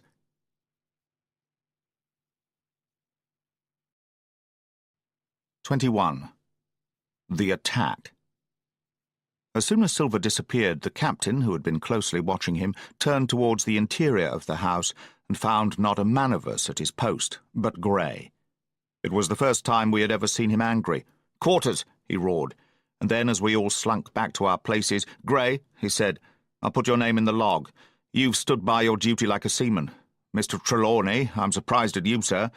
Doctor, I thought you had worn the King's coat. If that was how you served at Fontenoy, sir, you'd have been better in your berth." The doctor's watch were all back at their loopholes, the rest were busy loading the spare muskets, and everyone with a red face, you may be certain, and a flea in his ear, as the saying is. The captain looked on for a while in silence. Then he spoke. "My lads," said he, "I've given Silver a broadside. I pitched it in red-hot on purpose, and before the hour's out, as he said, we shall be boarded. We're outnumbered, I needn't tell you that, but we fight in shelter, and a minute ago I should have said we fought with discipline. I've no manner of doubt that we can drub them, if you choose." Then he went the rounds and saw, as he said, that all was clear. On the 2 short sides of the house, east and west, there were only 2 loopholes. On the south side, where the porch was, 2 again, and on the north side, 5. There was a round score of muskets for the 7 of us. The firewood had been built into 4 piles, tables, you might say, one about the middle of each side, and on each of these tables some ammunition and 4 loaded muskets were laid ready to the hand of the defenders. In the middle, the cutlasses lay ranged. "Toss out the fire," said the captain. "The chill is past, and we mustn't have smoke in our eyes." The iron fire-basket was carried bodily out by Mr. Trelawney, and the embers smothered among the sand. "Hawkins hasn't had his breakfast. Hawkins, help yourself, and back to your post to eat it," continued Captain Smollett. "Lively now, my lad. You'll want it before you've done. Hunter, serve out a round of brandy to all hands." and while this was going on, the captain completed, in his own mind, the plan of the defence. "Doctor, you will take the door," he resumed.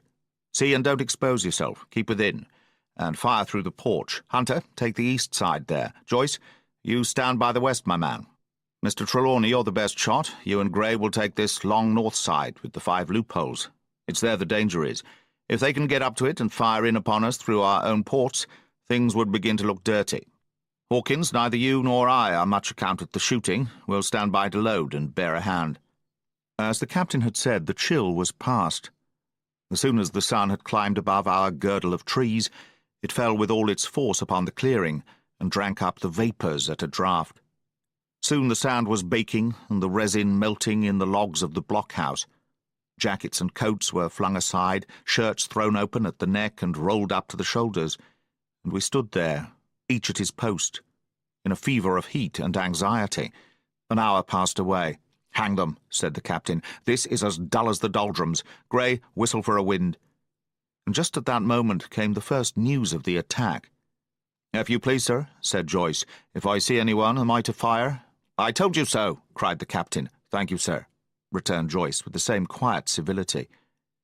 Nothing followed for a time, but the remark had set us all on the alert, straining ears and eyes. The musketeers with their pieces balanced in their hands, the captain out in the middle of the blockhouse with his mouth very tight and a frown on his face. So some seconds passed, till suddenly Joyce whipped up his musket and fired.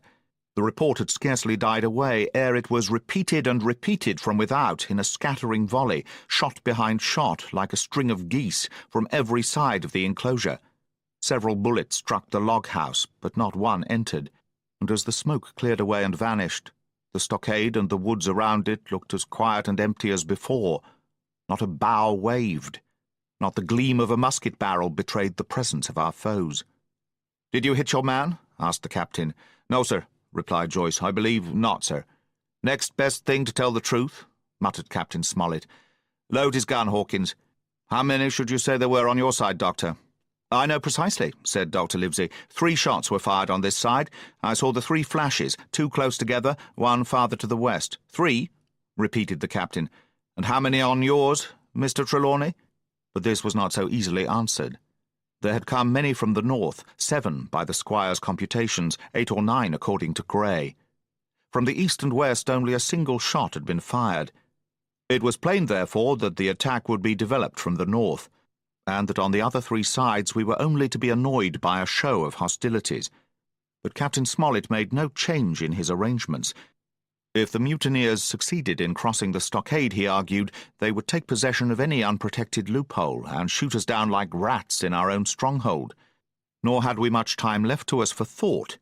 Suddenly, with a loud huzzah, a little cloud of pirates leapt from the woods on the north side and ran straight on the stockade. At the same moment the fire was once more opened from the woods, and a rifle ball sang through the doorway and knocked the doctor's musket into bits. The boarders swarmed over the fence like monkeys. Squire and Gray fired again, and yet again. 3 men fell, 1 forwards into the enclosure, 2 back on the outside. But of these 1 was evidently more frightened than hurt, for he was on his feet again in a crack and instantly disappeared among the trees. 2 had bit the dust, 1 had fled. 4 had made good their footing inside our defences, while from the shelter of the woods 7 or 8 men, each evidently supplied with several muskets, kept up a hot though useless fire on the log-house. The 4 who had boarded made straight before them for the building, shouting as they ran, and the men among the trees shouted back to encourage them. Several shots were fired, but such was the hurry of the marksmen that not one appears to have taken effect. In a moment the 4 pirates had swarmed up the mound and were upon us. The head of Job Anderson, the boatswain, appeared at the middle loophole. "Adam, all hands! All hands!" he roared in a voice of thunder. At the same moment another pirate grasped Hunter's musket by the muzzle, wrenched it from his hands, plucked it through the loophole, and with 1 stunning blow laid the poor fellow senseless on the floor. Meanwhile a 3rd, running unharmed all around the house, appeared suddenly in the doorway and fell with his cutlass on the doctor. Our position was utterly reversed. A moment since we were firing under cover at an exposed enemy. Now it was we who lay uncovered and could not return a blow. The log-house was full of smoke, to which we owed our comparative safety, cries and confusion, the flashes and reports of pistol shots, and one loud groan rang in my ears. "Out, lads, out, and fight him in the open! Cutlasses!" cried the captain. I snatched a cutlass from the pile, and someone, at the same time snatching another, gave me a cut across the knuckles, which I hardly felt. I dashed out of the door into the clear sunlight. Someone was close behind, I knew not whom. Right in front, the doctor was pursuing his assailant down the hill, and just as my eyes fell upon him, beat down his guard and sent him sprawling on his back with a great slash across the face. "Round the house, lads, round the house!" cried the captain, and even in the hurly-burly I perceived a change in his voice. Mechanically I obeyed, turned eastwards, and with my cutlass raised, ran round the corner of the house. Next moment I was face to face with Anderson. He roared aloud, and his hanger went up above his head, flashing in the sunlight. I had not time to be afraid, but as the blow still hung impending, leapt in a trice upon one side, and, missing my foot in the soft sand, rolled headlong down the slope. When I had first sallied from the door, the other mutineers had been already swarming up the palisade to make an end of us. One man in a red nightcap, with his cutlass in his mouth, had even got upon the top and thrown a leg across. Well, so short had been the interval that when I found my feet again, all was in the same posture, the fellow with the red nightcap still halfway over, another still just showing his head above the top of the stockade. And yet in this breath of time the fight was over, and the victory was ours. Grey, following close behind me, had cut down the big boatswain ere he had time to recover from his last blow. Another had been shot at a loophole in the very act of firing into the house, and now lay in agony, the pistol still smoking in his hand. A third, as I had seen, the doctor had disposed of at a blow. Of the four who had scaled the palisade, one only remained unaccounted for, and he, having left his cutlass on the field, was now clambering out again, with the fear of death upon him. "Fire! Fire from the house!" cried the doctor. "And you lads, back into cover!" But his words were unheeded. No shot was fired, and the last boarder made good his escape and disappeared with the rest into the wood. In 3 seconds nothing remained of the attacking party but the 5 who had fallen, 4 on the inside and 1 on the outside of the palisade. The doctor and Grey and I ran full speed for shelter. The survivors would soon be back where they had left their muskets, and at any moment the fire might recommence.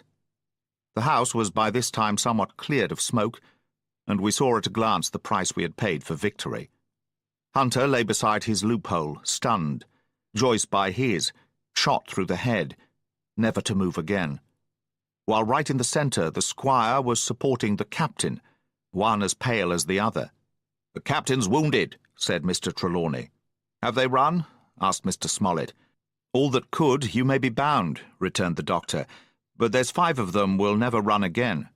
"5?" cried the captain. "Come, that's better. 5 against 3 leaves us 4 to 9.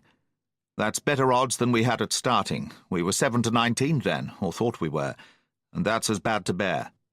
The mutineers were soon only 8 in number, for the man shot by Mr. Trelawney on board the schooner died that same evening of his wound.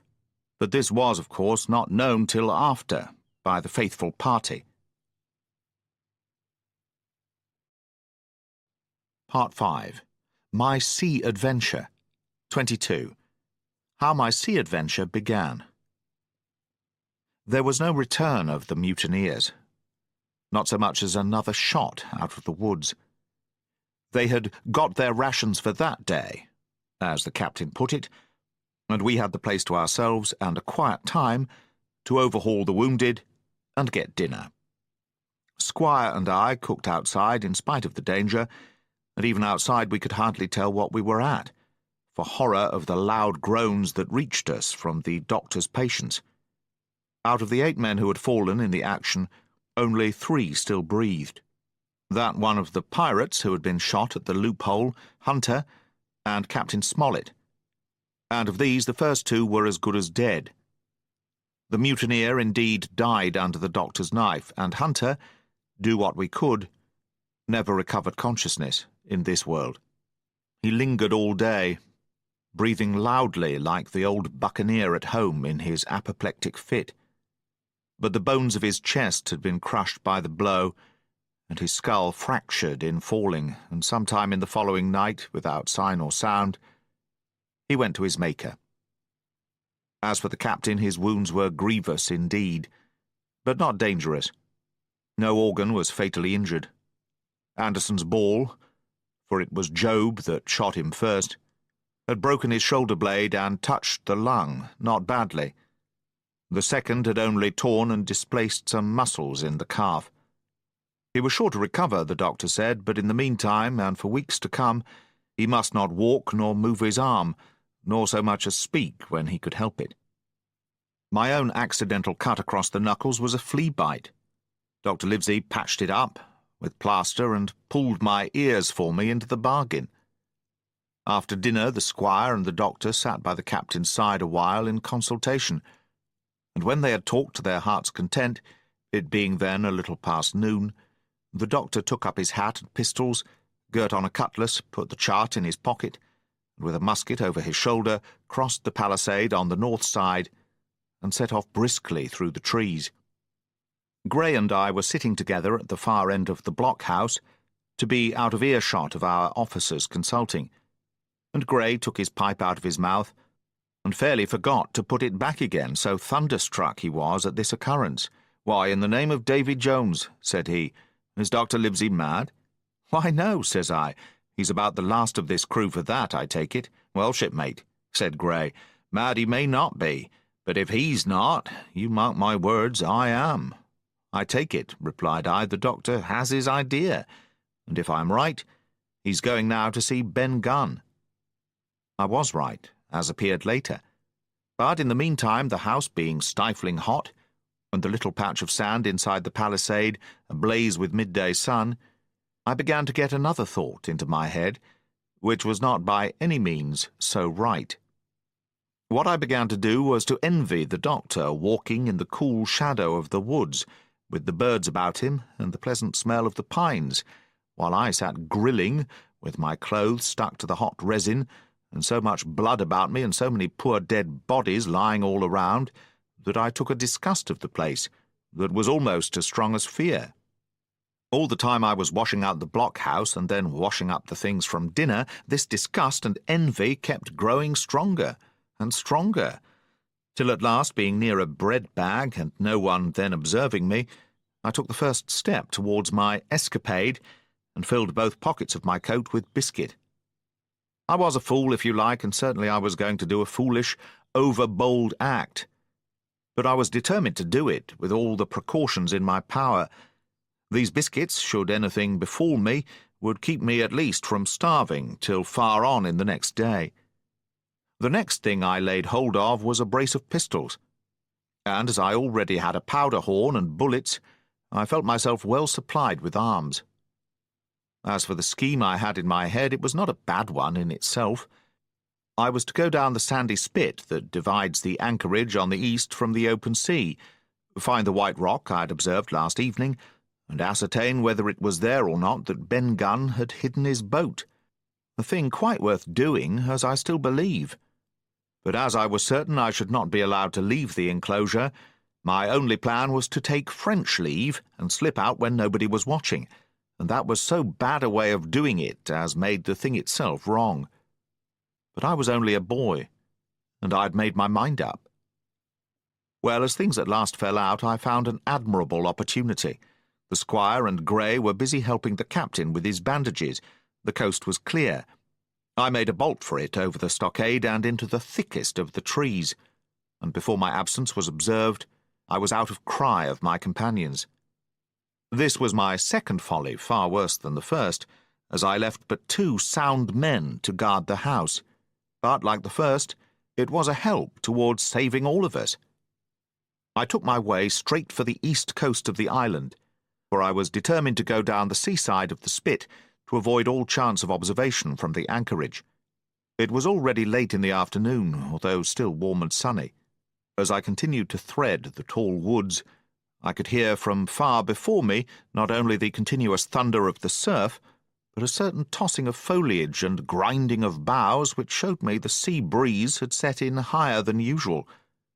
Soon cool draughts of air began to reach me, and a few steps farther I came forth into the open borders of the grove, and saw the sea lying blue and sunny to the horizon, and the surf tumbling and tossing its foam along the beach. I have never seen the sea quiet round Treasure Island.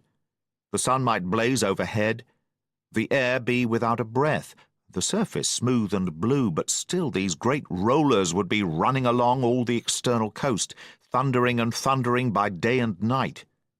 And I scarce believe there is one spot in the island where a man would be out of earshot of their noise. I walked along beside the surf with great enjoyment, till, thinking I was now got far enough to the south, I took the cover of some thick bushes and crept warily up to the ridge of the spit. Behind me was the sea, in front the anchorage. The sea breeze, as though it had the sooner blown itself out by its unusual violence, was already at an end.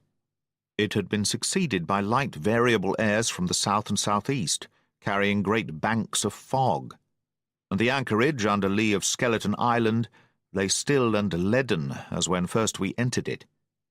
The Hispaniola, in that unbroken mirror, was exactly portrayed from the truck to the waterline, the Jolly Roger hanging from her peak. Alongside lay one of the gigs, silver in the stern sheets. Him I could always recognize, while a couple of men were leaning over the stern bulwarks, one of them with a red cap, the very rogue that I had seen some hours before stride legs upon the palisade. Apparently they were talking and laughing, though at that distance, upwards of a mile, I could of course hear no word of what was said. All at once there began the most horrid, unearthly screaming, which at first startled me badly, though I had soon remembered the voice of Captain Flint, and even thought I could make out the bird by her bright plumage as she sat perched upon her master's wrist. Soon after, the jolly boat shoved off and pulled for shore, and the man with the red cap and his comrade went below by the cabin companion. Just about the same time the sun had gone down behind the spyglass, and as the fog was collecting rapidly, it began to grow dark in earnest. I saw I must lose no time if I were to find the boat that evening.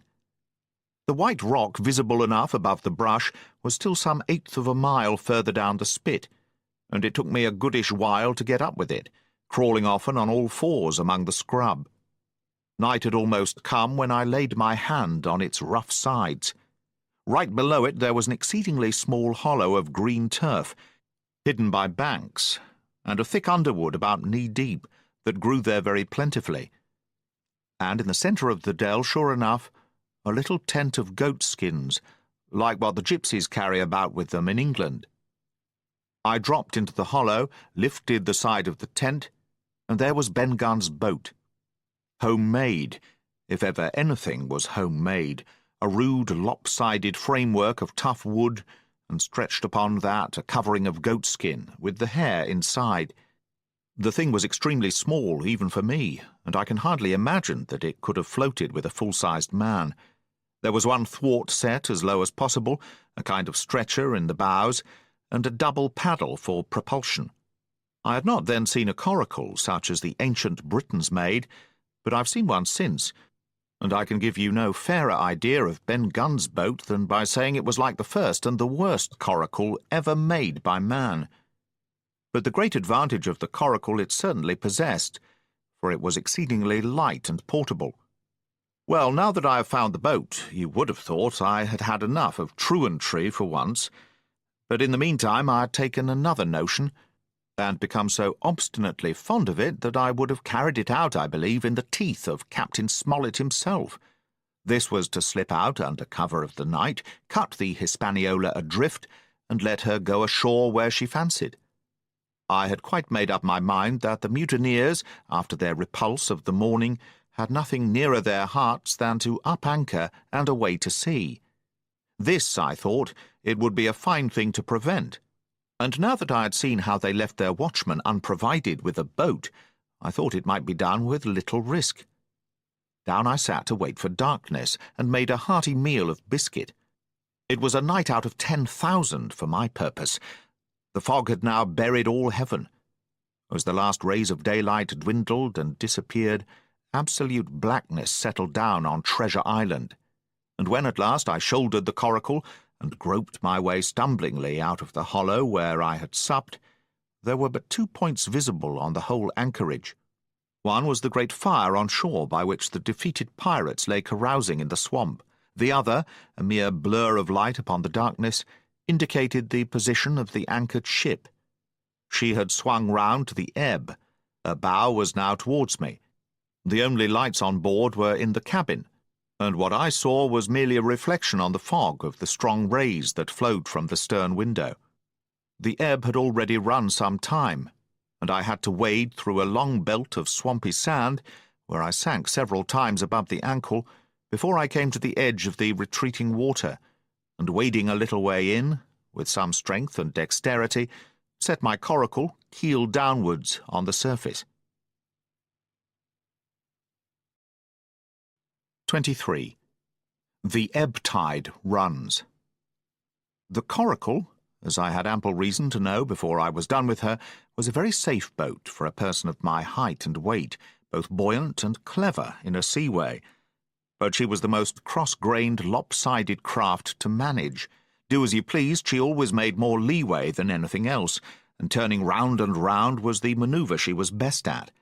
Even Ben Gunn himself has admitted that she was queer to handle till you knew her way. Certainly I did not know her way. She turned in every direction but the one I was bound to go.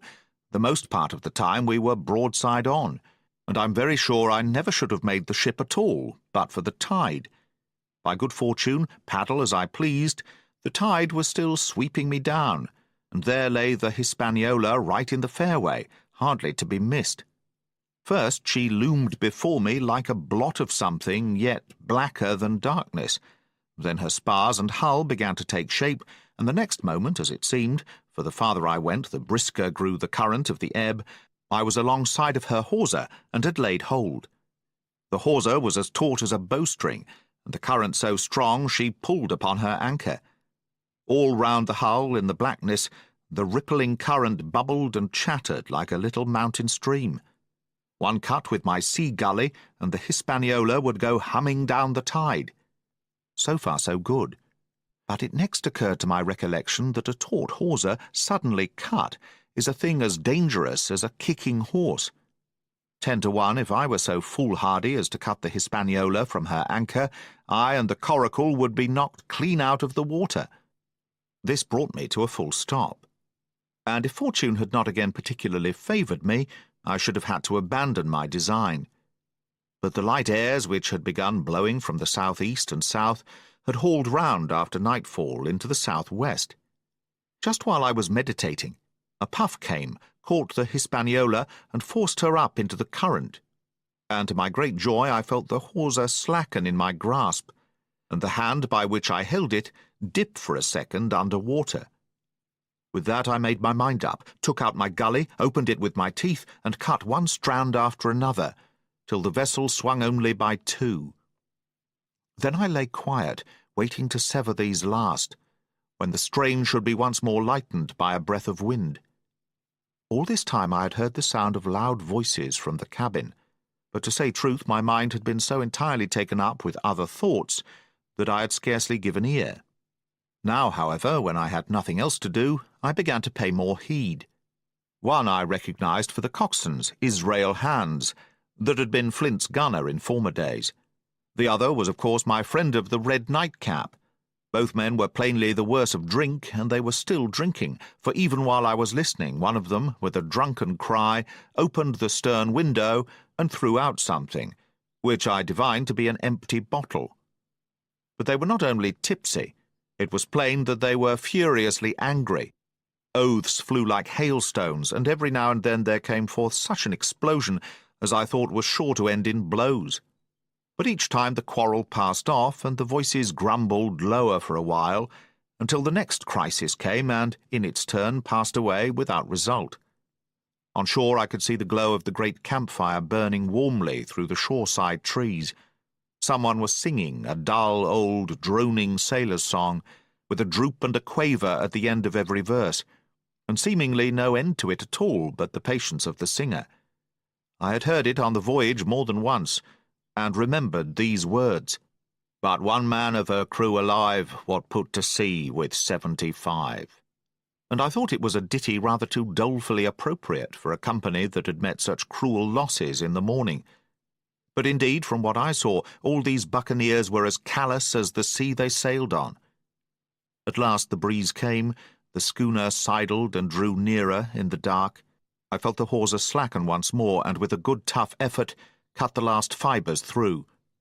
The breeze had but little action on the coracle, and I was almost instantly swept against the bows of the Hispaniola. At the same time the schooner began to turn upon her heel, spinning slowly, end for end, across the current. I wrought like a fiend, for I expected every moment to be swamped, and since I found I could not push the coracle directly off, I now shoved straight astern. At length I was clear of my dangerous neighbour, and just as I gave the last impulsion, my hands came across a light cord that was trailing overboard across the stern bulwarks. Instantly I grasped it. Why I should have done so I can hardly say. It was at first mere instinct. But once I had it in my hands and found it fast, curiosity began to get the upper hand, and I determined I should have one look through the cabin window. I pulled in hand over hand on the cord, and when I judged myself near enough, rose at infinite risk to about half my height, and thus commanded the roof and a slice of the interior of the cabin. By this time the schooner and her little consort were gliding pretty swiftly through the water. Indeed, we had already fetched up level with the campfire. The ship was talking, as sailors say, loudly, treading the innumerable ripples with an incessant weltering splash, and until I got my eye above the window-sill I could not comprehend why the watchman had taken no alarm. One glance, however, was sufficient, and it was only one glance that I durst take from that unsteady skiff. It showed me Hans and his companion locked together in deadly wrestle, each with a hand upon the other's throat. I dropped upon the thwart again, none too soon, for I was near overboard. I could see nothing for the moment but these two furious, encrimsoned faces swaying together under the smoky lamp, and I shut my eyes to let them grow once more familiar with the darkness. The endless ballad had come to an end at last, and the whole diminished company about the campfire had broken into the chorus I had heard so often. 15 men on the dead man's chest, yo-ho-ho and a bottle of rum, drink and the devil had done for the rest, yo-ho-ho and a bottle of rum. I was just thinking how busy drink and the devil were at that very moment in the cabin of the Hispaniola, when I was surprised by a sudden lurch of the coracle. At the same moment she yawed sharply and seemed to change her course. The speed in the meantime had strangely increased. I opened my eyes at once. All round me were little ripples, combing over with a sharp bristling sound and slightly phosphorescent. The Hispaniola herself, a few yards in whose wake I was still being whirled along, seemed to stagger in her course, and I saw her spars toss a little against the blackness of the night. Nay, as I looked longer, I made sure she also was wheeling to the southward. I glanced over my shoulder, and my heart jumped against my ribs. There, right behind me, was the glow of the campfire. The current had turned at right angles, sweeping round, along with it, the tall schooner and the little dancing coracle. Ever quickening, ever bubbling higher, ever muttering louder, it went spinning through the narrows for the open sea. Suddenly the schooner in front of me gave a violent yaw, turning, perhaps, through 20 degrees. And almost at the same moment one shout followed another from on board. I could hear feet pounding on the companion ladder, and I knew that the two drunkards had at last been interrupted in their quarrel and awakened to a sense of their disaster. I lay down flat in the bottom of that wretched skiff and devoutly recommended my spirit to its Maker. At the end of the straits I made sure we must fall into some bar of raging breakers, where all my troubles would be ended speedily. And though I could, perhaps, bear to die, I could not bear to look upon my fate as it approached. So I must have lain for hours, continually beaten to and fro upon the billows, now and again wetted with flying sprays, and never ceasing to expect death at the next plunge. Gradually weariness grew upon me, A numbness, an occasional stupor fell upon my mind, even in the midst of my terrors, until sleep at last supervened, and in my sea-tossed coracle I lay and dreamed of home and the old Admiral Benbow.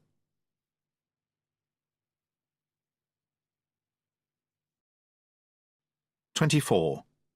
The Cruise of the Coracle. It was broad day when I awoke, and found myself tossing at the southwest end of Treasure Island. The sun was up, but was still hid from me behind the great bulk of the spyglass, which on this side descended almost to the sea in formidable cliffs. Haulbowline Head and Mizzenmast Hill were at my elbow, the hill bare and dark, the head bound with cliffs 40 or 50 feet high and fringed with great masses of fallen rock. I was scarce a quarter of a mile to seaward, and it was my first thought to paddle in and land. That notion was soon given over. Among the fallen rocks the breakers spouted and bellowed. Loud reverberations, heavy sprays flying and falling, succeeded one another from second to second, and I saw myself, if I ventured nearer, dashed to death upon the rough shore, or spending my strength in vain to scale the beetling crags. Nor was that all, for crawling together on flat tables of rock, or letting themselves drop into the sea with loud reports, I beheld huge slimy monsters, soft snails, as it were, of incredible bigness, 2 or 3 score of them together, making the rocks to echo with their barkings. I have understood since that they were sea lions, and entirely harmless, but the look of them, added to the difficulty of the shore and the high running of the surf, was more than enough to disgust me of that landing-place. I felt willing rather to starve at sea than to confront such perils. In the meantime I had a better chance, as I supposed, before me. North of Haulbowline Head, the land runs in a long way, leaving at low tide a long stretch of yellow sand. To the north of that, again, there comes another cape, Cape of the Woods, as it was marked upon the chart, buried in tall green pines, which descended to the margin of the sea. I remembered what Silver had said about the current that sets northward along the whole west coast of Treasure Island, and seeing from my position that I was already under its influence, I preferred to leave Haulbowline Head behind me and reserve my strength for an attempt to land upon the kindlier-looking Cape of the Woods. There was a great smooth swell upon the sea, the wind blowing steady and gentle from the south. There was no contrariety between that and the current, and the billows rose and fell unbroken. Had it been otherwise, I must long ago have perished, but as it was, it is surprising how easily and securely my little and light boat could ride. Often, as I still lay at the bottom and kept no more than an eye above the gunwale, I would see a big blue summit heaving close above me. Yet the coracle would but bounce a little, dance as if on springs, and subside on the other side into the trough as lightly as a bird. I began, after a little, to grow very bold, and sat up to try my skill at paddling. But even a small change in the disposition of the weight will produce violent changes in the behaviour of a coracle, and I had hardly moved before the boat, giving up at once her gentle dancing movement, ran straight down a slope of water so steep that it made me giddy, and struck her nose with a spout of spray deep into the side of the next wave. I was drenched and terrified, and fell instantly back into my old position, whereupon the coracle seemed to find her head again, and led me as softly as before among the billows. It was plain she was not to be interfered with, and at that rate, since I could in no way influence her course, what hope had I left of reaching land? I began to be horribly frightened, but I kept my head for all that. First, moving with all care, I gradually bailed out the coracle with my sea-cap. Then, getting my eye once more above the gunwale, I set myself to study how it was she managed to slip so quietly through the rollers. I found each wave, instead of the big, smooth, glossy mountain it looks from shore or from a vessel's deck, was for all the world like any range of hills on dry land, full of peaks and smooth places and valleys. The coracle, left to herself, turning from side to side, threaded, so to speak, her way through these lower parts, and avoided the steep slopes and higher toppling summits of the wave. Well now, thought I to myself, it is plain I must lie where I am and not disturb the balance. But it is plain also that I can put the paddle over the side and from time to time, in smooth places, give her a shove or two towards land. No sooner thought upon than done. There I lay on my elbows in the most trying attitude, and every now and again gave a weak stroke or two to turn her head to shore. It was very tiring and slow work, yet I did visibly gain ground, and as we drew near the Cape of the Woods, though I saw I must infallibly miss that point, I had still made some 100 yards of easting. I was indeed close in. I could see the cool green tree-tops swaying together in the breeze, and I felt sure I should make the next promontory without fail. It was high time, for I now began to be tortured with thirst. The glow of the sun from above, its thousandfold reflection from the waves, the sea-water that fell and dried upon me, caking my very lips with salt, combined to make my throat burn and my brain ache. The sight of the trees so near at hand had almost made me sick with longing, but the current had soon carried me past the point, and as the next reach of sea opened out, I beheld a sight that changed the nature of my thoughts. Right in front of me, not half a mile away, I beheld the Hispaniola under sail. I made sure, of course, that I should be taken, but I was so distressed for want of water that I scarce knew whether to be glad or sorry at the thought, and long before I had come to a conclusion, surprise had taken entire possession of my mind, and I could do nothing but stare and wonder. The Hispaniola was under her mainsail and 2 jibs, and the beautiful white canvas shone in the sun like snow or silver. When I first sighted her, all her sails were drawing. She was lying a course about northwest, and I presumed the men on board were going round the island on their way back to the anchorage. Presently she began to fetch more and more to the westward, so that I thought they had sighted me and were going about in chase. At last, however, she fell right into the wind's eye, was taken dead aback, and stood there a while helpless, with her sails shivering. Clumsy fellows, said I, they must still be drunk as owls. And I thought how Captain Smollett would have set them skipping. Meanwhile the schooner gradually fell off and filled again upon another tack, sailed swiftly for a minute or so, and brought up once more dead in the wind's eye. Again and again this was repeated, to and fro, up and down, north, south, east, and west. The Hispaniola sailed by swoops and dashes, and at each repetition ended as she had begun, with idly flapping canvas. It became plain to me that nobody was steering, and if so, where were the men? Either they were dead drunk, or had deserted her, I thought, and perhaps if I could get on board, I might return the vessel to her captain. The current was bearing coracle and schooner southward at an equal rate. As for the latter's sailing, it was so wild and intermittent, and she hung each time so long in irons, that she certainly gained nothing, if she did not even lose. If only I dared to sit up and paddle, I made sure that I could overhaul her. The scheme had an air of adventure that inspired me, and the thought of the water-breaker beside the fore-companion doubled my growing courage. Up I got, was welcomed almost instantly by another cloud of spray, but this time stuck to my purpose and set myself with all my strength and caution to paddle after the unsteered Hispaniola. Once I shipped a sea so heavy that I had to stop and bail, with my heart fluttering like a bird. But gradually I got into the way of the thing and guided my coracle among the waves, with only now and then a blow upon her bows and a dash of foam in my face. I was now gaining rapidly on the schooner. I could see the brass glisten on the tiller as it banged about, and still no soul appeared upon her decks. I could not choose but suppose she was deserted. If not, the men were lying drunk below, where I might batten them down perhaps, and do what I chose with the ship.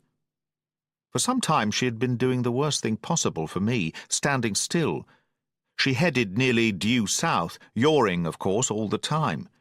Each time she fell off, her sails partly filled, and these brought her in a moment right to the wind again.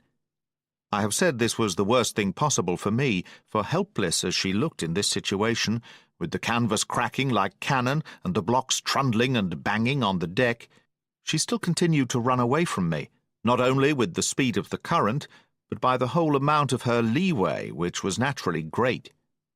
But now, at last, I had my chance.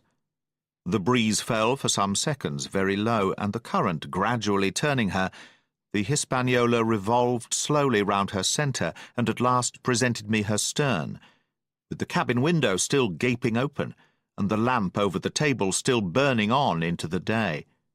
The mainsail hung drooped like a banner. She was stock still but for the current. For the last little while I had even lost, but now, redoubling my efforts, I began once more to overhaul the chase. I was not 100 yards from her when the wind came again in a clap. She filled on the port tack and was off again, stooping and skimming like a swallow. My first impulse was one of despair, but my second was towards joy. Round she came till she was broadside onto me, round still till she had covered a half, and then 2/3, and then 3/4 of the distance that separated us. I could see the waves boiling white under her forefoot. Immensely tall she looked to me from my low station in the coracle. And then, of a sudden, I began to comprehend. I had scarce time to think, scarce time to act and save myself. I was on the summit of one swell when the schooner came stooping over the next. The bowsprit was over my head. I sprang to my feet and leapt, stamping the coracle under water. With one hand I caught the jib boom, while my foot was lodged between the stay and the brace. And as I still clung there panting, a dull blow told me that the schooner had charged down upon and struck the coracle, and that I was left without retreat on the Hispaniola.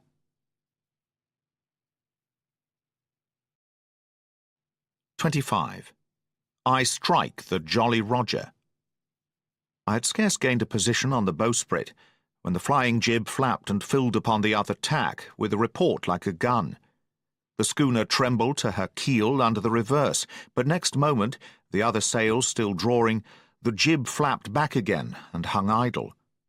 This had nearly tossed me off into the sea, and now I lost no time, crawled back along the bowsprit and tumbled head foremost on the deck. I was on the lee side of the forecastle, and the mainsail, which was still drawing, concealed from me a certain portion of the after-deck. Not a soul was to be seen. The planks, which had not been swabbed since the mutiny, bore the print of many feet, and an empty bottle, broken by the neck, tumbled to and fro like a live thing in the scuppers. Suddenly the Hispaniola came right into the wind. The jibs behind me cracked aloud, the rudder slammed to, the whole ship gave a sickening heave and shudder, and at the same moment the main boom swung inboard, the sheet groaning in the blocks, and showed me the lee after-deck. There were the 2 watchmen, sure enough. Redcap on his back, as stiff as a handspike, with his arms stretched out like those of a crucifix, and his teeth showing through his open lips. Israel Hands propped against the bulwarks, his chin on his chest, his hands lying open before him on the deck, his face as white under its tan as a tallow candle. For a while the ship kept bucking and sidling like a vicious horse, the sails filling, now on one tack, now on another, and the boom swinging to and fro till the mast groaned aloud under the strain. Now and again, too, there would come a cloud of light sprays over the bulwark, and a heavy blow of the ship's bows against the swell. So much heavier weather was made of it by this great rigged ship than by my home-made lopsided coracle, now gone to the bottom of the sea. At every jump of the schooner, Redcap slipped to and fro, but what was ghastly to behold, neither his attitude nor his fixed, teeth-disclosing grin was any way disturbed by this rough usage.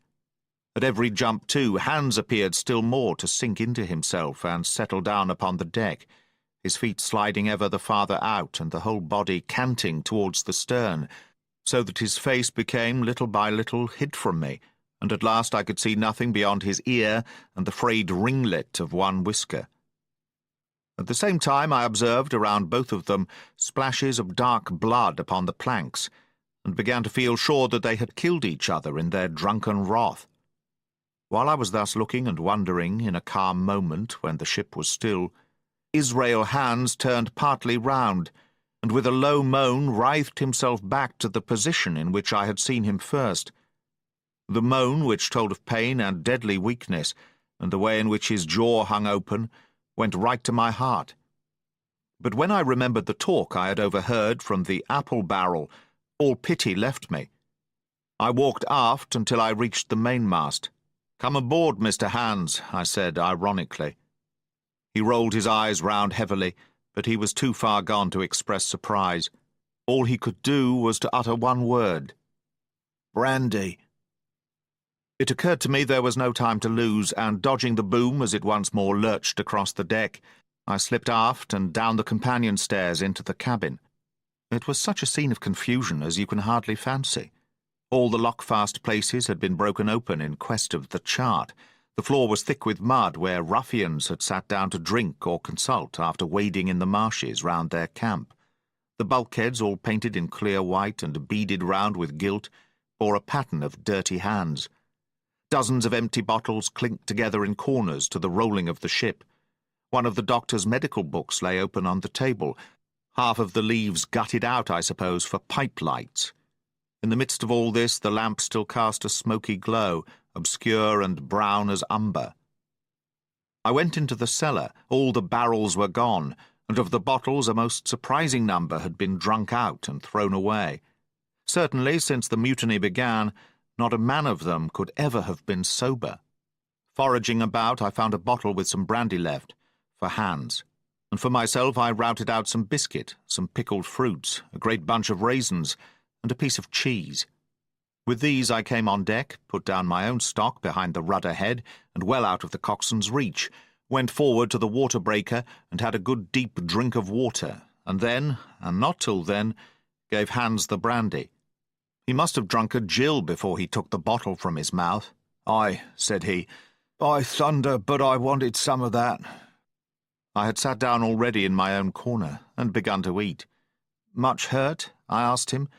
He grunted, or rather I might say he barked. "If that doctor was aboard," he said, "I'd be right enough in a couple of turns. But I don't have no manner of luck, you see, and that's what's the matter with me. As for that swab, he's good and dead, he is," he added, indicating the man with the red cap. "He won't no seaman anyhow. And where mought you have come from?" "Well," said I, "I've come aboard to take possession of this ship, Mr. Hands, and you'll please regard me as your captain until further notice." He looked at me sourly enough, but said nothing. Some of the colour had come back into his cheeks, though he still looked very sick and still continued to slip out and settle down as the ship banged about. "By the by," I continued, "I can't have these colours, Mr. Hands, and by your leave I'll strike 'em. Better none than these." And again, dodging the boom, I ran to the colour lines, handed down their cursed black flag, and chucked it overboard. "God save the King," said I, waving my cap, "and there's an end to Captain Silver." He watched me keenly and slyly, his chin all the while on his breast. "I reckon," he said at last, "I reckon, Captain Hawkins, you'll kind of want to get ashore now. S'pose we talks?" "Why, yes," says I, "with all my heart, Mr. Hands. Say on." And I went back to my meal with a good appetite. "This man," he began, nodding feebly at the corpse, "O'Brien were his name, a rank Irelander.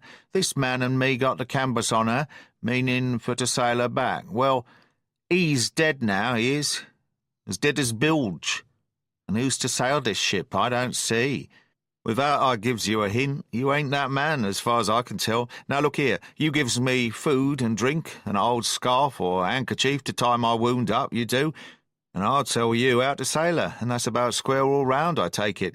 I'll tell you one thing," says I, "I'm not going back to Captain Kidd's anchorage. I mean to get her into North Inlet and beach her quietly there." "To be sure you did," he cried. "Why, I ain't such an infernal lubber after all. I can see, can't I? I've tried my fling, I have, and I've lost, and it's you has the wind of me. North Inlet? Why, I haven't no choice, not I. I'd help you sail her up to Execution Dock, by thunder, so I would." Well, as it seemed to me there was some sense in this, we struck our bargain on the spot. In 3 minutes I had the Hispaniola sailing easily before the wind along the coast of Treasure Island, with good hopes of turning the northern point ere noon, and beating down again as far as North Inlet before high water, when we might beach her safely and wait till the subsiding tide permitted us to land. Then I lashed the tiller and went below to my own chest, where I got a soft silk handkerchief of my mother's. With this, and with my aid, Hans bound up the great bleeding stab he had received in the thigh, and after he had eaten a little and had a swallow or two more of the brandy, he began to pick up visibly, sat straighter up, spoke louder and clearer, and looked in every way another man. The breeze served us admirably. We skimmed before it like a bird, the coast of the island flashing by and the view changing every minute. Soon we were past the highlands and bowling beside low, sandy country, sparsely dotted with dwarf pines, and soon we were beyond that again, and had turned the corner of the rocky hill that ends the island on the north. I was greatly elated with my new command, and pleased with the bright, sunshiny weather and these different prospects of the coast. I had now plenty of water and good things to eat, and my conscience, which had smitten me hard for my desertion, was quieted by the great conquest I had made. I should, I think, have had nothing left me to desire but for the eyes of the coxswain as they followed me derisively about the deck, and the odd smile that appeared continually on his face. It was a smile that had in it something both of pain and weakness, a haggard old man's smile. But there was, besides that, a grain of derision, a shadow of treachery in his expression, as he craftily watched and watched and watched me at my work.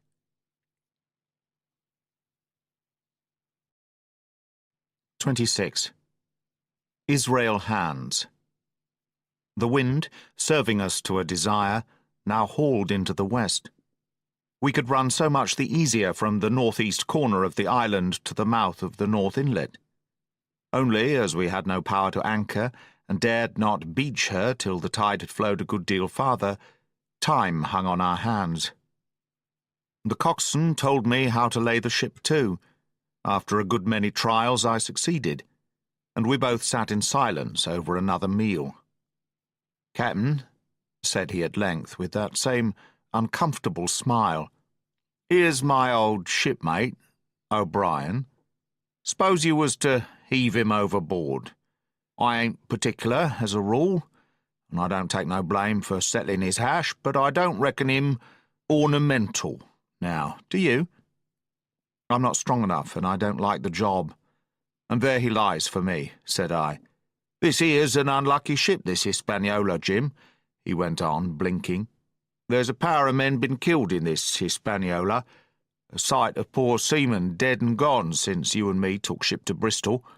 I never seen sich dirty luck, not I. There was this here O'Brien now, he's dead, ain't he? Well now, I'm no scholar, and you're a lad as can read and figure, and, to put it straight, do you take it as a dead man is dead for good? Or do he come alive again? You can kill the body, Mr. Hans, but not the spirit. You must know that already," I replied. "O'Brien there is in another world, and may be watching us." "Ah," says he, "well, that's unfortunate. 'Pears as if killing parties was a waste of time. Howsomever, spirits don't reckon for much, by what I've seen. I'll chance it with the spirits, Jim. And now you've spoke up free, and I'll take it kind if you'd step down into that there cabin and get me a shiver my timbers, I can't hide the name on't. Well, you get me a bottle of wine, Jim. This here brandy's too strong for my head."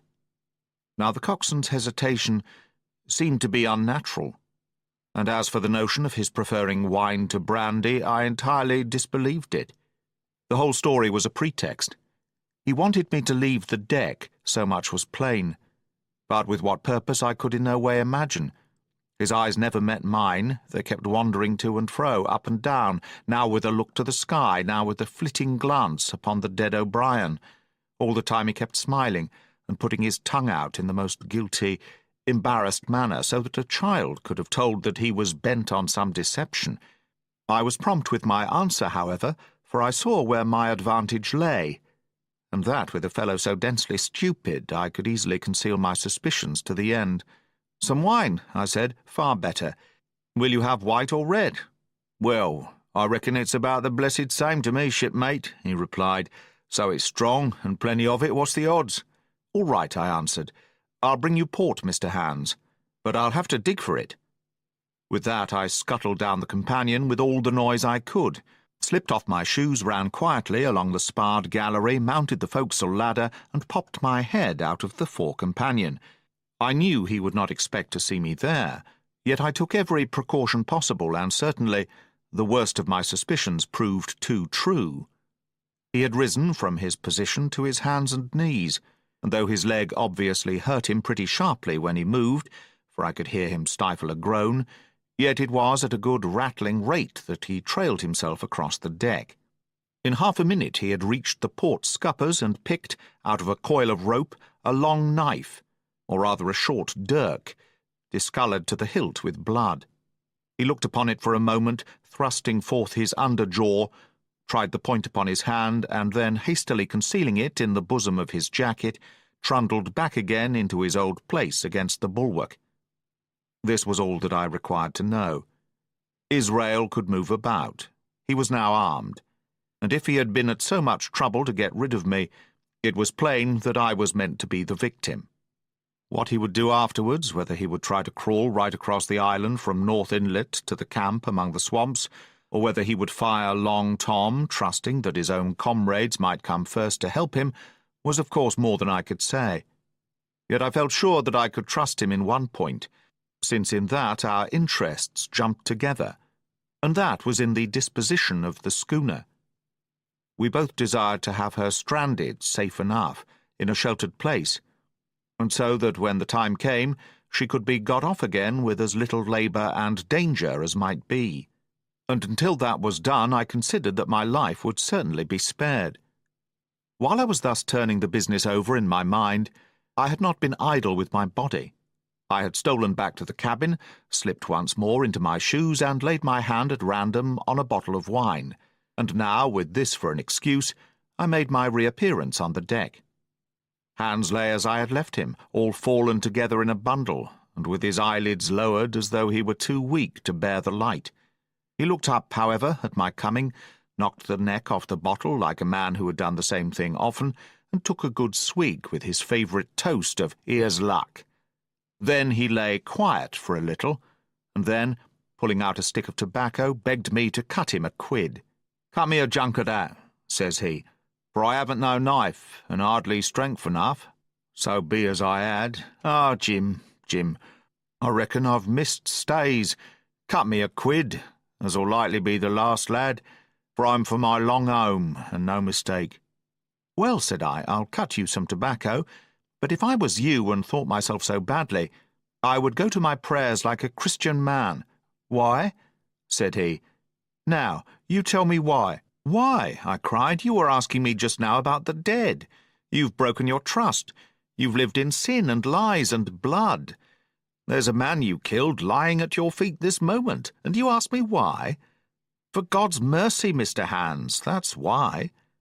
I spoke with a little heat, thinking of the bloody dirk he had hidden in his pocket, and designed, in his ill thoughts, to end me with. He, for his part, took a great draught of the wine, and spoke with the most unusual solemnity. "For 30 years, he said, I've sailed the seas and seen good and bad, better and worse, fair weather and foul, provisions running out, knives going, and what not. Well, now, I tell you, I never seen good come of goodness yet. Him as strikes first is my fancy. Dead men don't bite. Them's my views. Amen, so be it. But now you look here," he added, suddenly changing his tone.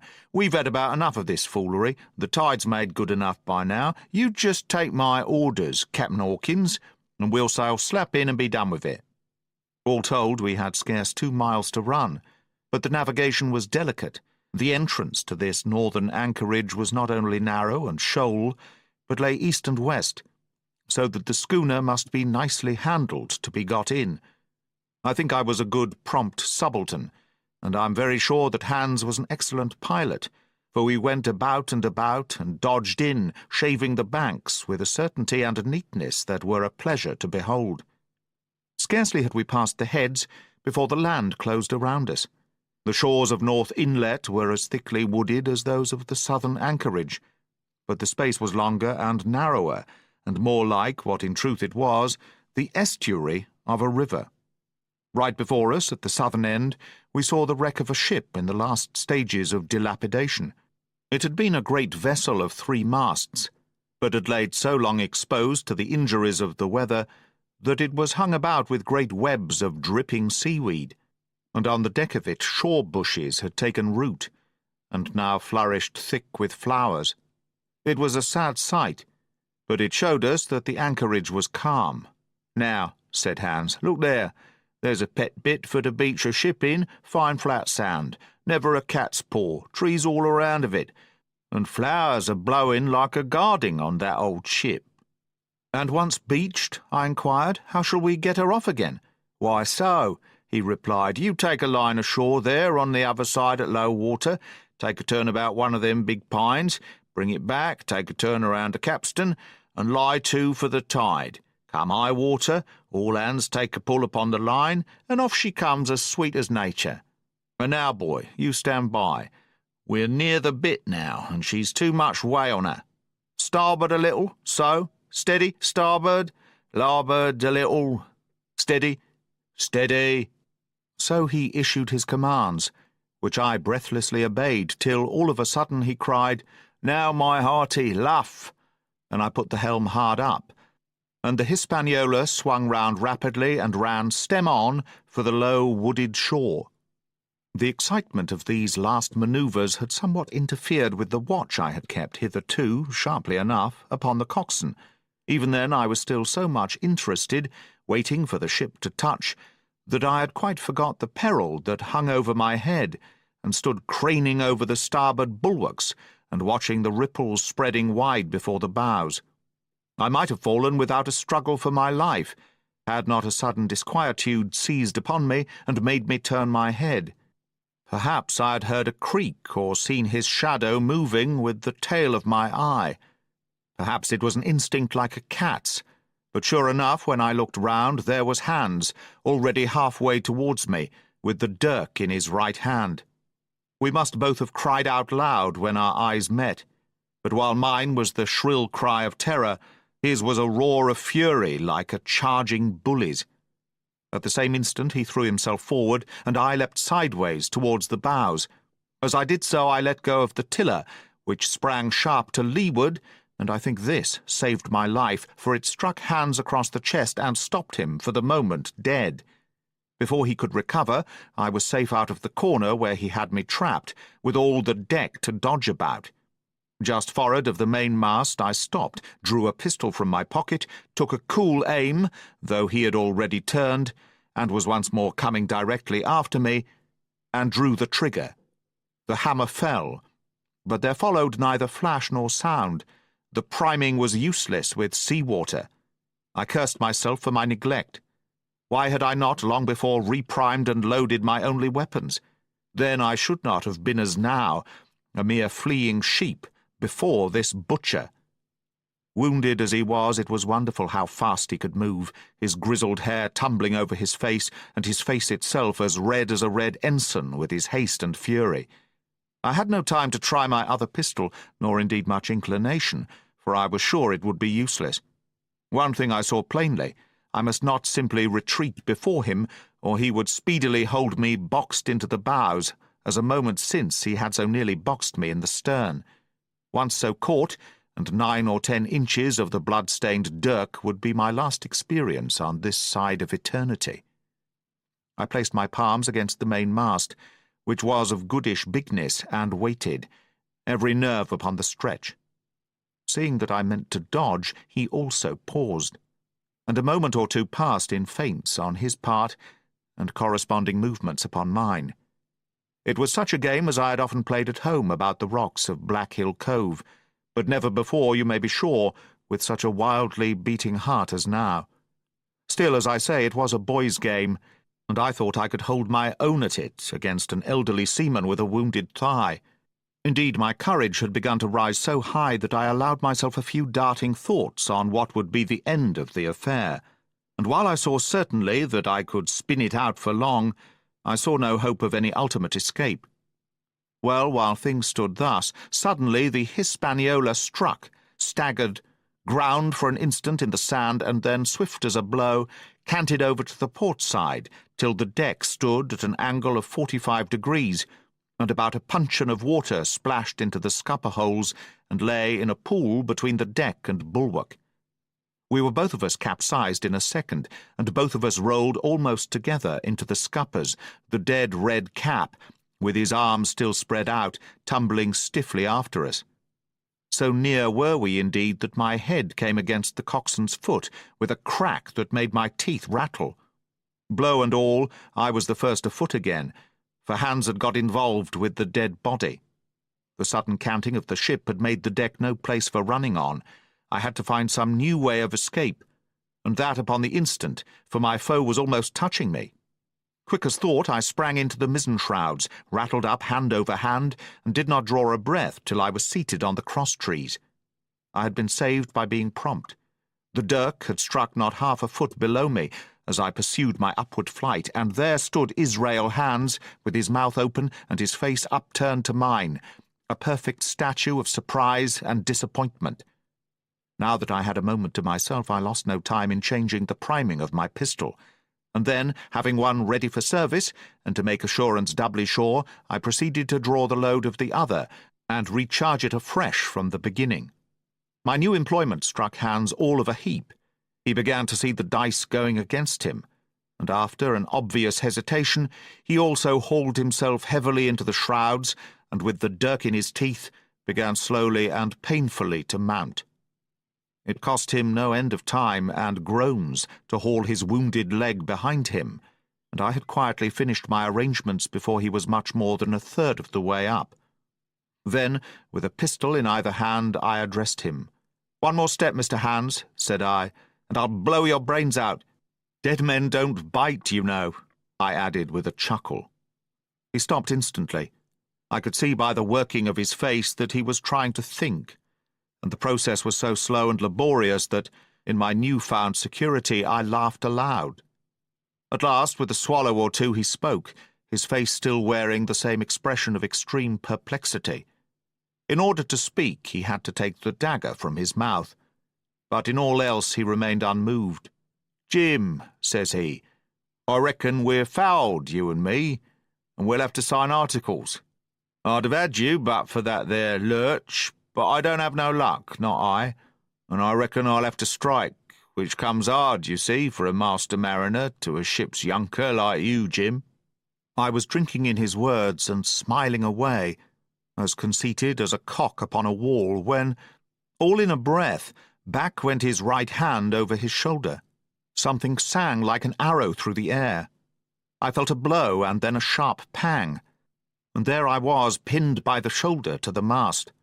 In the horrid pain and surprise of the moment, I scarce can say it was by my own volition, and I'm sure it was without a conscious aim. Both my pistols went off, and both escaped out of my hands. They did not fall alone. With a choked cry, the coxswain loosed his grasp upon the shrouds and plunged head first into the water. 27. Pieces of 8. Owing to the cant of the vessel, the masts hung far out over the water, and from my perch on the cross-trees I had nothing below me but the surface of the bay. Hans, who was not so far up, was in consequence nearer to the ship, and fell between me and the bulwarks.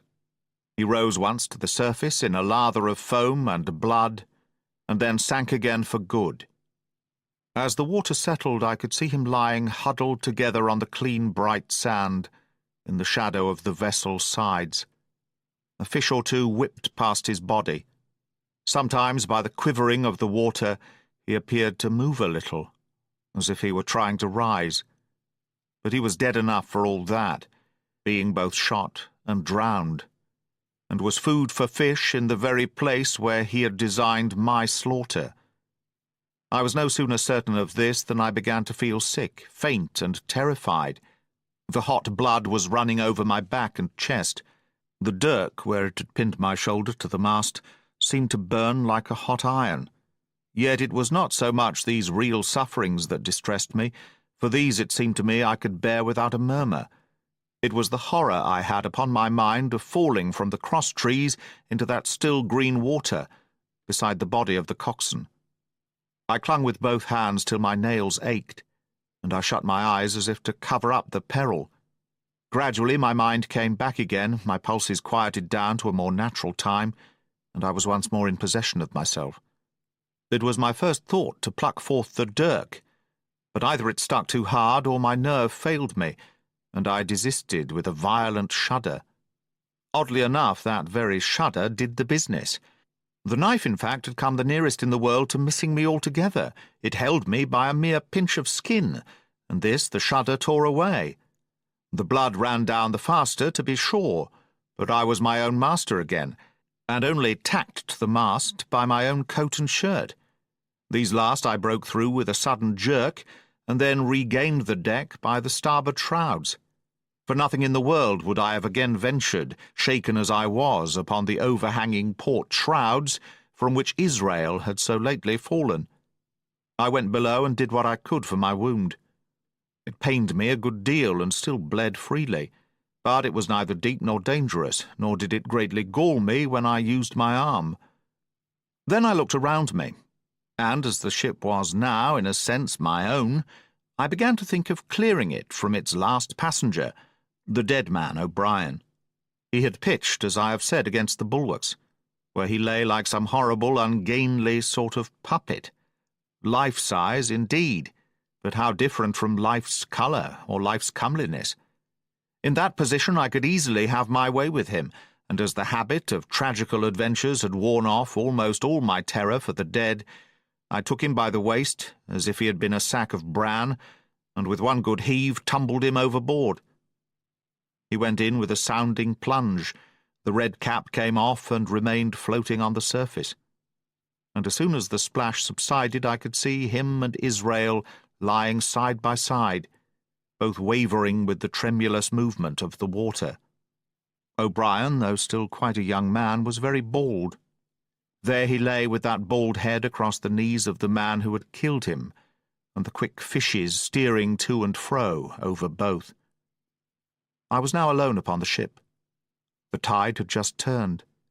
The sun was within so few degrees of setting that already the shadow of the pines upon the western shore began to reach right across the anchorage and fall in patterns on the deck. The evening breeze had sprung up, and though it was well warded off by the hill with the two peaks upon the east, the cordage had begun to sing a little softly to itself, and the idle sails to rattle to and fro. I began to see a danger to the ship. The jibs I speedily doused and brought tumbling to the deck. But the mainsail was a harder matter. Of course, when the schooner canted over, the boom had swung outboard, and the cap of it and a foot or two of sail hung even under water. I thought this made it still more dangerous, yet the strain was so heavy that I half feared to meddle. At last I got my knife and cut the halyards. The peak dropped instantly. A great belly of loose canvas floated broad upon the water, and since, pull as I liked, I could not budge the downhaul, that was the extent of what I could accomplish. For the rest, the Hispaniola must trust to luck, like myself. By this time the whole anchorage had fallen into shadow, the last rays, I remember, falling through a glade of the wood and shining bright as jewels on the flowery mantle of the wreck. It began to be chill.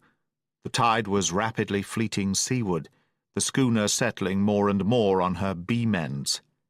I scrambled forward and looked over. It seemed shallow enough, and holding the cut hawser in both hands for a last security, I let myself drop softly overboard. The water scarcely reached my waist. The sand was firm and covered with ripple marks, and I waded ashore in great spirits, leaving the Hispaniola on her side, with her mainsail trailing wide upon the surface of the bay. About the same time the sun went fairly down, and the breeze whistled low in the dusk among the tossing pines. At least, and at last, I was off the sea. Nor had I returned thence empty-handed. There lay the schooner, clear at last from buccaneers, and ready for our own men to board and get to sea again. I had nothing nearer my fancy than to get home to the stockade and boast of my achievements. Possibly I might be blamed a bit for my truantry, but the recapture of the Hispaniola was a clenching answer, and I hoped that even Captain Smollett would confess I had not lost my time. So thinking, and in famous spirits, I began to set my face homeward for the blockhouse and my companions. I remembered that the most easterly of the rivers which drain into Captain Kidd's anchorage ran from the two-peaked hill upon my left, and I bent my course in that direction, that I might pass the stream while it was small. The wood was pretty open, and keeping along the lower spurs, I had soon turned the corner of that hill, and not long after waded to the mid-calf across the watercourse. This brought me near to where I had encountered Ben Gunn, the Maroon, and I walked more circumspectly, keeping an eye on every side. The dusk had come nigh hand completely, and as I opened out the cleft between the two peaks, I became aware of a wavering glow against the sky, where, as I judged, the man of the island was cooking his supper before a roaring fire.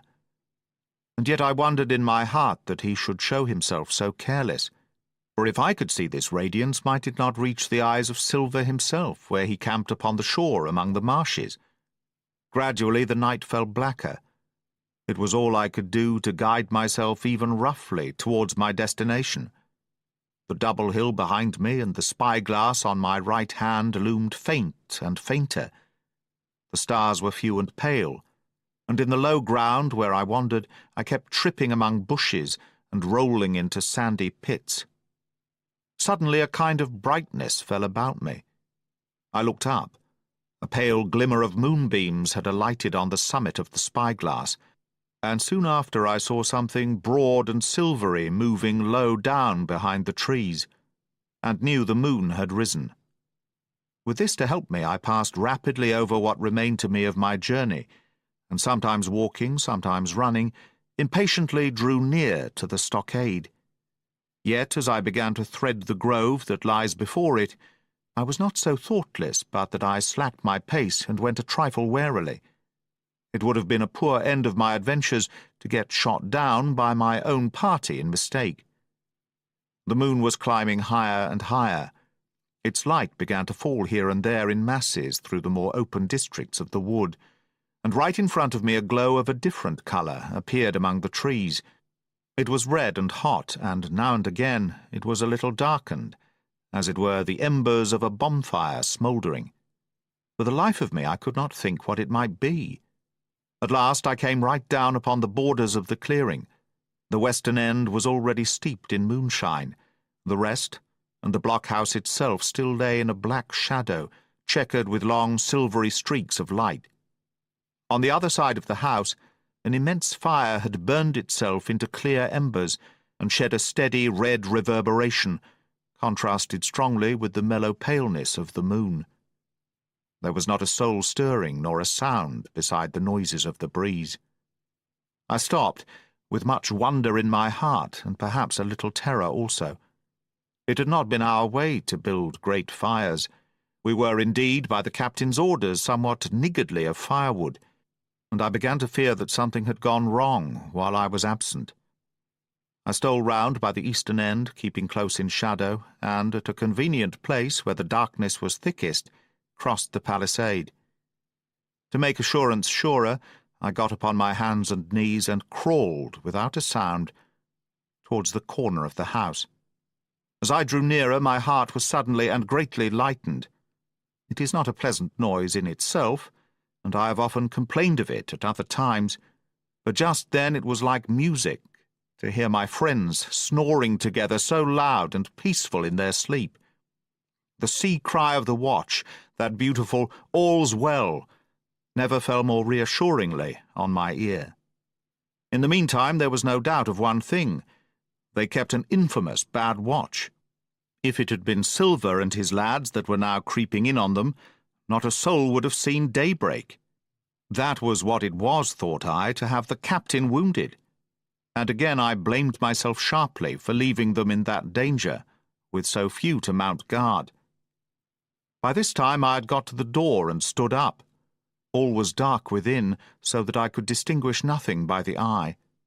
As for sounds, there was the steady drone of the snorers, and a small occasional noise, a flickering or pecking, that I could in no way account for. With my arms before me, I walked steadily in. I should lie down in my own place, I thought with a silent chuckle, and enjoy their faces when they found me in the morning. My foot struck something yielding. It was a sleeper's leg, and he turned and groaned, but without awaking. And then, all of a sudden, a shrill voice broke forth out of the darkness. "Pieces of 8, pieces of 8, pieces of 8, pieces of 8, pieces of 8, and so forth, without pause or change, like the clacking of a tiny mill. Silver's green parrot, Captain Flint. It was she whom I had heard pecking at a piece of bark. It was she, keeping better watch than any human being, who thus announced my arrival with her wearisome refrain. I had no time left me to recover. At the sharp clipping tone of the parrot, the sleepers awoke and sprang up, and with a mighty oath, the voice of Silver cried, "Who goes?" I turned to run, struck violently against one person, recoiled, and ran full into the arms of a second, who for his part closed upon and held me tight. "Bring a torch, Dick," said Silver when my capture was thus assured. And one of the men left the log-house and presently returned with a lighted brand.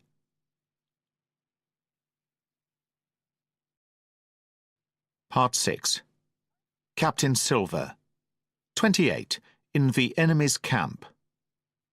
The red glare of the torch, lighting up the interior of the blockhouse, showed me the worst of my apprehensions realized. The pirates were in possession of the house and stores. There was the cask of cognac. There were the pork and bread, as before. And what tenfold increased my horror, not a sign of any prisoner. I could only judge that all had perished, and my heart smote me sorely that I had not been there to perish with them. There were 6 of the buccaneers, all told. Not another man was left alive. 5 of them were on their feet, flushed and swollen, suddenly called out of the first sleep of drunkenness. The 6th had only risen upon his elbow. He was deadly pale, and the blood-stained bandage round his head told that he had recently been wounded, and still more recently dressed. I remembered the man who had been shot, and had run back among the woods in the great attack, and doubted not that this was he. The parrot sat, preening her plumage, on Long John's shoulder. He himself, I thought, looked somewhat paler and more stern than I was used to. He still wore the fine broadcloth suit in which he had fulfilled his mission, but it was bitterly the worse for wear, daubed with clay and torn with the sharp briars of the wood. "So," said he, "here's Jim Hawkins, shiver my timbers, dropped in like, eh? Well, come, I take that friendly." And thereupon he sat down across the brandy cask and began to fill a pipe. "Give me a loan of the link, Dick," said he, and then, when he had a good light, "That'll do, lad," he added. "Stick the glim in the wood-heap, and you, gentlemen, bring yourselves too. You needn't stand up for Mr. Hawkins. He'll excuse you, you may lay to that, and so, Jim," stopping the tobacco, "here you were, and quite a pleasant surprise for poor old John. I see you were smart when first I set my eyes on you, but this here gets away from me clean, it do." To all this, as may be well supposed, I made no answer. They had set me with my back against the wall, and I stood there looking Silver in the face, pluckily enough, I hope, to all outward appearance, but with black despair in my heart. Silver took a whiff or two of his pipe with great composure, and then ran on again. "Now, you see, Jim, so be as you are here," says he, "I'll give you a piece of my mind. I've always liked you, I have, for a lad of spirit, the picture of my own self when I was young and handsome. I always wanted you to join and take your share and die a gentleman, and now, my cock, you've got to. Captain Smollett's a fine seaman, as I'll own up to any day, but stiff on discipline. Duty is duty, says he, and right he is. Just you keep clear of the captain. The doctor himself is gone dead again you. Ungrateful scamp, was what he said, and the short and the long of the whole story is about here. You can't go back to your own lot, for they won't have you. And without you start a third ship's company all by yourself, which might be lonely, you'll have to join with Captain Silver." So far so good. My friends, then, were still alive, and though I partly believed the truth of Silver's statement that the cabin party were incensed at me for my desertion, I was more relieved than distressed by what I heard. "I don't say nothing as to your being in our hands," continued Silver, "though there you are, and you may lay to it. I'm all for argument. I never seen good come out of threatening. If you like the service, well, you'll join, and if you don't, Jim, why, you're free to answer no. Free and welcome, shipmate. And if e'er it can be said by mortal seamen, shiver my sides." "Am I to answer, then?" I asked with a very tremulous voice. Through all this sneering talk I was made to feel the threat of death that overhung me, and my cheeks burned and my heart beat painfully in my breast. "Lad," said Silver, "no one's a-pressing of you. Take your bearings. None of us won't hurry you, mate. Time goes so pleasant in your company, you see." "Well," says I, growing a bit bolder, "if I'm to choose, I declare I have a right to know what's what, and why you're here, and where my friends are." "What's what?" repeated one of the buccaneers in a deep growl. He'd be a lucky one as knowed that." "You'll p'raps batten down your hatches till you're spoke to, my friend," cried Silver truculently to this speaker, and then in his first gracious tones he replied to me. "Yesterday morning, Mr. Hawkins," said he, "in the dog-watch, down came Dr. Livesey with a flag of truce. Says he, 'Captain Silver, you're sold out. Ship's gone.' Well, maybe we'd been taking a glass, and a song to help it round. I won't say no. Leastwise, none of us had looked out. We looked out, and by thunder the old ship was gone. I never seen a pack of fools look fishier, and you may lay to that, if I tells you that looked the fishiest. Well, says the doctor, let's bargain. We bargained, him and I, and here we are. Stores, brandy, blockhouse, the firewood you was thoughtful enough to cut, and in a manner of speaking, the whole blessed boat from Cross Trees to Kelson. As for them, they've tramped. I don't know where's they are." He drew again quietly at his pipe. "And lest you should take it into that head of yours," he went on, "that you was included in the treaty, here's the last word that was said. 'How many are you,' says I, 'to leave?' 4, says he, 4, and one of us wounded. 'As for that boy, I don't know where he is, confound him,' says he, 'nor I don't much care. We're about sick of him.' These was his words." "Is that all?" I asked. "Well, it's all that you're to hear, my son," returned Silver. "And now I am to choose?" "And now you are to choose, and you may lay to that," said Silver. "Well," said I, "I'm not such a fool but I know pretty well what I have to look for. Let the worst come to the worst. It's little I care. I've seen too many die since I fell in with you. But there's a thing or two I have to tell you," I said, and by this time I was quite excited. "And the first is this. Here you are, in a bad way, ship lost, treasure lost, men lost, your whole business gone to wreck. And if you want to know who did it, it was I. I was in the apple barrel the night we sighted land, and I heard you, John, and you, Dick Johnson, and Hans, who is now at the bottom of the sea, and told every word you said before the hour was out. And as for the schooner, it was I who cut her cable, and it was I that killed the men you had aboard of her, and it was I who brought her where you'll never see her more, not one of you. The laugh's on my side. I've had the top of this business from the first. I no more fear you than I fear a fly. Kill me, if you please, or spare me. But one thing I'll say, and no more, if you spare me, bygones are bygones. And when you fellows are in court for piracy, I'll save you all I can.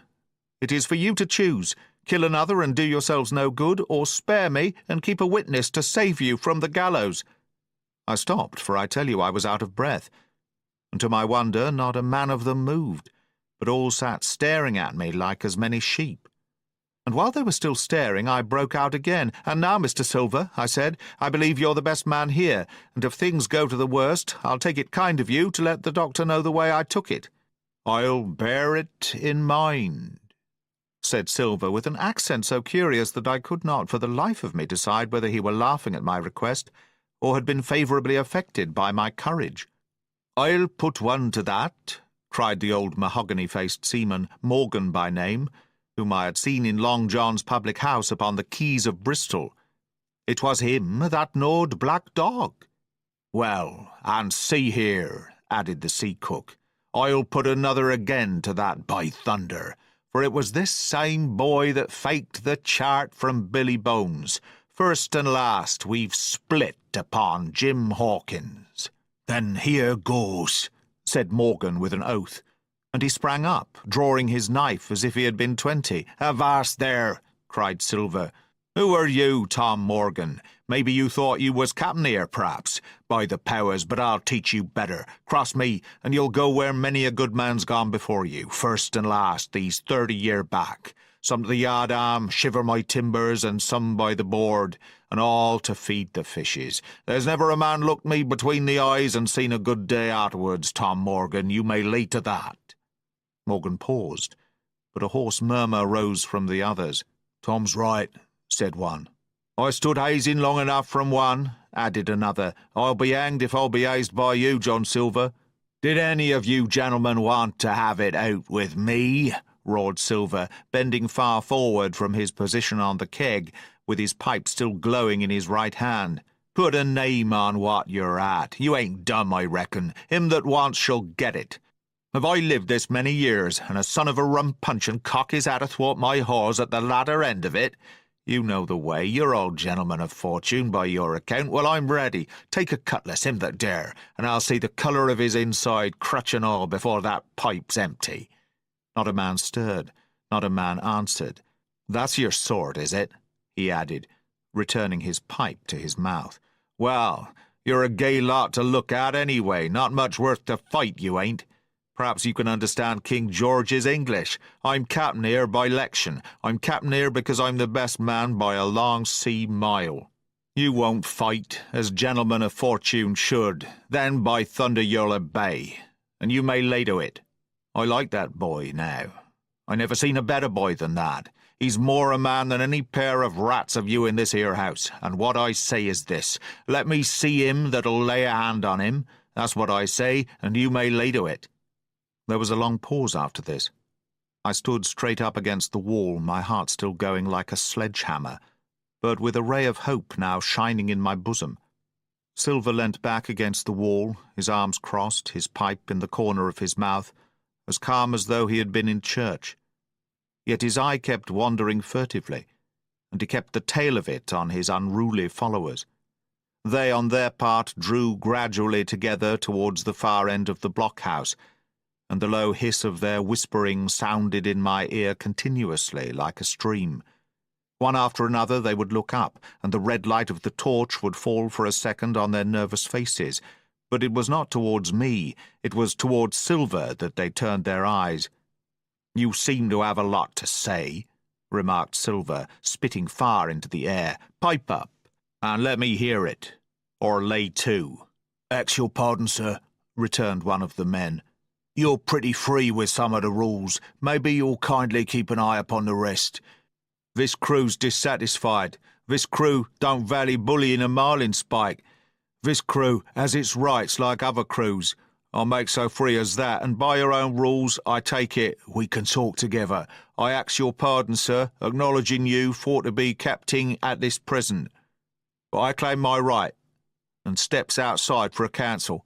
And with an elaborate sea salute, this fellow, a long, ill-looking, yellow-eyed man of 35, stepped coolly towards the door and disappeared out of the house. One after another, the rest followed his example, each making a salute as he passed, each adding some apology. According to rules, said one. Forecastle council, said Morgan. And so, with one remark or another, all marched out and left Silver and me alone with the torch. The sea cook instantly removed his pipe. Now look you here, Jim Hawkins, he said in a steady whisper that was no more than audible. You're within half a plank of death, and what's a long sight worse, of torture. They're going to throw me off, but, you mark, I stand by you through thick and thin. I didn't mean to, no, not till you spoke up. I was about desperate to lose that much blunt and be hanged into the bargain. But I see you was the right sort. I says to myself, you stand by Hawkins, John, and Hawkins'll stand by you. You're his last card, and by the living thunder, John, he's yours. Back to back, says I. You save your witness, and he'll save your neck." I began dimly to understand. "You mean all's lost?" I asked. "Aye, by gum I do," he answered. "Ship gone, neck gone. That's the size of it. Once I looked into that bay, Jim Hawkins, and seen no schooner, well, I'm tough, but I gave out. As for that lot and their counsel, mark me, they're outright fools and cowards. I'll save your life, if so be as I can, from them. But see here, Jim, tit for tat, you save Long John from swinging." I was bewildered. It seemed a thing so hopeless he was asking. He, the old buccaneer, the ringleader throughout. "What I can do, that I'll do," I said. "It's a bargain," cried Long John. "You speak up, Plucky, and by thunder, I've a chance." He hobbled to the torch where it stood propped among the firewood and took a fresh light to his pipe. "Understand me, Jim," he said, returning. "I've head on my shoulders, I have. I'm on Squire's side now. I know you've got that ship safe somewheres. How you done it I don't know, but safe it is. I guess Hans and O'Brien turned soft. I never much believe in neither of them. Now you mark me. I ask no questions, nor I won't let others. I know when a game's up, I do, and I know a lad that's staunch. You that's young, you and me might have done a power of good together." He drew some cognac from the cask into a tin cannikin. "Will you taste, messmate?" he asked, and when I had refused, "Well, I'll take a drain myself, Jim," said he. "I need a corker, for there's trouble on hand. And talking of trouble, why did that doctor give me the chart, Jim?" My face expressed a wonder so unaffected that he saw the needlessness of further questions. Well, he did, though," said he. "And there's something under that, no doubt. Something surely under that, Jim. Bad or good?" And he took another swallow of the brandy, shaking his great fair head, like a man who looks forward to the worst.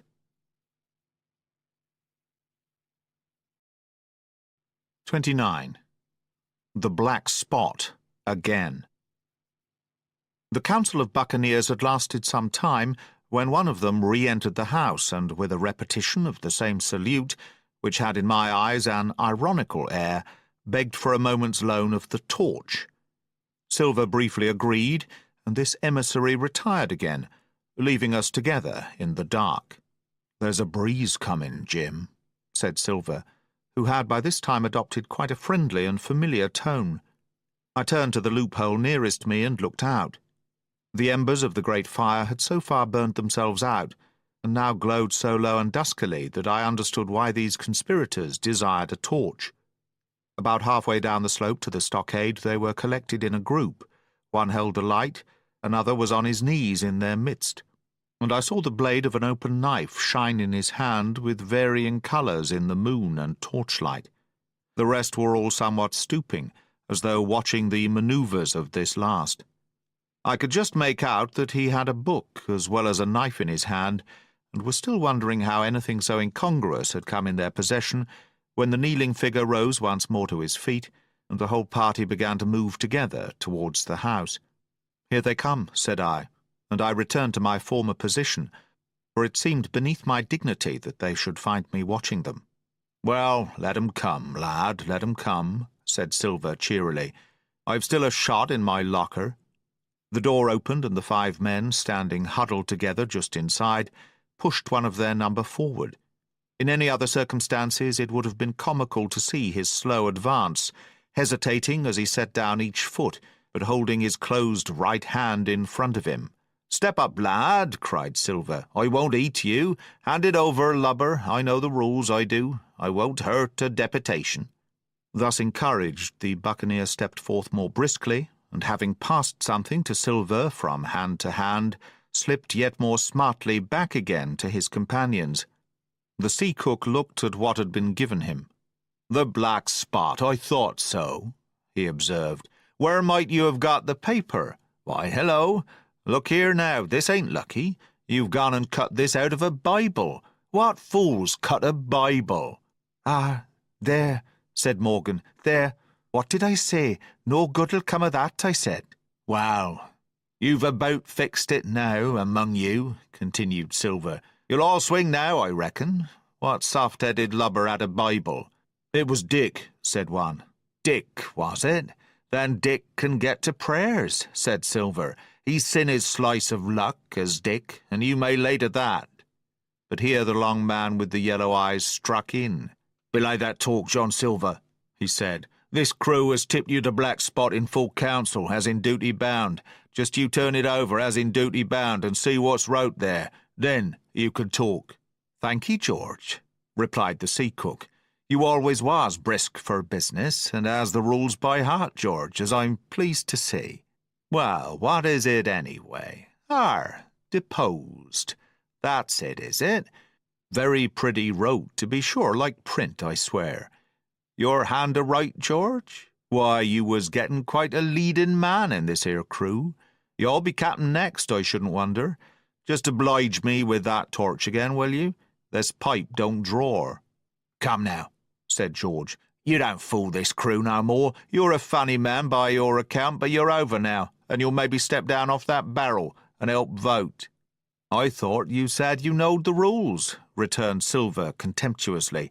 Leastways, if you don't, I do. And I wait here, and I'm still your captain, mind, till you outs with your grievances, and I reply. In the meantime, your black spot ain't worth a biscuit. After that, we'll see. Oh, replied George. You don't be under no kind of apprehension. We're all square, we are. First, you've made a hash of this cruise. You'll be a bold man to say no to that. Second, you let the enemy out of this here trap for nothing. Why did they want out? I dunno, but it's pretty plain they wanted it. Third, you wouldn't let us go at them upon the march. We see through you, John Silver. You want to play booty, that's what's wrong with you. And then, fourth, there's this here boy. Is that all? Asked Silver quietly. Enough too, retorted George.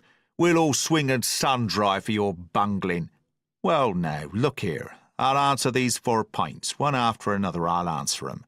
I made a hash of this cruise, did I? Well, now, you all know what I wanted, and you all know, if that had been done, that we'd have been aboard the Hispaniola this night as ever was, every man of us alive, and fit, and full of good plum duff, and the treasure in the hold of her, by thunder. Well, who crossed me, who forced my hand, as was the lawful captain, who tipped me the black spot the day we landed and began this dance? It's a fine dance, I'm with you there, and looks mighty like a hornpipe in a rope's end at execution dock by London town, it does. And who done it? Why, it was Anderson, and Hans, and you, George Merry, and you're the last above board of that same meddling crew, and you have the Davy Jones's insolence to up and stand for captain over me, you, that sank the lot of us. By the powers, but this tops the stiffest yarn to nothing. Silver paused, and I could see by the faces of George and his late comrades that these words had not been said in vain. That's for the number 1, cried the accused, wiping the sweat from his brow, for he had been talking with a vehemence that shook the house. Why, I give you my word I'm sick to speak to you. You've neither sense nor memory, and I leave it to fancy where your mothers was that let you come to sea. Sea? Gentlemen of fortune, I reckon tailors is your trade. Go on, John, said Morgan. Speak up to the others. The others, returned John. They're a nice lot, ain't they? You say this cruise is bungled? By gum, if you could understand how bad it's bungled, you would see.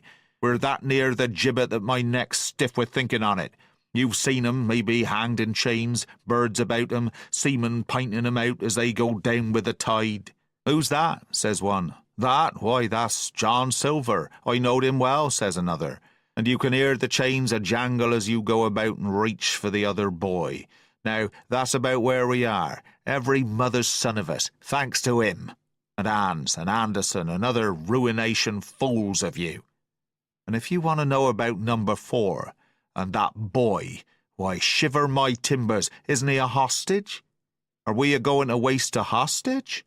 No, not us. He might be our last chance, and I shouldn't wonder. Kill that boy, not me, mates. And number 3? Well, there's a deal to say to number 3. Maybe you don't count it nothing to have a real college doctor to see you every day. You, John, with your head broke, or you, George Merry, that had the ague shakes upon you not 6 hours agone, and has your eyes the colour of lemon peel to this same moment on the clock? And maybe. Perhaps you didn't know there was a consort coming either, but there is, and not so long till then. And we'll see who'll be glad to have a hostage when it comes to that. And as for number 2, and why I made a bargain, well, you came crawling on your knees to me to make it. On your knees you came. You was that downhearted. And you'd have starved too if I hadn't. But that's a trifle. You look there, that's why. And he cast down upon the floor a paper that I instantly recognised, none other than the chart on yellow paper, with the 3 red crosses that I had found in the oilcloth at the bottom of the captain's chest. Why the doctor had given it to him was more than I could fancy. But if it were inexplicable to me, the appearance of the chart was incredible to the surviving mutineers. They leapt upon it like cats upon a mouse. It went from hand to hand, one tearing it from another, and by the oaths and the cries and the childish laughter with which they accompanied their examination, you would have thought not only they were fingering the very gold, but were at sea with it, besides, in safety. "Yes," said one, "that's Flint sure enough, J.F., and a score below, with a clovitch to it. So he done ever." "Mighty pretty," said George. "But how are we to get away with it? And us, no ship." Silver suddenly sprang up, and supporting himself with a hand against the wall, "Now, I give you warning, George," he cried. "One more word of your sauce, and I'll call you down and fight you. How? Why, how do I know? You had ought to tell me that. You and the rest that lost me my schooner, with your interference burn you. But not you, you can't. You ain't got the invention of a cockroach. But civil you can speak, and shall, George Merry, you may lay to that." "That's fair enow," said the old man Morgan. "Fair? I reckon so," said the sea cook. "You lost the ship. I found the treasure. Who's the better man at that? And now I resign, by thunder. Elect whom you please to be your captain now. I'm done with it." "Silver," they cried. "Barbecue forever." "Barbecue for captain. So that's the tune, is it?" cried the cook. "George, I reckon you'll have to wait another turn, friend, and lucky for you as I'm not a revengeful man. But that was never my way. And now, shipmates, this black spot tain't much good now, is it? Dick's crossed his luck and spoiled his Bible, and that's about all." "It'll do to kiss the book on still, won't it?" growled Dick, who was evidently uneasy at the curse he had brought upon himself. "A Bible with a bit cut out?" returned Silver derisively. "Not it. It won't bind no more'n a ballad book." "Don't it, though?" cried Dick with a sort of joy. "Well, I reckon that's worth having too. Here, Jem, here's a curiosity for you," said Silver, and tossed me the paper. It was around about the size of a crown piece. One side was blank, for it had been the last leaf. The other contained a verse or two of Revelation, these words among the rest, which struck sharply home upon my mind: "Without are dogs and murderers." The printed side had been blackened with wood ash, which already began to come off and soil my fingers. On the blank side had been written with the same material the one word, "deposed." I have that curiosity beside me at this moment, but not a trace of writing now remains beyond a single scratch, such as a man might make with his thumbnail. That was the end of the night's business. Soon after, with a drink all round, we lay down to sleep, and the outside of Silver's vengeance was to put George Merry up for sentinel and threaten him with death if he should prove unfaithful.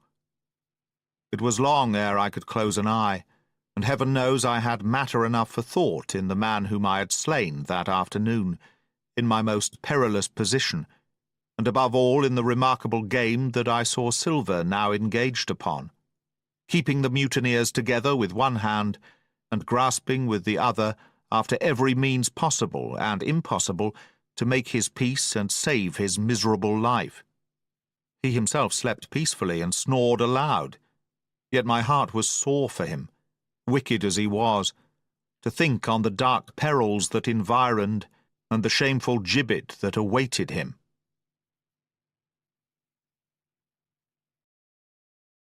30. On parole. I was wakened. Indeed, we were all wakened, for I could see even the sentinel shake himself together from where he had fallen against the doorpost, by a clear, hearty voice hailing us from the margins of the wood. "Blockhouse, ahoy!" it cried. "Here's the doctor." And the doctor it was. Although I was glad to hear the sound, yet my gladness was not without admixture. I remembered with confusion my insubordinate and stealthy conduct, and when I saw where it had brought me, among what companions and surrounded by what dangers, I felt ashamed to look him in the face. He must have risen in the dark, for the day had hardly come, and when I ran to a loophole and looked out, I saw him standing, like Silver once before, up to the mid-leg in creeping vapour. "You, doctor! Top of the morning to you, sir!" cried Silver, broad awake and beaming with good nature in a moment. "Bright and early, to be sure. And it's the early bird, as the saying goes, that gets the rations. George, shake up your timber, son, and help Dr. Livesey over the ship's side. All a-doing well, your patience was, all well and merry." So he pattered on, standing on the hilltop with his crutch under his elbow and one hand upon the side of the log-house, quite the old John in voice, manner, and expression. "We've quite a surprise for you too, sir," he continued. "We've a little stranger here, he. A new boarder and lodger, sir, and looking fit and taut as a fiddle. Slept like a supercargo, he did, right alongside of John. Stem to stem we was, all night." Dr. Livesey was by this time across the stockade and pretty near the cook, and I could hear the alteration in his voice as he said, "Not Jim?" "The very same Jim as ever was," says Silver. The doctor stopped outright, although he did not speak, and it was some seconds before he seemed able to move on.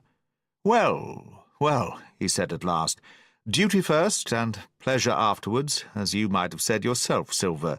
Let us overhaul these patients of yours." A moment afterwards he had entered the blockhouse, and with one grim nod to me proceeded with his work among the sick. He seemed under no apprehension, though he must have known that his life among these treacherous demons depended on a hair, and he rattled on to his patients as if he were paying an ordinary professional visit in a quiet English family. His manner, I suppose, reacted on the men, for they behaved to him as if nothing had occurred, as if he were still ship's doctor, and they still faithful hands before the mast. "You're doing well, my friend," he said to the fellow with the bandaged head, "and if ever any person had a close shave, it was you. Your head must be as hard as iron. Well, George, how goes it? You're a pretty colour, certainly. Why, your liver, man, is upside down. Did you take that medicine?" "Did he take that medicine, men?" Aye, sir, he took it, sure enough," returned Morgan, "because, you see, since I am mutineer's doctor, or prison doctor, as I prefer to call it," says Dr. Livesey in his pleasantest way, "I make it a point of honour not to lose a man for King George, God bless him, and the gallows." The rogues looked at each other, but swallowed the home thrust in silence. "Dick don't feel well, sir," said one. "Don't he?" replied the doctor. "Well, step up here, Dick, and let me see your tongue. No, I shouldn't be surprised if he did. The man's tongue is fit to frighten the French. Another fever." "Ah, there," said Morgan, "that comed of spilin' Bibles." "That comes, as you call it, of being arrant asses," retorted the doctor, "and not having sense enough to know honest air from poison, and the dry land from a vile pestiferous slough. I think it most probable, though of course it's only an opinion, that you'll all have the deuce to pay before you get that malaria out of your systems. Camp in a bog, would you? Silver, I'm surprised at you. You're less of a fool than many, take you all round, but you don't appear to me to have the rudiments of a notion of the rules of health. Well," he added after he had dosed them round, and they had taken his prescriptions with really laughable humility, more like charity schoolchildren than blood-guilty mutineers and pirates, "well, that's done for today, and now I should wish to have a talk with that boy, please." And he nodded his head in my direction carelessly.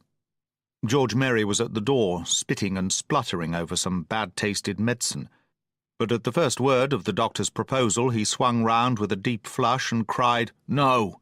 and swore. Silver struck the barrel with his open hand. "Silence!" he roared, and looked about him positively like a lion. "Doctor," he went on in his usual tones, "I was a-thinking of that, knowing as how you had a fancy for the boy. We're all humbly grateful for your kindness, and as you see puts faith in you, and takes the drugs down like that much grog. and I take it I've found a way as'll suit all. Hawkins, will you give me your word of honour as a young gentleman, for a young gentleman you are, although poor born, your word of honour not to slip your cable?" I readily gave the pledge required. "Then, Doctor," said Silver, "you just step outside of that stockade, and once you're there, I'll bring the boy down on the inside. And I reckon you can yarn through the spars. Good day to you, sir, and all our duties to the squire and Captain Smollett." The explosion of disapproval, which nothing but Silver's black looks had restrained, broke out immediately the doctor had left the house. Silver was roundly accused of playing double, of trying to make a separate peace for himself, of sacrificing the interests of his accomplices and victims, and, in one word, of the identical exact thing that he was doing. It seemed to me so obvious in this case that I could not imagine how he was to turn their anger. But he was twice the man the rest were, and his last night's victory had given him a huge preponderance on their minds. He called them all the fools and dolts you can imagine, said it was necessary I should talk to the doctor, fluttered the chart in their faces, asked them if they could afford to break the treaty the very day they were bound a treasure-hunting. "No, by thunder," he cried. "It's us must break the treaty when the time comes. Until then, I'll gammon that doctor, if I have to oil his boots with brandy." And then he bade them get the fire lit, and stalked out upon his crutch, with his hand on my shoulder, leaving them in a disarray and silenced by his volubility, rather than convinced. "Slow, lad, slow," he said. "They might round upon us in a twinkle of an eye, if we were seen to hurry." Very deliberately, then, did we advance across the sand to where the doctor awaited us on the other side of the stockade. And as soon as we were within easy speaking distance, Silver stopped. "You'll make a note of this here also, Doctor," says he, "and the boy'll tell you how I saved his life. And we're disposed for it too, and you may lay to that. Doctor, when a man's steering as near the wind as me, playing chuck-farthing with the last breath in his body, like, you wouldn't think it too much, mayhap, to give him one good word. You'll please bear in mind it's not my life only now, it's that boy's into the bargain, and you'll speak me fair, Doctor, and give me a bit of hope to go on, for the sake of mercy." Silver was a changed man once he was out there, and had his back to his friends and the blockhouse. His cheeks seemed to have fallen in, his voice trembled, never was a soul more dead in earnest. "Why, John, you're not afraid?" asked Dr. Livesey. "Doctor, I'm no coward, no, not I. Not so much," and he snapped his fingers. "If I was, I wouldn't say it. But I'll own up fairly. I've the shakes upon me for the gallows. You're a good man and a true. I never seen a better man. And you'll not forget what I done good, not any more than you'll forget the bad, I know. And I step aside, see here, and leave you and Jim alone. And you'll put that down for me too, for it's a long stretch, is that?" So saying, he stepped back a little way till he was out of earshot, and there sat down upon a tree stump and began to whistle, spinning round now and again upon his seat so as to command a sight, sometimes of me and the doctor, and sometimes of his unruly ruffians as they went to and fro in the sand between the fire, which they were busy rekindling, and the house, from which they brought forth pork and bread to make the breakfast. "So, Jim," said the doctor sadly, "here you are. As you have brewed, so shall you drink, my boy. Heaven knows I cannot find it in my heart to blame you, but this much I will say, be it kind or unkind. When Captain Smollett was well, you dared not have gone off, and when he was ill and couldn't help it, by George, it was downright cowardly." I will own that here I began to weep. "Doctor," I said, "you might spare me. I have blamed myself enough. My life's forfeit anyway, and I should have been dead by now if Silver hadn't stood for me. And, Doctor, believe this, I can die, and I dare say I deserve it, but what I fear is torture, if they come to torture me." "Jim," the doctor interrupted, and his voice was quite changed. "Jim, I can't have this. Whip over, and we'll run for it." "Doctor," said I passed my word." I know, he cried. "We can't help that, Jim, now.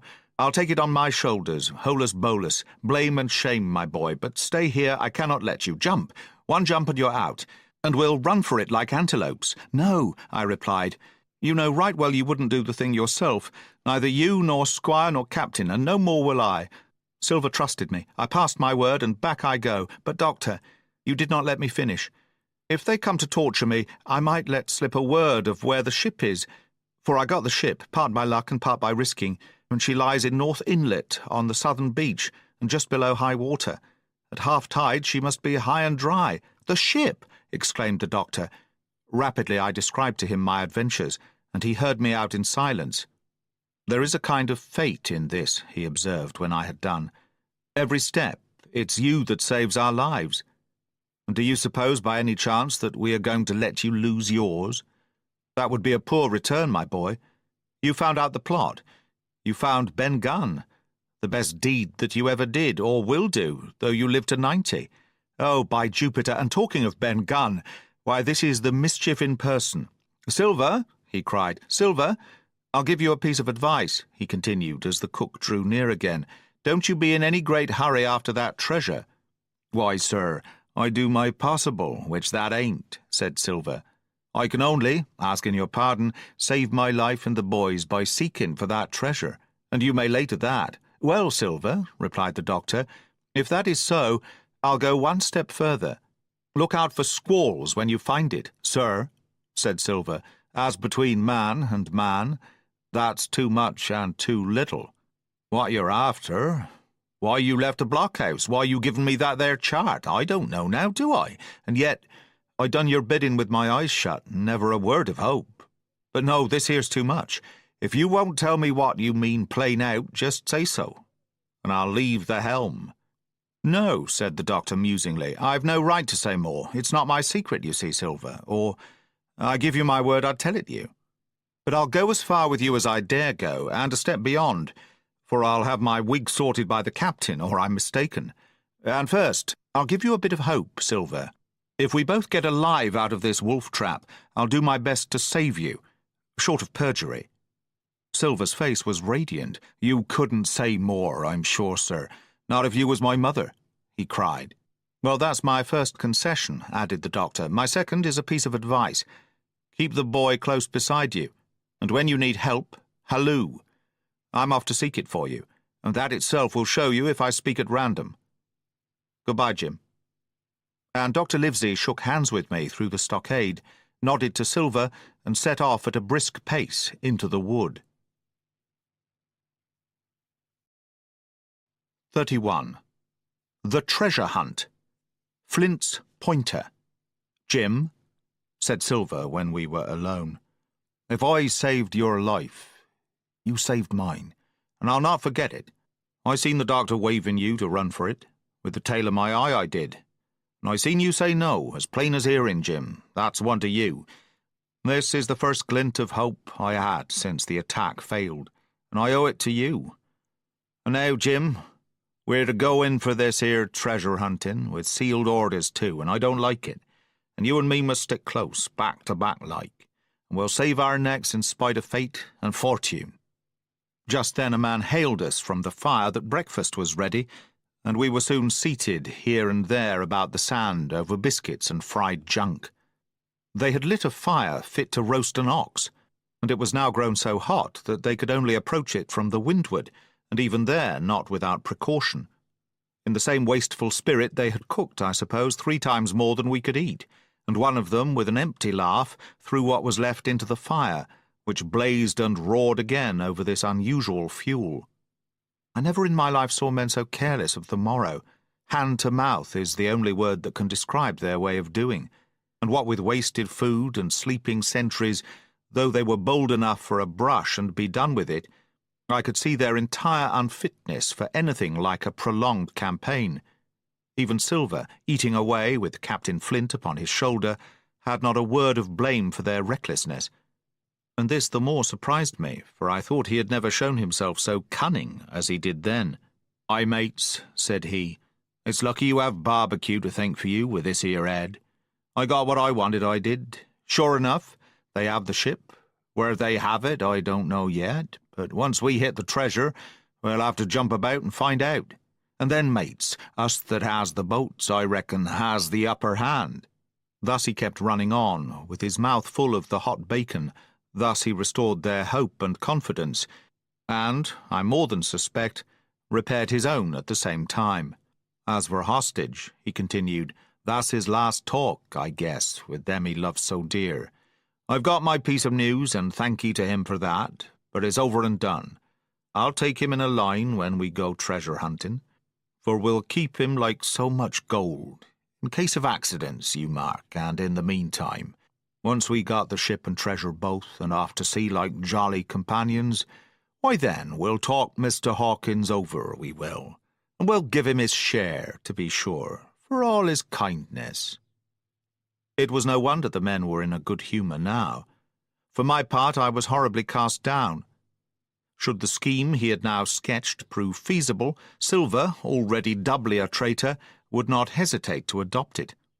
He had still a foot in either camp, and there was no doubt he would prefer wealth and freedom with the pirates to a bare escape from hanging, which was the best he had to hope on our side.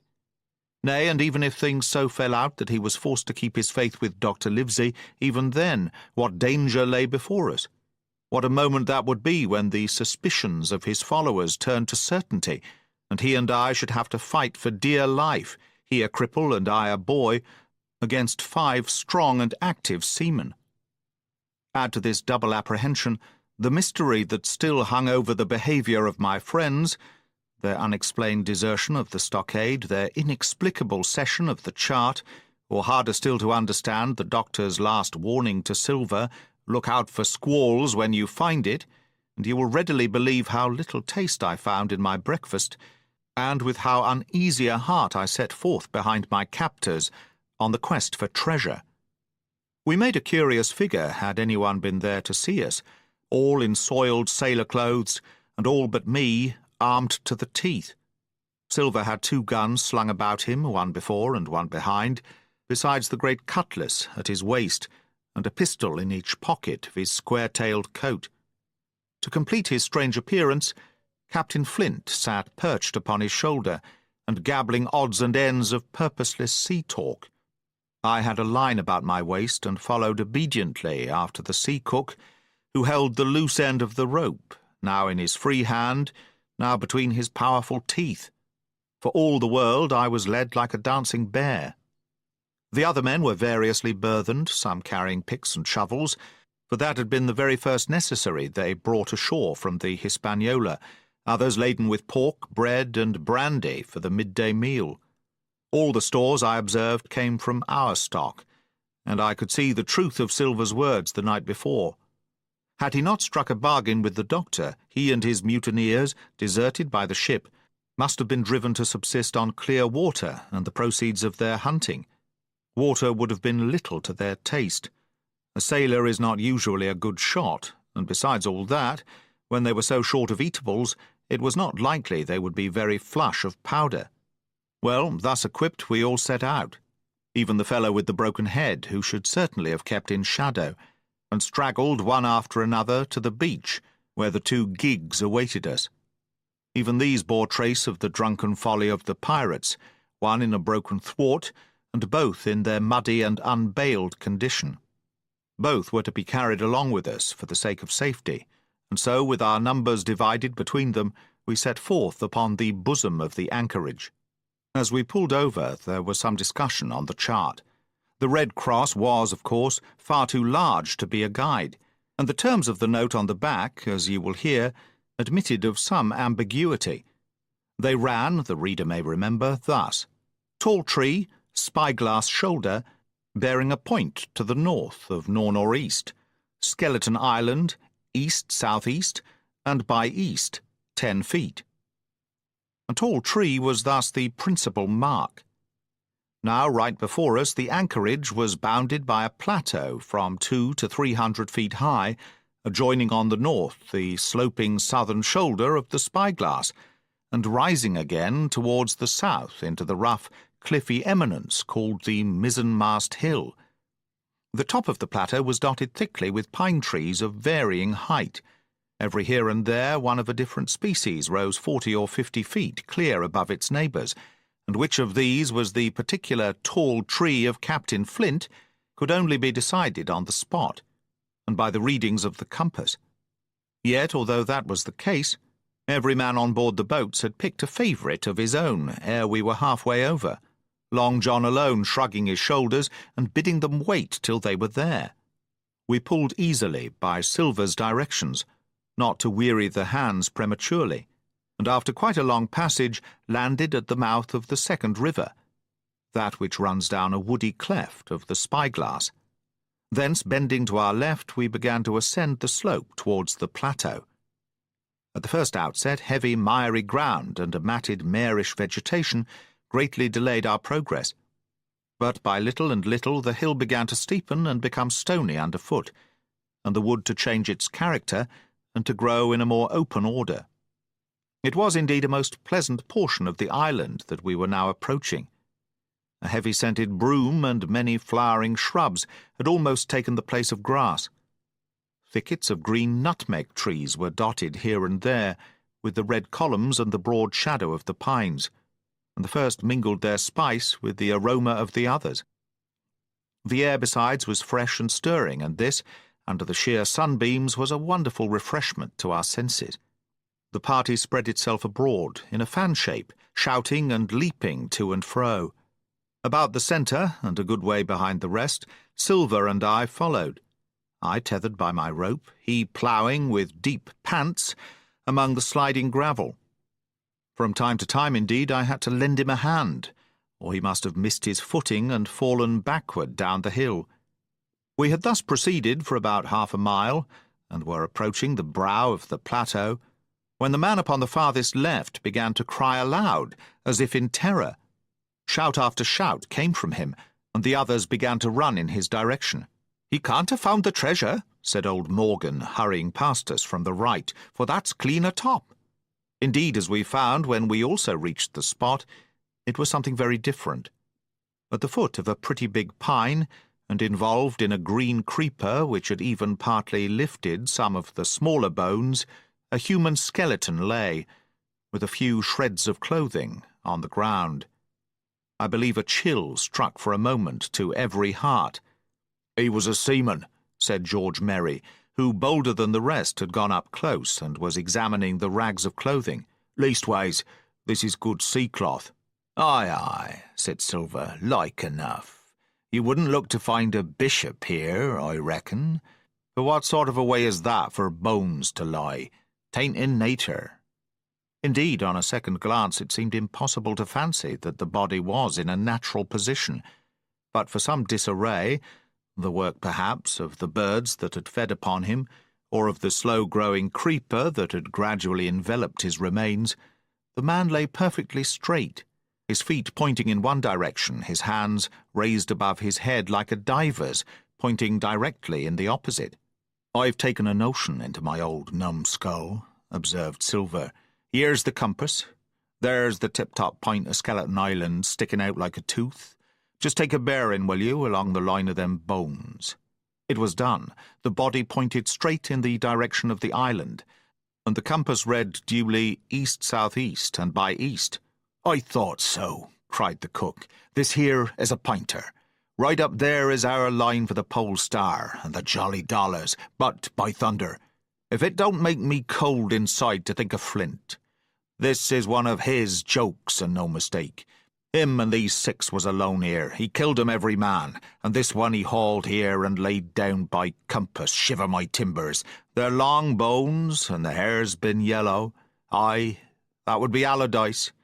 You mind Allardyce, Tom Morgan?" "Aye, aye," returned Morgan. "I mind him. He owed me money, he did, and took my knife ashore with him."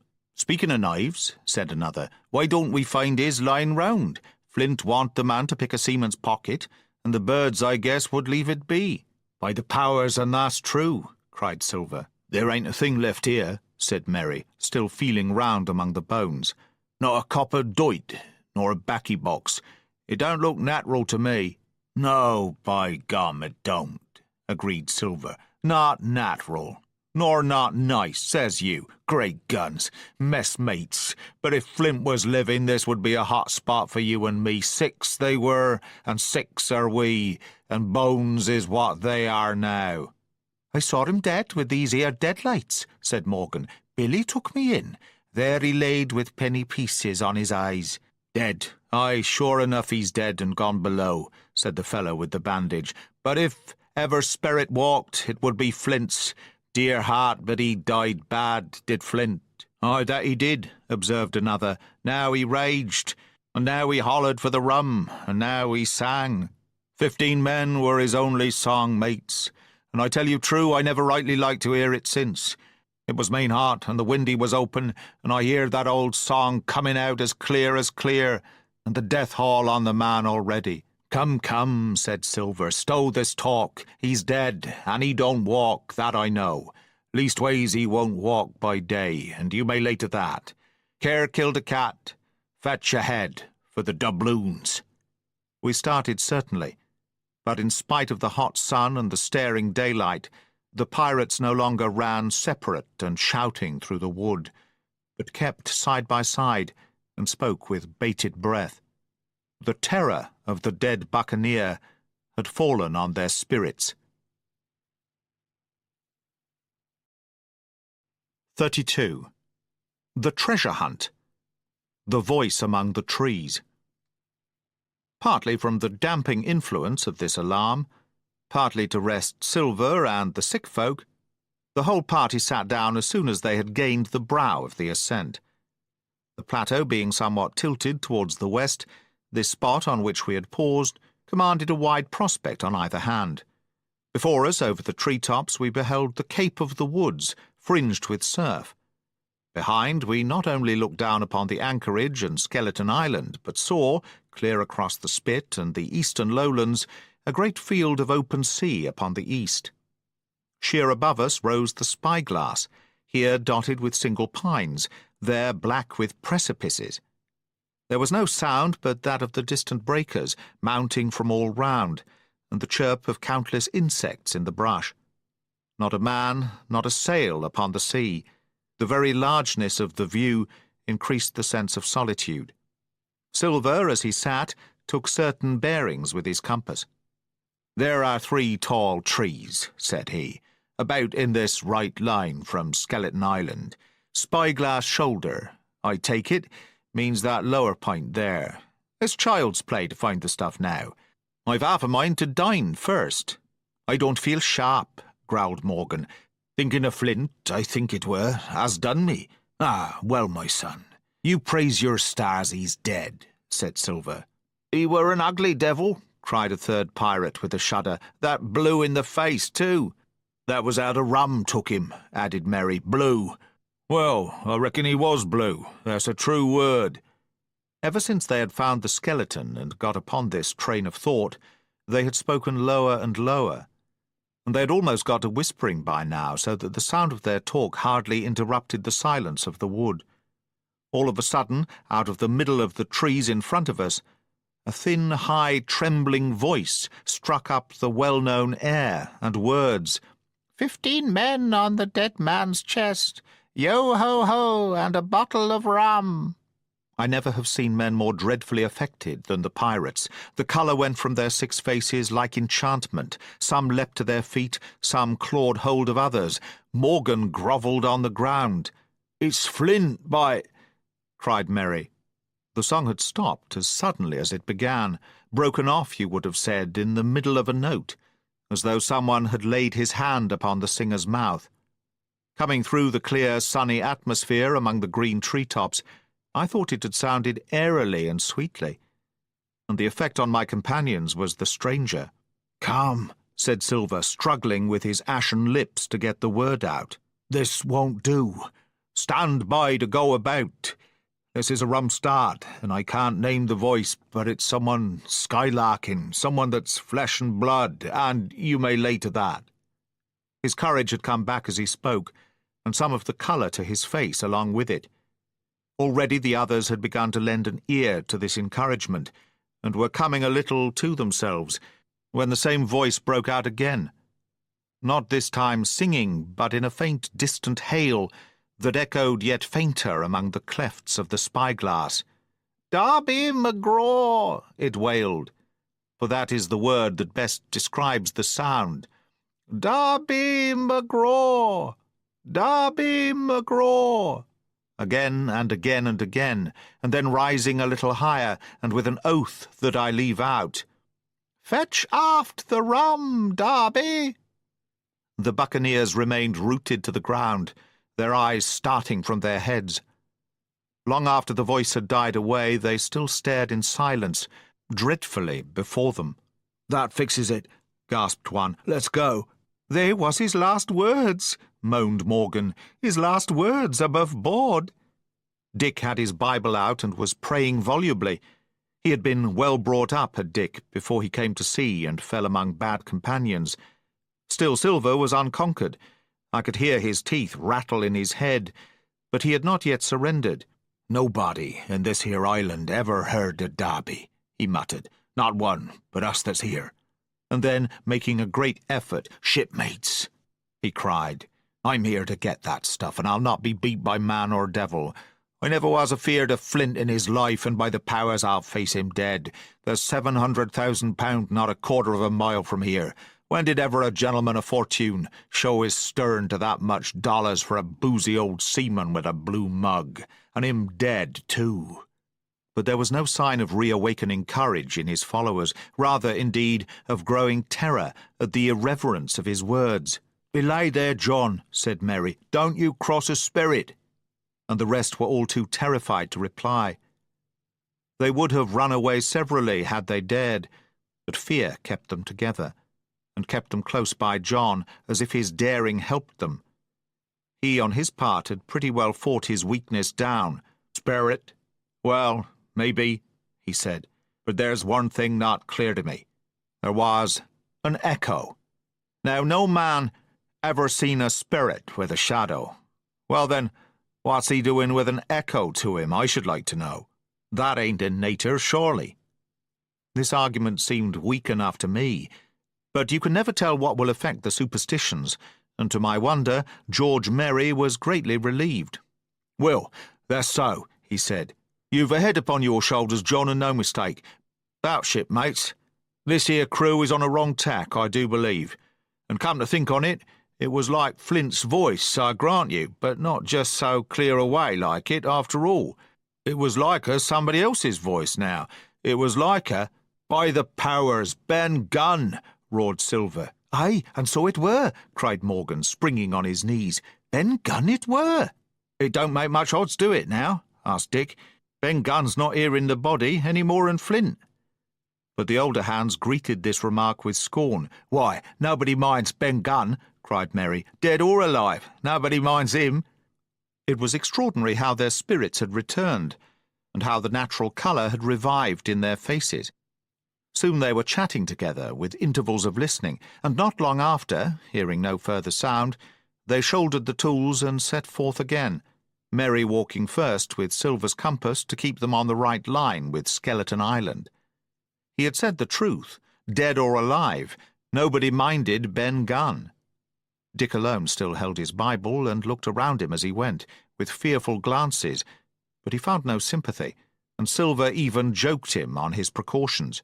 "I told you," said he. "I told you you had spoiled your Bible. If it ain't no good to swear by, what do you suppose a spirit would give for it? Not that." And he snapped his big fingers, halting a moment on his crutch. But Dick was not to be comforted. Indeed, it was soon plain to me that the lad was falling sick, hastened by heat, exhaustion, and the shock of his alarm. The fever, predicted by Dr. Livesey, was evidently growing swiftly higher. It was fine open walking here, upon the summit. Our way lay a little downhill, for, as I have said, the plateau tilted towards the west. The pines, great and small, grew wide apart, and even between the clumps of nutmeg and azalea, wide open spaces baked in the hot sunshine. Striking, as we did, pretty near northwest across the island, we drew, on the one hand, ever nearer under the shoulders of the spyglass, and on the other looked ever wider over that western bay where I had once tossed and trembled in the coracle. The first of the tall trees was reached, and by the bearings proved the wrong one. So with the second. The third rose nearly 200 feet into the air above a clump of underwood, a giant of a vegetable, with a red column as big as a cottage, and a wide shadow around in which a company could have manoeuvred. It was conspicuous far to sea, both on the east and west, and might have been entered as a sailing mark upon the chart. But it was not its size that now impressed my companions. It was the knowledge that £700,000 in gold lay somewhere buried below its spreading shadow. The thought of the money, as they drew nearer, swallowed up their previous terrors. Their eyes burned in their heads, their feet grew speedier and lighter. Their whole soul was found up in that fortune, that whole lifetime of extravagance and pleasure that lay waiting there for each of them. Silver hobbled, grunting on his crutch. His nostrils stood out and quivered. He cursed like a madman when the flies settled on his hot and shiny countenance. He plucked furiously at the line that held me to him, and from time to time turned his eyes upon me with a deadly look. Certainly he took no pains to hide his thoughts, and certainly I read them like print. In the immediate nearness of the gold, all else had been forgotten. His promise and the doctor's warning were both things of the past, and I could not doubt that he hoped to seize upon the treasure, find and board the Hispaniola under cover of night, cut every honest throat about that island, and sail away as he had at first intended, laden with crimes and riches. Shaken as I was with these alarms, it was hard for me to keep up with the rapid pace of the treasure hunters. Now and again I stumbled, and it was then that Silver plucked so roughly at the rope and launched at me his murderous glances. Dick, who had dropped behind us and now brought up the rear, was babbling to himself both prayers and curses as his fever kept rising. This also added to my wretchedness, and to crown all, I was haunted by the thought of the tragedy that had once been acted on that plateau, when that ungodly buccaneer with the blue face, he who died at Savannah singing and shouting for drink, had there, with his own hand, cut down his 6 accomplices. This grove that was now so peaceful must then have rung with cries, I thought, and even with the thought I could believe I heard it ringing still. We were now at the margin of the thicket. "Huzzah, mates! All together!" shouted Merry, and the foremost broke into a run. And suddenly, not 10 yards further, we beheld them stop. A low cry arose. Silver doubled his pace, digging away with the foot of his crutch like one possessed, and next moment he and I had come also to a dead halt. Before us was a great excavation, not very recent, for the sides had fallen in, and grass had sprouted on the bottom. In this were the shaft of a pick broken in two, and the boards of several packing cases strewn around. On one of these boards I saw, branded with a hot iron, the name Walrus, the name of Flint's ship. All was clear to probation. The cash had been found and rifled. The £700,000 were gone.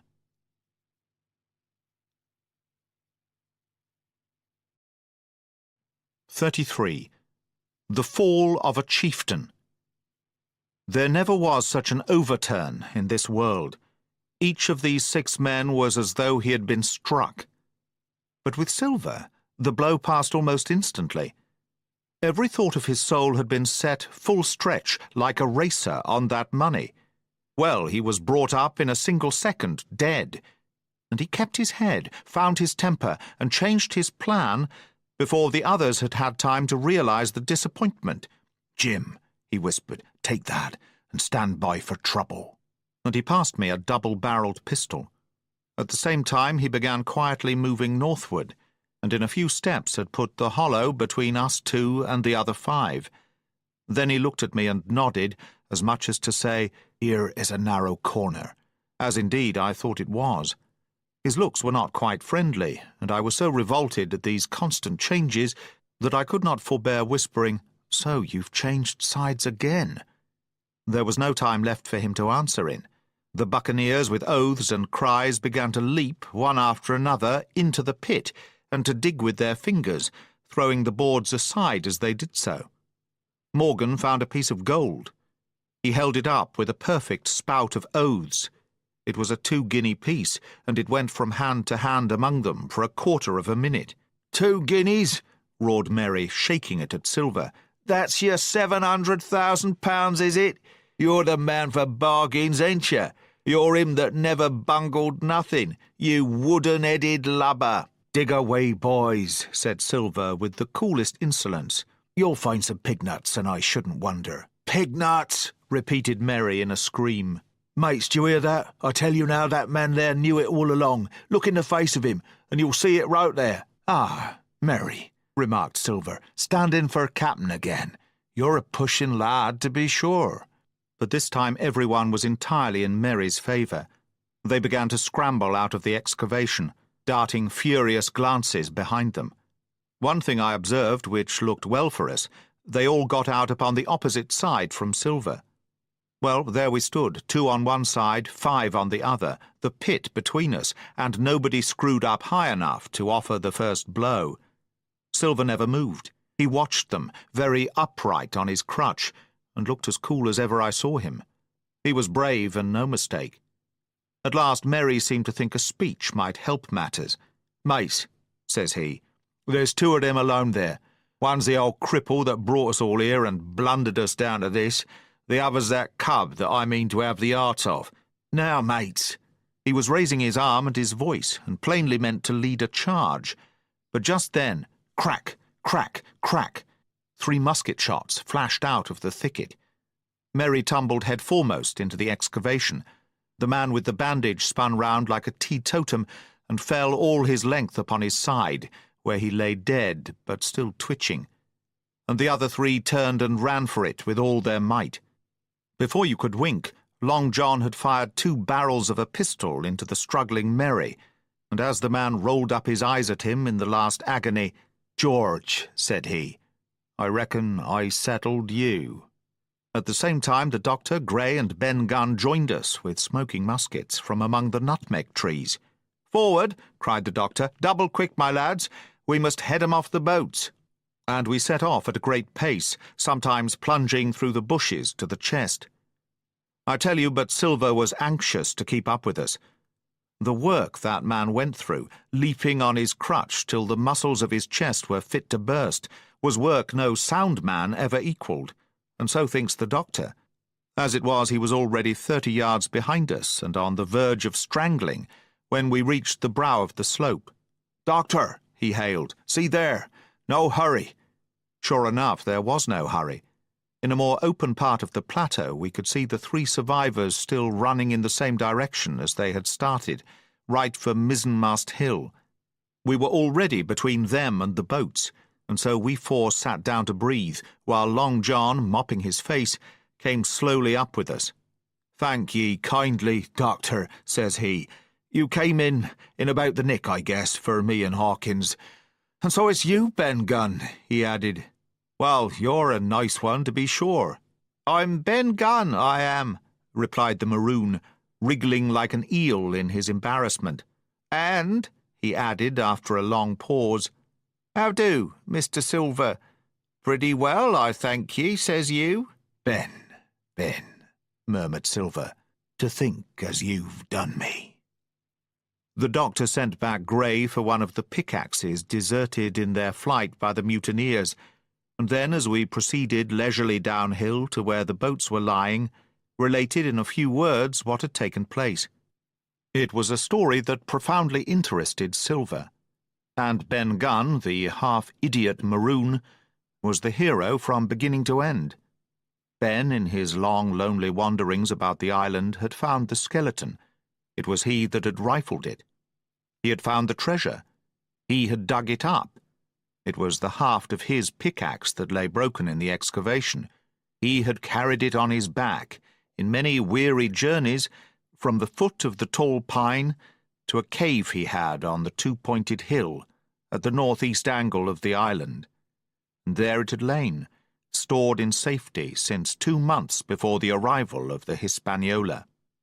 When the doctor had wormed this secret from him on the afternoon of the attack, and when next morning he saw the anchorage deserted, he had gone to Silver, given him the chart, which was now useless, given him the stores, for Ben Gunn's cave was well supplied with goat's meat salted by himself, given anything and everything to get a chance of moving in safety from the stockade to the 2-pointed hill, there to be clear of malaria and keep a guard upon the money.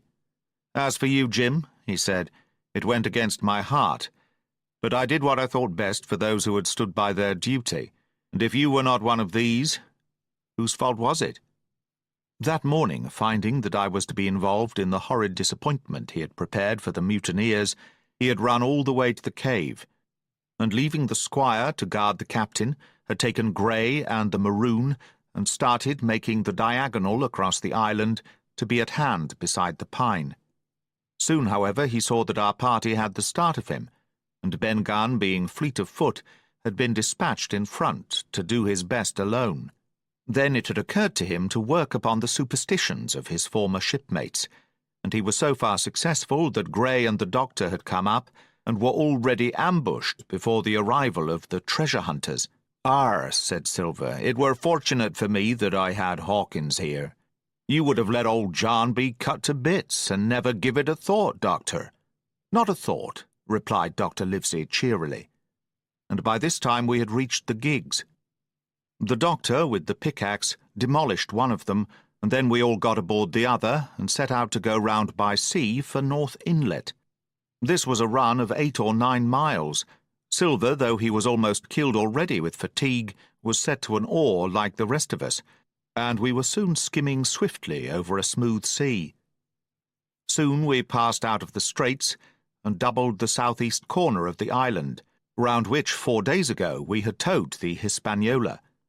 As we passed the two-pointed hill, we could see the black mouth of Ben Gunn's cave, and a figure standing by it, leaning on a musket. It was the squire, and we waved a handkerchief and gave him 3 cheers, in which the voice of Silver joined as heartily as any. 3 miles farther, just inside the mouth of North Inlet, what should we meet but the Hispaniola, cruising by herself? The last flood had lifted her, and had there been much wind or a strong tide current, as in the southern anchorage, we should never have found her moored, or found her stranded beyond help. As it was, there was little amiss beyond the wreck of the mainsail. Another anchor was got ready and dropped in 1.5 fathoms of water. We all pulled round again to Rum Cove, the nearest point for Ben Gunn's treasure house, and then Grey, single-handed, returned with the gig to the Hispaniola, where he was to pass the night on guard. A gentle slope ran up from the beach to the entrance of the cave. At the top the squire met us. To me he was cordial and kind, saying nothing of my escapade, either in the way of blame or praise. At Silver's polite salute he somewhat flushed. "John Silver," he said, "you're a prodigious villain and impostor, a monstrous impostor, sir. I am told I am not to prosecute you. Well, then I will not. But the dead men, sir, hang about your neck like millstones." "Thank you kindly, sir," replied Long John, again saluting. "I dare you to thank me," cried the squire. "It is a gross dereliction of my duty. Stand back." And thereupon we all entered the cave. It was a large airy place with a little spring and a pool of clear water, overhung with ferns. The floor was sand. Before a big fire lay Captain Smollett, and in a far corner, only duskily flickered over by the blaze, I beheld great heaps of coin and quadrilaterals built of bars of gold.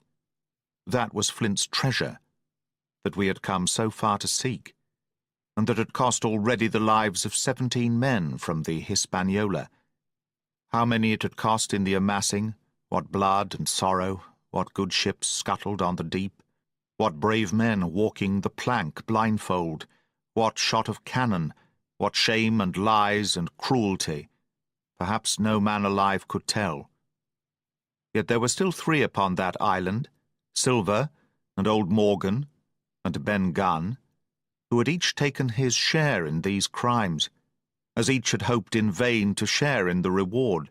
"Come in, Jim," said the captain. "You're a good boy in your line, Jim, but I don't think you and me'll go to sea again. You're too much of the born favourite for me. Is that you, John Silver? What brings you here, man?" "Come back to my duty, sir," returned Silver. "Ah," said the captain, and that was all he said. What a supper I had of it that night, with all my friends around me, and what a meal it was, with Ben Gunn's salted goat, and some delicacies, and a bottle of old wine from the Hispaniola. Never, I am sure, were people gayer or happier. And there was Silver, sitting back almost out of the firelight, but eating heartily, prompt to spring forward when anything was wanted, even joining quietly in our laughter, the same bland, polite, obsequious seaman of the voyage out. 34. And last.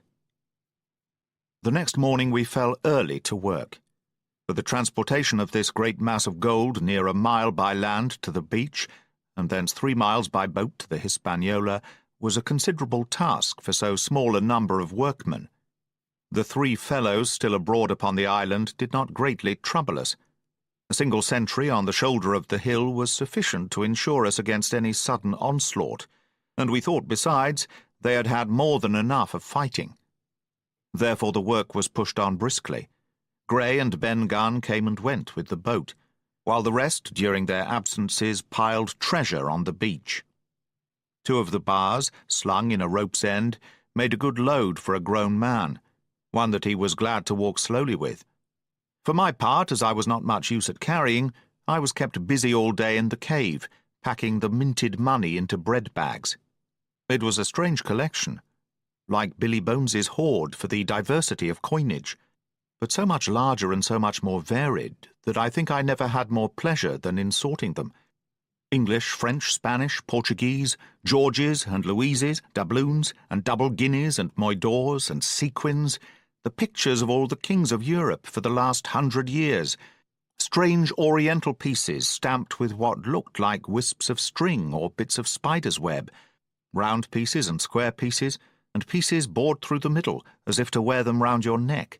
Nearly every variety of money in the world must, I think, have found a place in that collection, and for number, I am sure they were like autumn leaves, so that my back ached with stooping and my fingers with sorting them out. Day after day this work went on. By every evening a fortune had been stowed aboard. But there was another fortune waiting for the morrow, and all this time we heard nothing of the 3 surviving mutineers. At last, I think it was on the 3rd night, the doctor and I were strolling on the shoulder of the hill, where it overlooks the lowlands of the isle, when, from out of the thick darkness below, the wind brought us a noise between shrieking and singing. It was only a snatch that reached our ears, followed by the former silence. "Heaven forgive them," said the doctor. "'Tis the mutineers." "All drunk, sir," struck in the voice of Silver from behind us. Silver, I should say, was allowed his entire liberty, and in spite of daily rebuffs, seemed to regard himself once more as quite a privileged and friendly dependent. Indeed, it was remarkable how well he bore these slights, and with that unwearying politeness he kept on trying to ingratiate himself with all. Yet I think none treated him better than a dog, unless it was Ben Gunn, who was still terribly afraid of his old quartermaster, or myself, who had really something to thank him for, although for that matter I suppose I had reason to think even worse of him than anybody else, for I had seen him meditating a fresh treachery upon the plateau. Accordingly, it was pretty gruffly that the doctor answered him. "Drunk or raving?" said he. "Right you were, sir," replied Silver, "and precious little odds which to you and me." "I suppose you would hardly ask me to call you a humane man," returned the doctor with a sneer, "and so my feelings may surprise you, Master Silver. But if I were sure they were raving, as I am morally certain one at least of them is down with fever, I should leave this camp, and whatever risk to my own carcass, take them the assistance of my skill." "Ask your pardon, sir, you would be very wrong," quoth Silver. "You would lose your precious life, and you may lay to that. I'm on your side now, hand and glove, and I shouldn't wish for to see the party weakened, let alone yourself, seeing as I know what I owes you. But these men down there, they couldn't keep their word, no, not supposing they wished to, and what's more, they couldn't believe as you could." "No," said the doctor, "you're the man to keep your word. We know that." Well, that was about the last news we had of the 3 pirates. Only once we heard a gunshot a great way off, and supposed them to be hunting. A council was held, and it was decided that we must desert them on the island, to the huge glee, I must say, of Ben Gunn, and with the strong approval of Grey. We left a good stock of powder and shot, the bulk of the salt goat, a few medicines, and some other necessaries, tools, clothing, a spare sail, a fathom or two of rope, and by the particular desire of the doctor, a handsome present of tobacco. That was about our last doing on the island. Before that we had got the treasure stowed, and had shipped enough water and the remainder of the goat meat in case of any distress. And at last, one fine morning, we weighed anchor, which was about all that we could manage, and stood out of North Inlet, the same colours flying that the captain had flown and fought under at the Palisade. The three fellows must have been watching us closer than we thought for, as we soon had proved. For coming through the Narrows we had to lie very near the southern point, and there we saw all three of them kneeling together on a spit of sand, with their arms raised in supplication. It went to all our hearts, I think, to leave them in that wretched state, but we could not risk another mutiny, and to take them home for the gibbet would have been a cruel sort of kindness. The doctor hailed them and told them of the stores we had left and where they were to find them. But they continued to call us by name and appeal to us, for God's sake, to be merciful, and not leave them to die in such a place. At last, seeing the ship still bore on her course, and was now swiftly drawing out of earshot, one of them, I know not which it was, leapt to his feet with a hoarse cry, whipped his musket to his shoulder, and sent a shot whistling over Silver's head and through the mainsail. After that we kept under cover of the bulwarks, and when next I looked out they had disappeared from the spit, and the spit itself had almost melted out of sight in the growing distance. That was, at least, the end of that. And before noon, to my inexpressible joy, the highest rock of Treasure Island had sunk into the blue round of sea. We were so short of men that everyone on board had to bear a hand, only the captain lying on a mattress in the stern and giving his orders, for though greatly recovered, he was still in want of quiet. We laid her head for the nearest port in Spanish America, for we could not risk the voyage home without fresh hands, and as it was, what with baffling winds and a couple of fresh gales, we were all worn out before we reached it. It was just at sundown when we cast anchor in a most beautiful landlocked gulf, and were immediately surrounded by shore boats full of Negroes and Mexican Indians and half-bloods selling fruits and vegetables, and offering to dive for bits of money. The sight of so many good-humoured faces, especially the blacks, the taste of the tropical fruits, and above all the lights that began to shine in the town, made a most charming contrast to our dark and bloody sojourn on the island, and the doctor and the squire, taking me along with them, went ashore to pass the early part of the night. Here they met the captain of an English man-of-war, fell in talk with him, went on board his ship, and, in short, had so agreeable a time that day was breaking when we came alongside the Hispaniola. Ben Gunn was on deck alone, and as soon as we came on board he began, with wonderful contortions, to make us a confession. Silver was gone. The Maroon had connived at his escape in a shore boat some hours ago, and he now assured us he had only done so to preserve our lives, which would certainly have been forfeit if that man with the one leg had stayed aboard. But this was not all. The sea cook had not gone empty-handed. He had cut through a bulkhead unobserved and had removed one of the sacks of coin, worth perhaps 300 or 400 guineas, to help him on his further wanderings. I think we were all pleased to be so cheaply quit of him. Well, to make a long story short, we got a few hands on board, made a good cruise home, and the Hispaniola reached Bristol just as Mr. Blandley was beginning to think of fitting out her consort. 5 men only of those who had sailed returned with her. Drink and the devil had done for the rest with a vengeance, although, to be sure, we were not quite in so bad a case as that other ship they sang about. With one man of her crew alive, what put to sea with 75? All of us had an ample share of the treasure, and used it wisely or foolishly, according to our natures. Captain Smollett is now retired from the sea. Gray not only saved his money, but, being suddenly smit with the desire to rise, also studied his profession, and he is now mate and part owner of a fine full-rigged ship, married besides, and the father of a family. As for Ben Gunn, he got £1,000, which he spent or lost in 3 weeks, or to be more exact, in 19 days, for he was back begging on the 20th. Then he was given a lodge to keep, exactly as he had feared upon the island, and he still lives, a great favourite, though something of a butt, with the country boys, and a notable singer in church on Sundays and saints' days. Of Silver we have heard no more. That formidable seafaring man with one leg has at last gone clean out of my life. But I dare say he met his old negress, and perhaps still lives in comfort with her and Captain Flint. It is to be hoped so, I suppose, for his chances of comfort in another world are very small. The bar silver and the arms still lie, for all that I know, where Flint buried them, and certainly they shall lie there for me. Oxen and wain ropes would not bring me back again to that accursed island. And the worst dreams that ever I have are when I hear the surf booming about its coasts, or start upright in bed, with the sharp voice of Captain Flint still ringing in my ears. "Pieces of 8! Pieces of 8!"